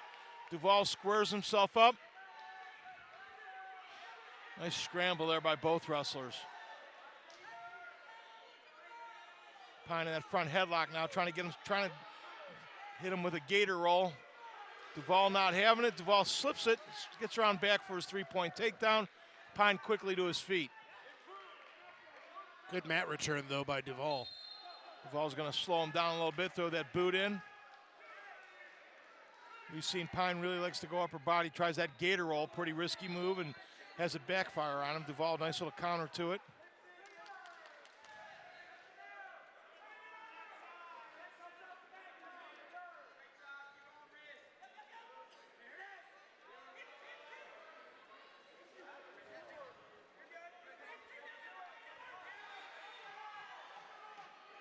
Duval trying to turn 2 qualifiers at this weight class.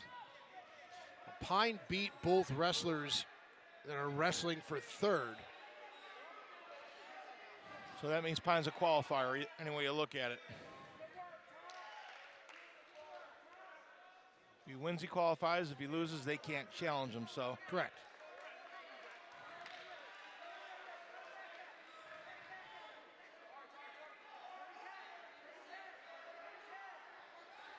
Duval came into the tournament 12-9 on the season as a sophomore, as a 6th seed, really working hard on top of Pine right now. Pine comes in at 21-5 as a senior. Stalling warning on Pine underneath.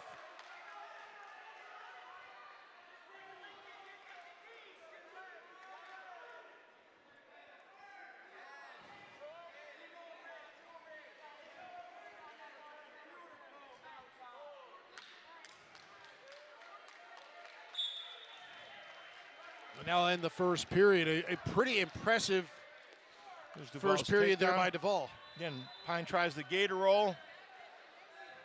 Duval kind of, not really a sucker drag, kind of drags out of it and gets behind.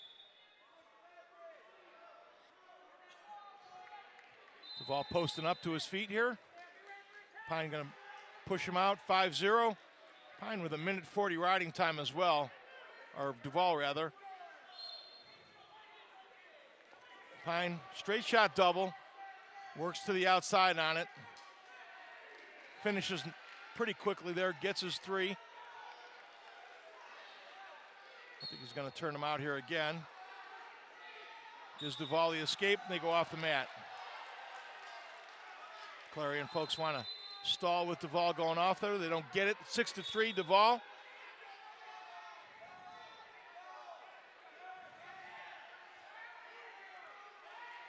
Pine, you see him finishing up there on that takedown in the box there. Nice job of trapping the hip. Quickly turns him out. Pine with the front headlock on Duval. Trying to get him to the mat here.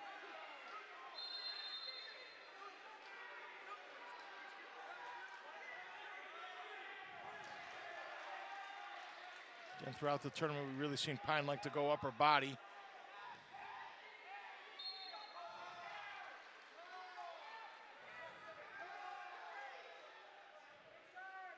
Duval really keeping his hips back in that collar tie.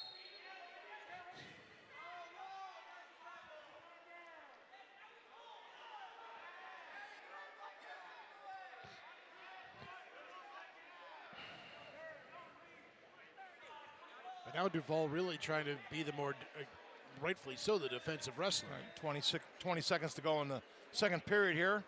He's up 6-3 with riding time, with a 1:33 of riding time. High crotch by Pine, trying to finish here. Duval locked in the crotch. Pine kind of steps over. Duval does a nice job of bringing the hips over with them. Time runs out. So Pine with a little late flurry, doesn't come away with any points there. And he's going to go onto his feet neutral here to start the third.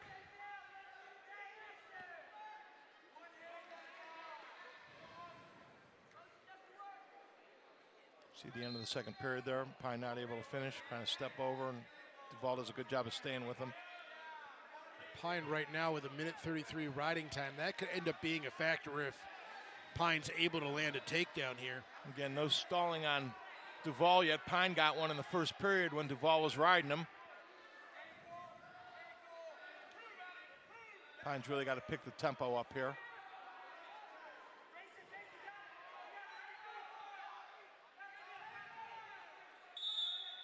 A stalemate. Come back to our feet. 1:18 to go. 6-3 Duval with a 1:33 riding time. Duval kind of a half shot, giving the official the look that he's going to stay aggressive here, not draw any stalling calls. Pine in with the high crotch. Now we get a stalling call on Duval. Duval not finished, trying to come out the back door. Try to turn it into a barrel roll, then try to come out the back door. Duval does a great job of just kind of squatting on it, dropping his hips, and squashing it. Now he's trying to work his way around. Pine locked on that leg, looking for a stalemate right now. Pine can't finish off on his stomach here. Duval working his way around, trying to break the hands to pick up the takedown here. And they're eventually going to call the stalemate, 32 which is fine seconds for to go. Duval because he wasted a bunch of time. Great job of countering by Duval. Great job with the heavy hips there.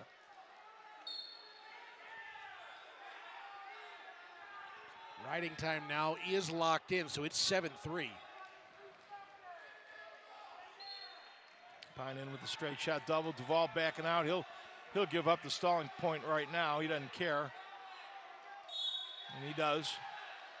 There's one for Pine. 12 seconds to go.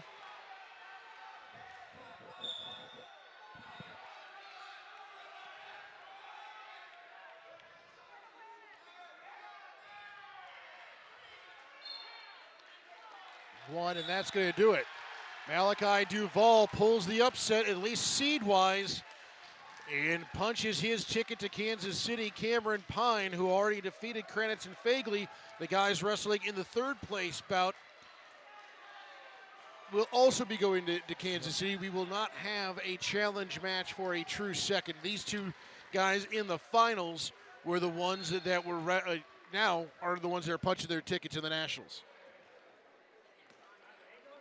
Duval did a great job of slowing Pine. I think the key to that was that first takedown, really slowing Pine down, getting up early on that 4-0 lead.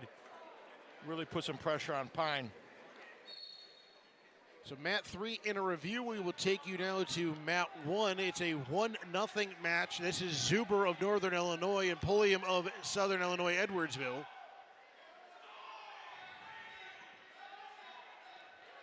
Riding time currently in favor of Zuber, but not really a factor. And now you see that Pulliam has earned the escape where you're tied at 1.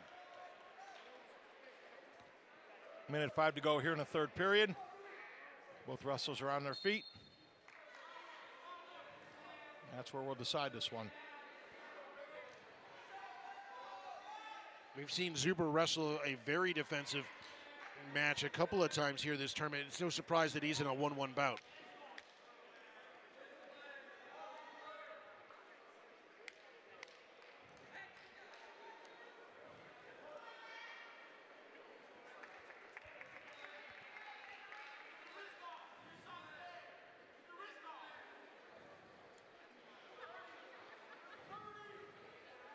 .30 seconds to go here in the third period. Again, this is the 5th place bout at 184 pounds.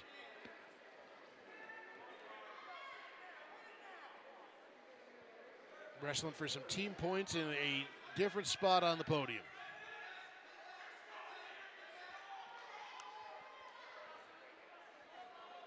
And it looks like, as of right now, this is not going to be decided in the first 7 minutes. And it won't be. To extra time we go.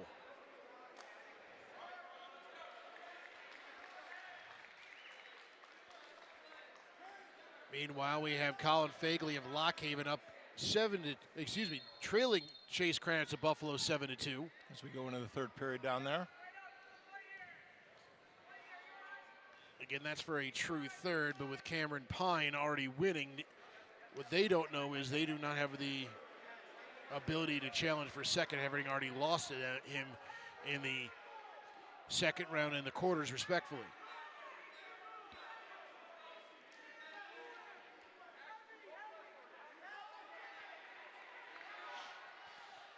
So these two circling each other again.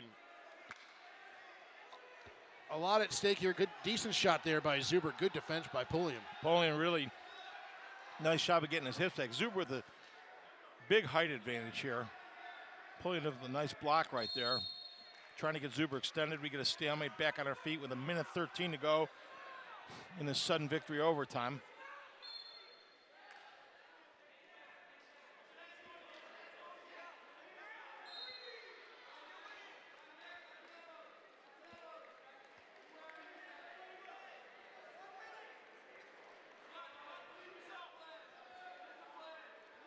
Over on mat 3, it looks Pull like in with Kranitz another is gonna shot. win.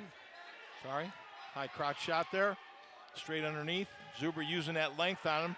Zuber actually kind of trying to power over Pullian, get him off his hip there, trying to do a little hip block, get him down to his hip where he can step over on him.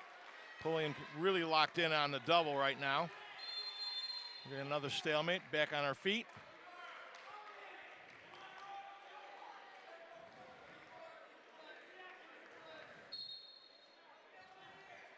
Both third place wrestlers leave with their hands on their hips, knowing that they don't get the opportunity to challenge.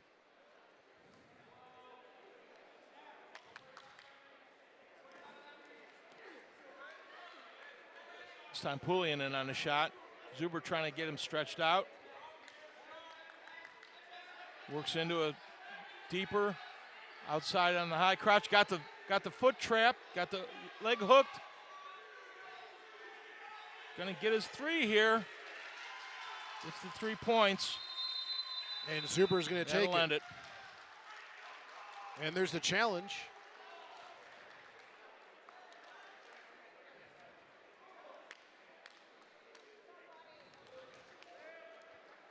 As of right now, the referee flashed 3 for green, and then the green brick came in. So I don't know if he. No, it was actually 3 for. It was for Pullian. That's what I thought.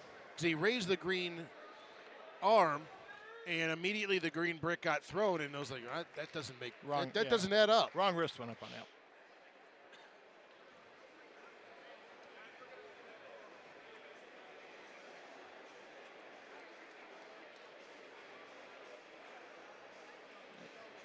But now you see, and rightfully so, Northern Illinois going to challenge. Nothing to lose here.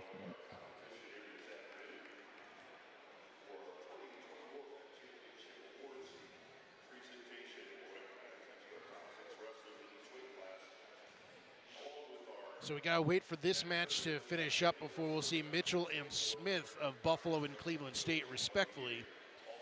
And then the third place bout, we'll see Wood and Schaefer, that's Central Michigan versus the host Kent State.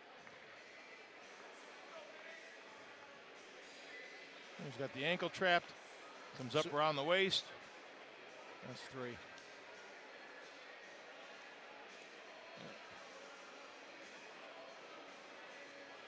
So, Tommy, while we wait for the review, let's talk about what's at stake here at 197. You got Smith versus Mitchell and then Wood versus Schaefer. This is a 2-bid league, so if Wood wins, he'd be rooting for Mitchell because he could challenge Smith because they have out-wrestled before.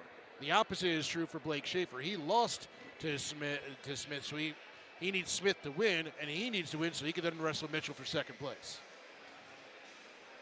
See how it all shakes itself out. Got to take care of business yourself here first. Absolutely. Yep. You can't. First things first, for the third place match is the challenge is null and void. Pulliam is going to be your victor there. First thing first over at the third place bout, got to take care of your own business. That's that.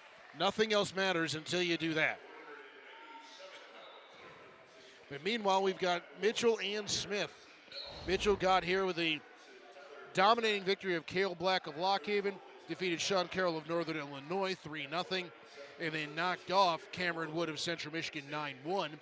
Ben Smith got a tech fall over Tyler Kokak of George Mason, then defeated Azim Bell 14-3, then took care of Blake Schaefer of Kent State 8-3. So both have been equally dominant in getting here to this championship bout. These two have faced it off a couple of times, but nothing in the last year.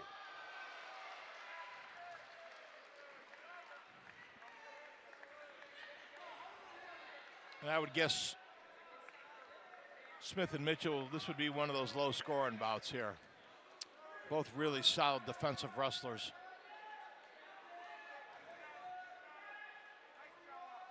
Mitchell's given up 1 point so far in the tournament. Smith, 9, but I'm guessing that those are mostly escapes, that he's kicked the wrestler out. I don't know that anybody scored an offensive point against either one of these wrestlers in the tournament so far. Smith in with a high crotch. Mitchell trying to keep his hips up there.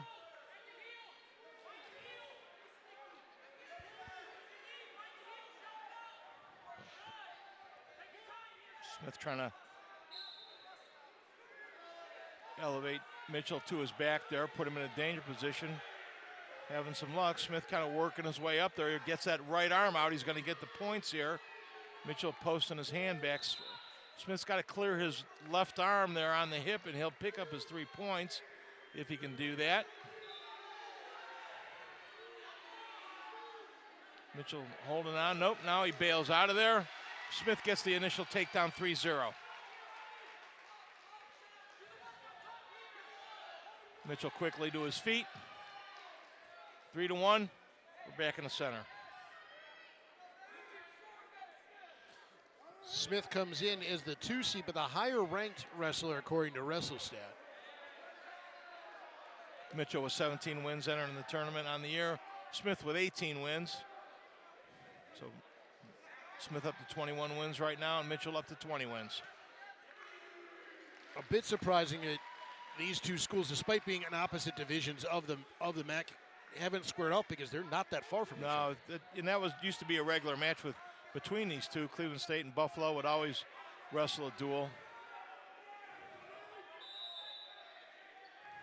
You and I have done that trip multiple times up I-90. Yes, we have. We get to do it again in November. I love that they always put it so late. I mean, weather in Buffalo is so predictable, and Northeast Ohio for that matter. Yes. Let's take a look at the takedown here. What did Smith need to do in order to get those 3 points? He just had to get this left arm out, and there he does.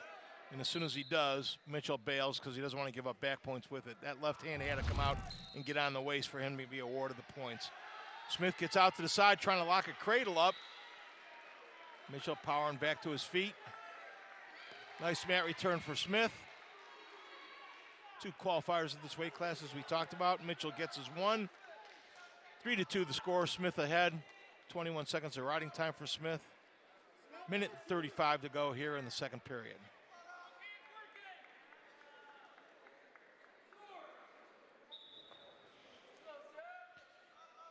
Again, you're getting back to your point of a very defensive bout between these two at 3-2 right now. Nice high crotch by Smith. Mitchell trying to body lock on him. Smith doing a great job of keeping scrambling. Got his 3. 2 nice high crotches by Smith so far. Up 6-2 now on Mitchell. 35 seconds of riding time and accumulating some inside of a minute to go in the second period here.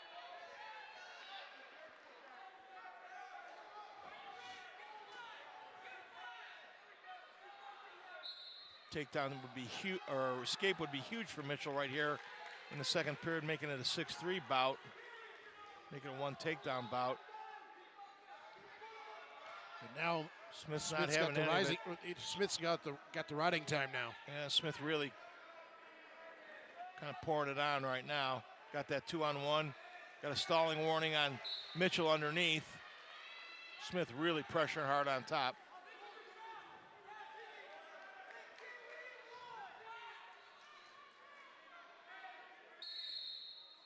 Stalling warning on Smith now. Even up the stalling calls. 9 seconds to go here in the second period.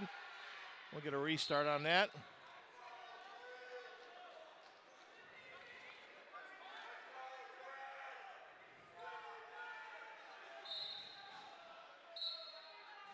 Mitchell gets to his feet, gets on the hands. He's got 4 seconds. He knows it. Gets. No. Did not clear. Turned into him. Smith dropped to the leg. Referee was going to award a point, but Smith does the smart thing and dropped down to the leg. So Mitchell does not get the point. That would have been huge. That would have kept it at a 1 takedown bout. Here again, finishing off the high crotch by Smith. Boom. Just really driving across. Right there, he's up, both arms out. Smith chooses down. Quickly to his feet. Got his escape. Well, Mitchell probably wise to let him go at that point because he needs this decided on his feet, down 5. Mitchell with the shot that time. Smith coming out the back door. Mitchell trying to drape here. Get in a little bit of a scramble. Smith doing a nice job of keeping his hips up. Now he's turning back in. He's got to get behind both arms. Mitchell kind of fights through. He's got the leg lock. Mitchell's got whipped the whizzer here. Smith got the whizzer in. As long as the whizzer's in, we won't get points. He tries to. Smith catches it. Smith really pouring the heat on with that whizzer right there. We get a stalemate out of that. Mitchell not able to finish off the takedown. 7-2. 58 seconds to go.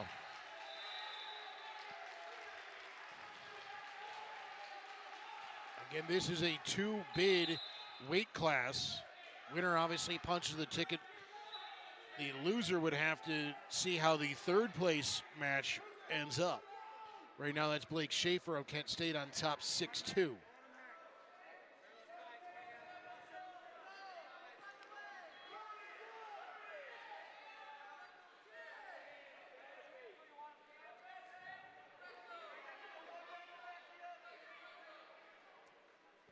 .20 seconds to go. Smith doing a nice job of playing defense here. Both wrestlers with a stalling warning.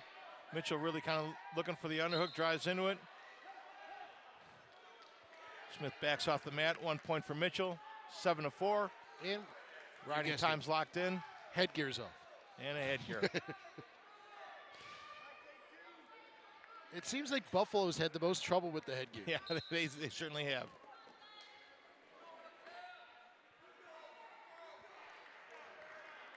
Five, Smith 4, in a circle. 3, that's going to do it. Smith is got it.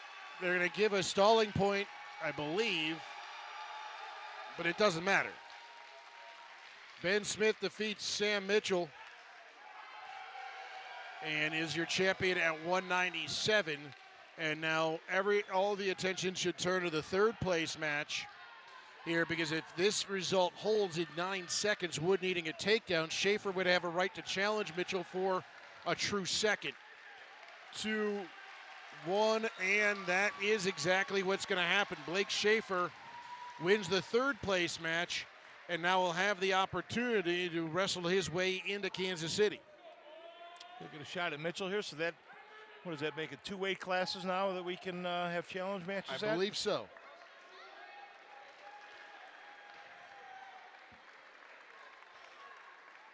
So Schaefer at least wrestles to his seed as the 3 seed gets it done. But now we get Dan Buknavich and Zuba from Ryder. This is one that you and I have been looking forward to. Absolutely. Both these big guys very on it so far in the tournament, real aggressive.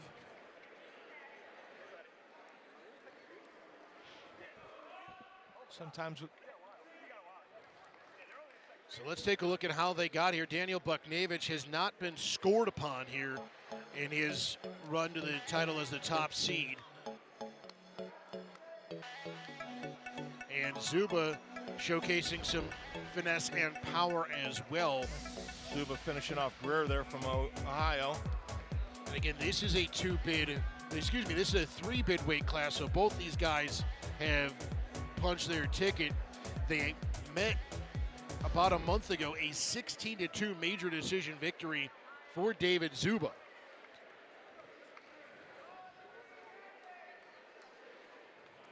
So we will get these two to square off. We've got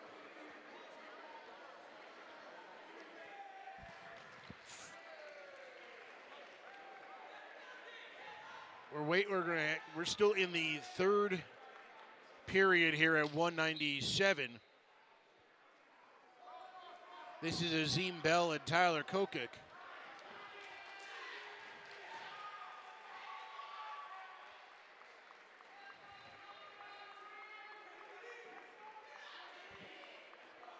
But it gives us an opportunity to take a look at some of the team scores and things like that.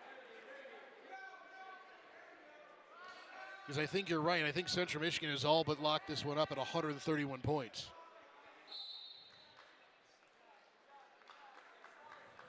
George Mason has wrestled to a second place mark at 112, Ryder at 109. So George Mason really having themselves a very strong Mid-American Conference Championship.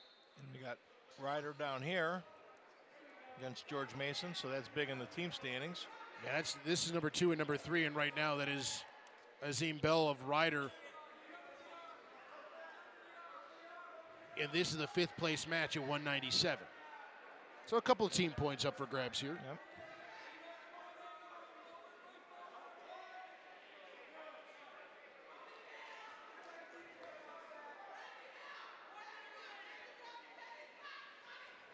But Bell really coming out like gangbusters. A pair of takedowns here in the third. This was a 1-1 match going in. This is tight going in the third period. Bell really kind of distanced him right now over Kokak. Nice job of keeping the pressure on here by Bell. And he turns him loose. 35 seconds to go here in the third period. I think Ryder might like to see a major decision here to help with the pick up an extra team point as well.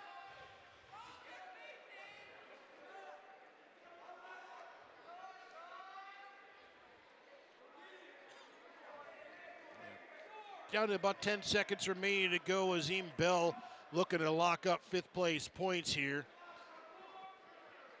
Push away Kokak, and that should do it. Azim Bell, with a dominant third period, will take home 5th place honors at 197. Riding time advantage also checks in, an 8-2 Azim Bell victory, and really did all of his work there in that third frame. Period. I think Azim has some family members down there in the front row.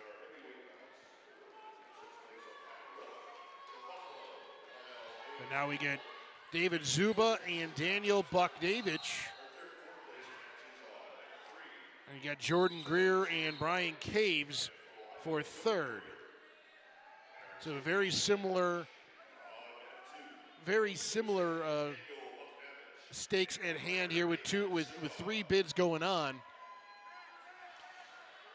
Obviously all the attention going on to all 3 of these matches. We could have a true third. We could have all this kind of stuff, but both the guys wrestling in hand will be in Kansas City in one way, shape, or form. Wrestling, like you said, for seed, though. In a wide open weight class once you get beyond the Kirkfleet. So you're saying that there's a clear favorite and then everybody else? I believe so. After watching the heavyweights this year, the freshman at Ohio State's wrestled real well.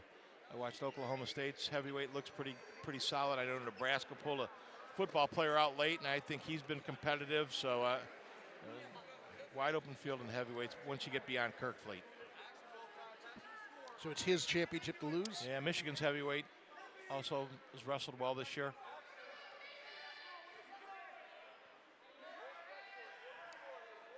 But here, the opening minute has been a little more than a shoving match between these two. Just some collar ties, little ear to ear, pushing around here.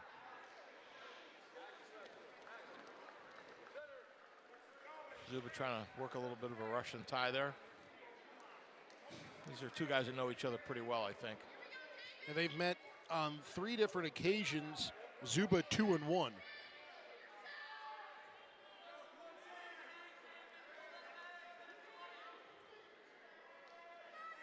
I think both wrestlers know if they plan on being an All-American, this is the kind of match that they're going to have to win. It's All-American top 8? Top 8.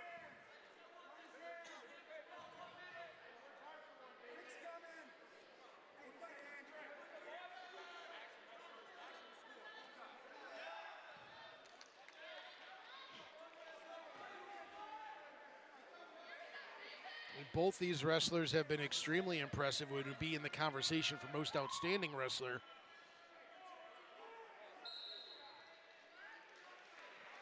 Hard to beat what Peyton Keller did with 3 pins and then a 2-0 shutout. And McGee, and some of those lightweights too that, Henson. Been very impressive. Both these guys have been very impressive. Buknavich still has not been scored upon.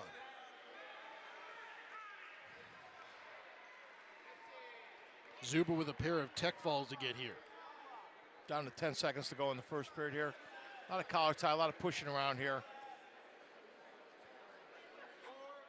Like you said, these are two guys that are very familiar with each other, not willing to really do much here against each other in that opening period. Not going to provide an opening for their opponent here. Going to make them work for it.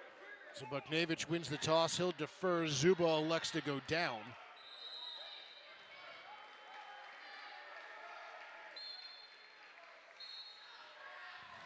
Zuba quickly to his feet and on the hands. Buknevich got to try to bring him to the mat here. He's going to get a stalling call. Nice lift by Buknevich. Nice lift again. Nice bring back to the mat by Buknevich. But Zuba did well to get right back to his feet. Back to his feet, and he's out. 1-0 after 15 seconds.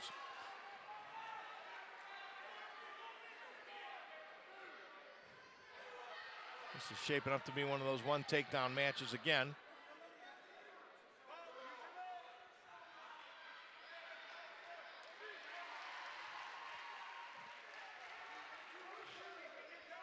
You have to figure that Buknevich is going to go down in the third. Absolutely. Caves and Greer wrestling for a trip to Kansas City on mat 3. Greer currently on top 4-0 over the Central Michigan wrestler.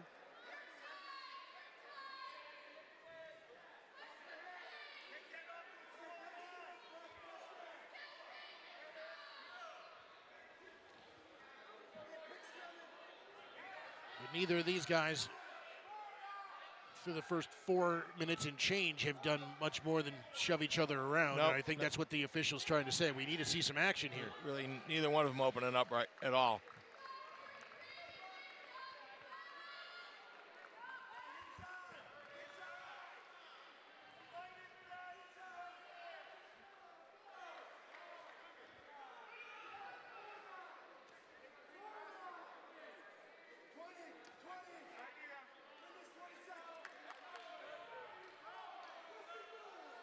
About 10 seconds remaining, and given the stakes, you can't blame these guys for wrestling so close to the vest here. Both coaches working the mat assistant here, asking the mat assistant what's the other guy doing. Both Cleveland State and Riders coach.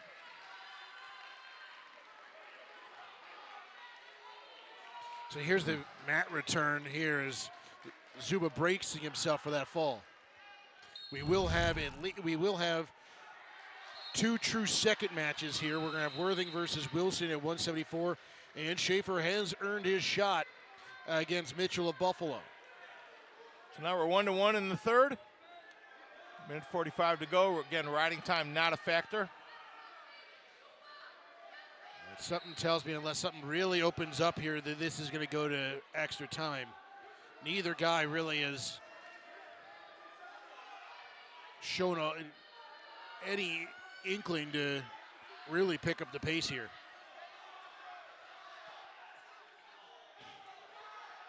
There's Zuber with a shot. Stalling, spin around. Buknevich, he's got to bring him to the mat. He does. Zuber with the takedown.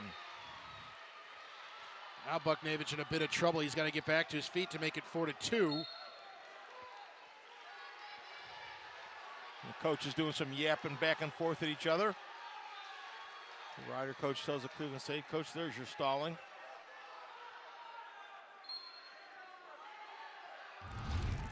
Buknevich quickly to his feet, turns around, bad shot, kind of dives in. Zuber goes around behind him for the takedown. A little desperation there by Buknevich. A lot of character for him. I think he kind of panicked there, knowing that he needed to do something, and took his shot immediately and didn't really size Zuba up at all. Now Zuba can really get to work, knowing that time is on his side. Riding time is not going to be a factor, but the clock is, and Buknevich needs now 2 shots or a shot and back points. He's got that bar in deep too, so it's going to be tough for Buknevich even to base back up here. Zuba doing a nice job of rolling the wrist back under.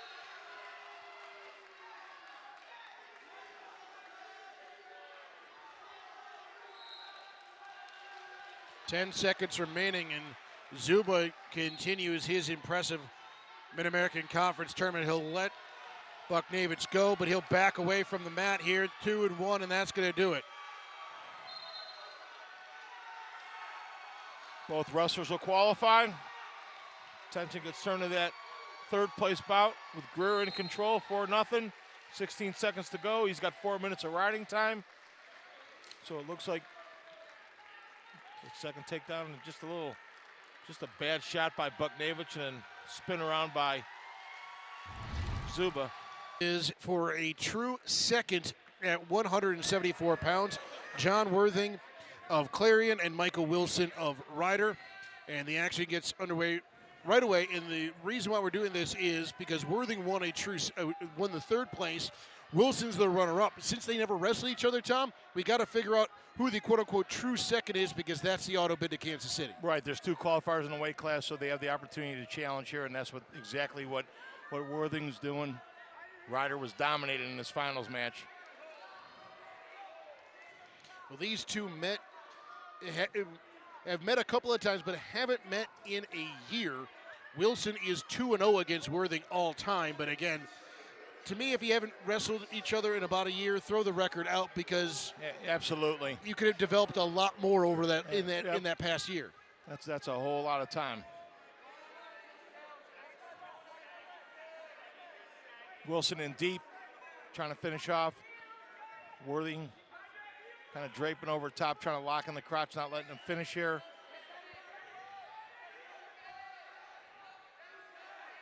Wilson trying to peel the leg off. Down to 1:35. We get a stalemate call. We'll get back on our feet. So we'll have 2 of these true seconds or quote-unquote challenge bouts. The other coming at 197. I think the referee in this bout is the winner of the Sean Lewis lookalike contest. It is an impressive beard.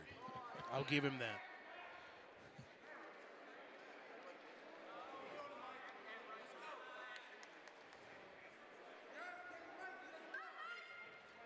But again, a lot on the line here. The team points are locked in. This does not have any impact in team standings, but obviously individuals here. Wilson with a nice high crotch.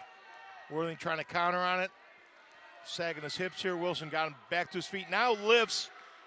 Finishes. No points yet. He needs that second Locked ankle. on. Now he's got the 3.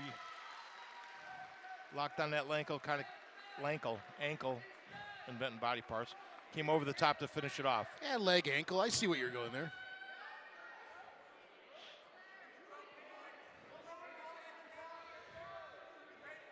Down to 35 seconds to go in the first period here. Wilson taking the early 3-0 lead on Worthing.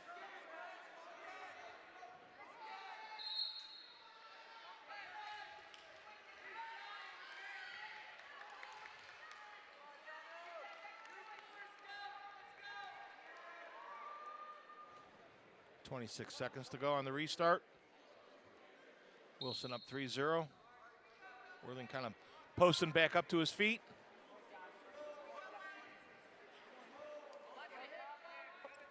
Goes into a Granby and kind of halfway through. Wilson, nice job of picking up the back ankle, spinning behind, stopping that. Kind of countering that escape attempt. Now he's got Worthing flattened out. He's going to go to work on him a little bit for the last 3 or 4 seconds. And the first period ends. Wilson up 3-0.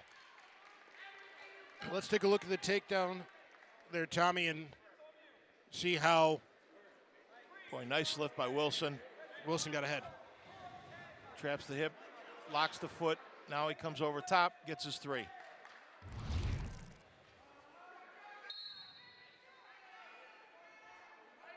Starting a neutral position here in the second period. Worthing attempts a high crotch. Wilson spins behind him for a takedown of 6-0 now.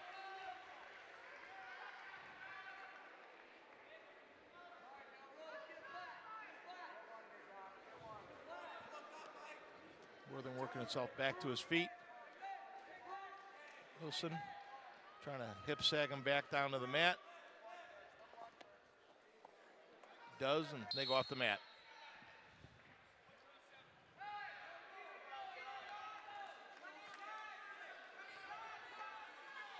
Let's take a look again. To Worthing's credit, he's trying to make some action happen. He takes a shot there, and nice job of blocking by Wilson and spinning around behind.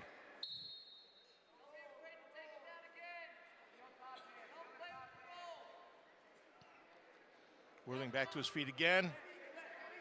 Wilson, another lift, brings him back. Granby's out, faces off, doesn't clear the leg. Wilson doing a nice job of kind of just dropping on the leg. Now he's in that outside single, locking through the crotch, trying to dump Worthing to his back. Worthing holding on to that foot. Wilson still in control here. Riding time up to a minute 55. We get a stalemate, minute 52 rather. We get a stalemate with 52 seconds to go here in the second period. Probably what Worthing needs there to get the restart. He was not in a good position, and really Wilson was in no hurry to go anywhere from there.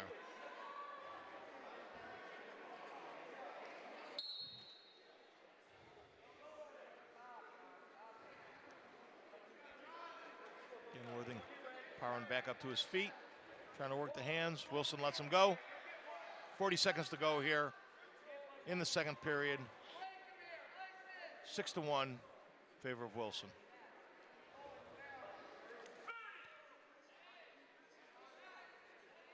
Wilson also with over 2 minutes worth of riding time. Wilson doing a nice job of staying square against kind of Worthing, gets a half shot off on him there.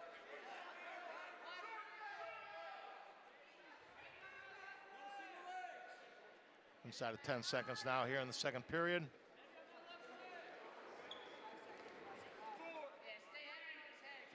Two, one, and that should do it. We'll go to the third. Wilson up 6-1. 2 minutes of riding time. And Worthing's going to choose neutral. I really think that's his best chance here. He needs to be on his feet. I don't think the time is worth the point. Got to really try to make something happen. Hasn't showed the ability to finish off anything on Wilson yet. Wilson, if the shots are sloppy, Wilson will make Worthing pay for it. High crotch, backs out of it quickly.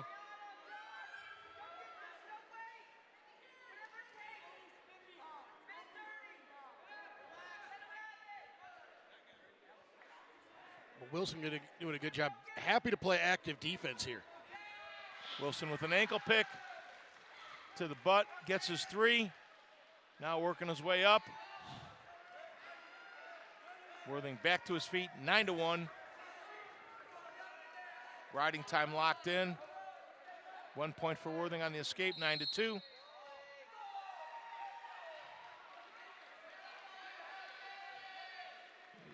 The rider coaches aren't real happy with the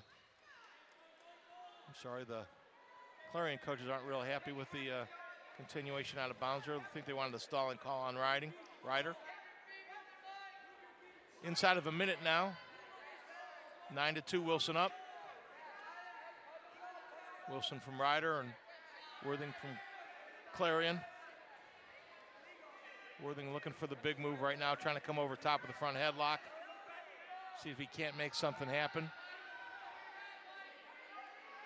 Got illegal hold here.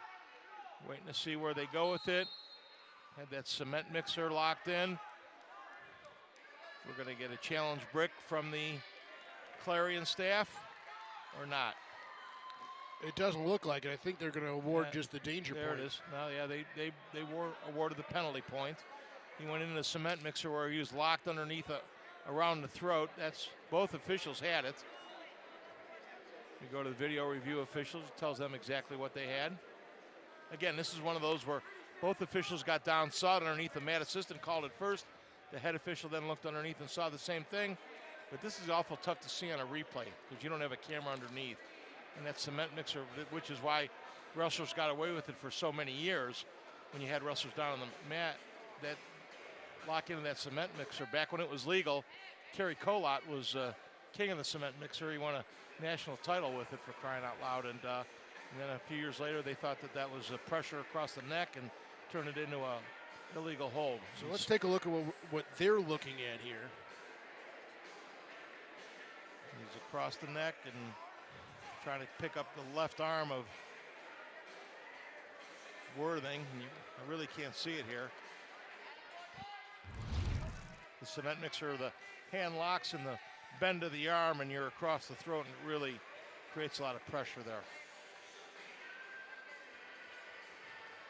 I would think that it would be illegal simply because of its being potentially dangerous. Well, and as soon as you cut off the airflow, you're potentially dangerous or illegal. But again, for so many years, it's underneath, so you really Right. have a hard time seeing it. And like I said, nobody used it better than Kerry Kolak did.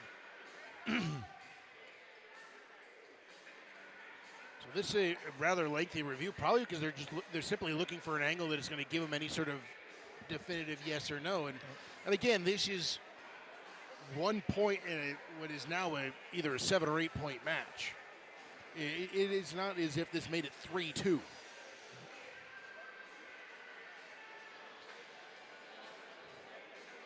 But with 33 seconds left and Worthing trying to wrestle his way into the national tournament, you understand why they're challenging it, because, hey, if you get a takedown and some back points, Even a 7-pointer doesn't put him back in this. Well, if they take the point away, it does. right. But you'd need that sort of. Riding time is locked in, though. So Yeah, that's essentially true. That would make it 11-2.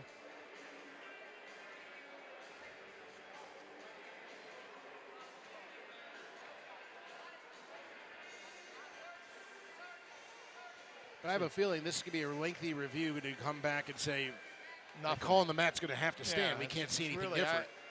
You can only look at it so long, and you only have 2 angles down there.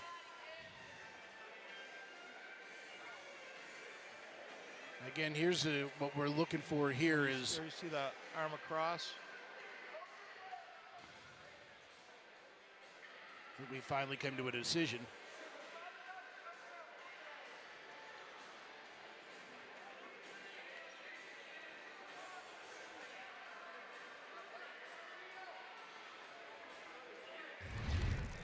Call stands. Penalty. 1 point.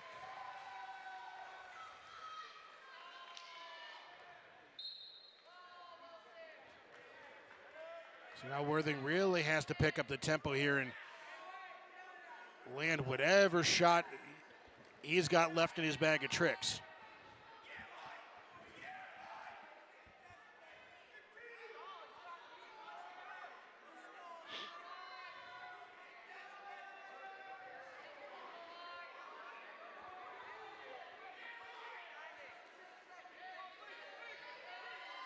Two and one, and that's going to do it. Wilson's going to hang on and survives the challenge from Worthing, and he'll be going to the national tournament, so congratulations to him. Weight of the world lifted off his shoulders. That's tough to know. You got to come back and wrestle that match after you lost a tough championship match. And Kramer was all over him start to finish, and now we go Blake Schaefer And Sam Mitchell. Two guys that are all too familiar with one another. Really contrasting styles. Absolutely. These two did not meet up when Kent State and Buffalo wrestled each other earlier this year. The only time they've wrestled was a year ago in January 23, and Schaefer won via pin. Schaefer wants that wide open, let's get into some flurries kind of match. And Mitchell, we saw Mitchell in his loss here that he was vulnerable to the takedown. Smith really kind of got after him. 3 high crotches on him to take him down. Did 3 takedowns on him. That time Mitchell, again, with that little drag by, trying to pick up the ankle on that. We saw that in his first 3 matches. That was his takedown. But Schaefer kind of wise to it and gave him the okie doke.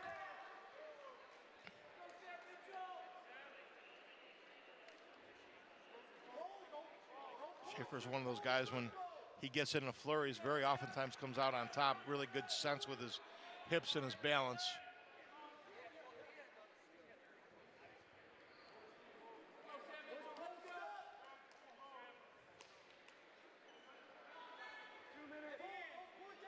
And there's Mitchell with that arm drag, and Schaefer stepping through it.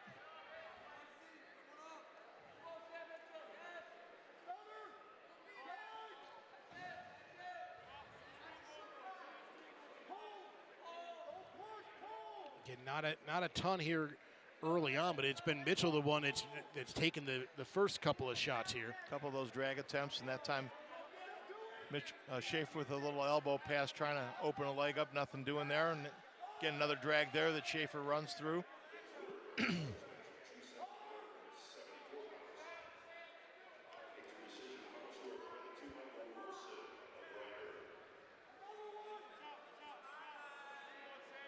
So this is the final match of the Mid-American Conference tournament. This to figure out who at 197 pounds is going to get that second auto bid. A little upper body here. Mitchell with the underhook, switching back and forth off of underhooks.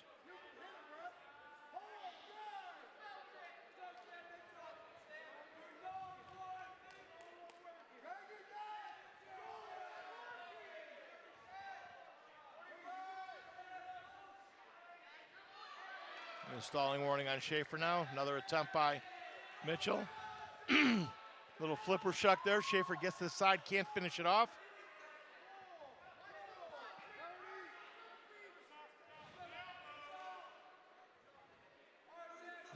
Really with a leg attack so far. Mitchell with 3 or 4 drags and that Schaefer ran through, and Schaefer with a little flipper shuck that he can't get an angle on. But 10 seconds left here. That's plenty of time for both these guys, the way that we've seen the pace pick up in matches at 197. But 3, 2, and 1, that's going to be a scoreless opening period.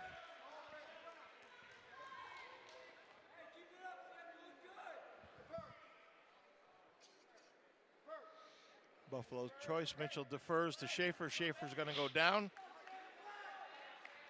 0-0 as we enter the second period here in our last match of the evening. Schaefer to his feet. Mitchell really strong his return. Schaefer tries to Granby out. Mitchell does a nice job of following with it.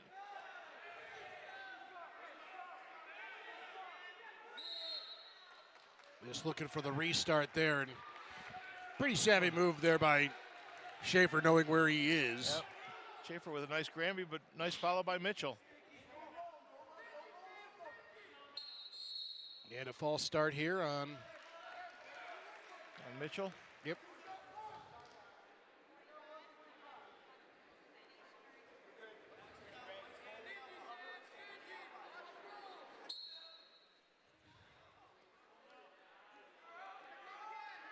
Schaefer back to his feet again.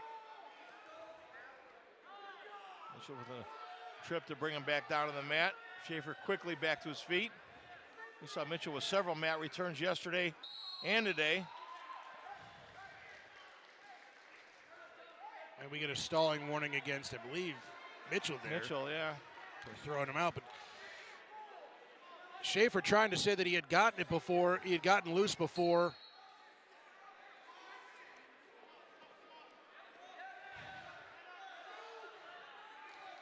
But Schaefer again. Schaefer doesn't get the quick start off the whistle that time. Mitchell working on top a little bit. Schaefer again back to his feet. Working the hands. Mitchell pulling him out of bounds. I'd be surprised they don't give Schaefer a point here. Nope. That's what Coach Andrasi is asking for. Again, reason we're wrestling for a true second is these guys have one common loss, and that is to the champion, Ben Smith. So Schaefer has taken over a minute here to get free of Mitchell's grasp, but that's why we're still scoreless.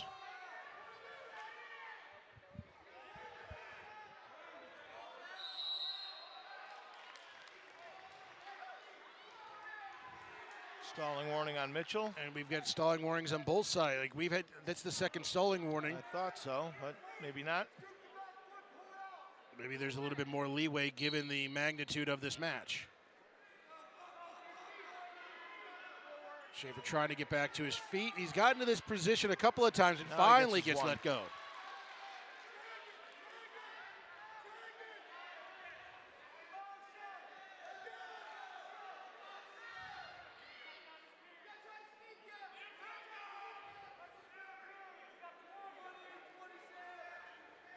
And back in those collar ties. Trying to work an underhook.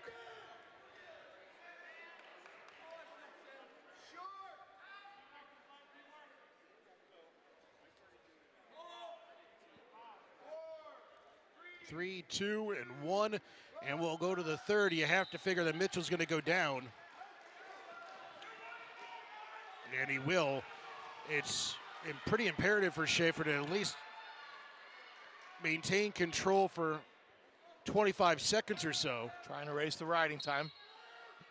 Mitchell quickly up, Schaefer into a crab ride, Mitchell out in 3 seconds. So Mitchell essentially with a 2-1 lead right now. Minute 50 to go in the bout, 1-1 on the board, but Mitchell has riding time.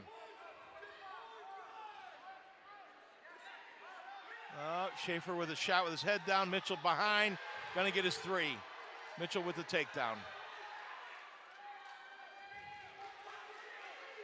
Just not a good, and Schaefer coming up out of that, and we get a potentially dangerous call. It's a quick whistle there. The Kent State staff doesn't like it. No. Schaefer thought he was coming up around for the reversal on that one. Referee's going to put him back down. He's down 4-1 right now.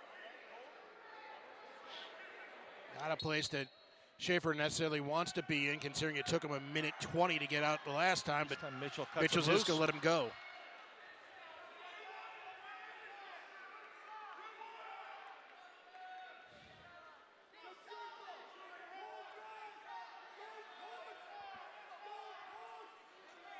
Schaefer got to get some kind of offense going here.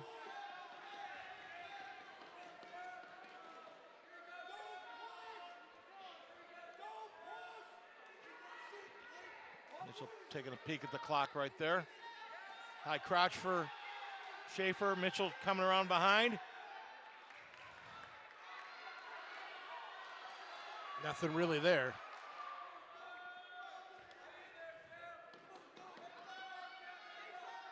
.40 seconds.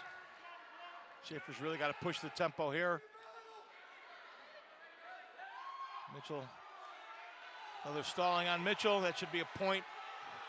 That's huge if Schaefer's able to get a takedown here.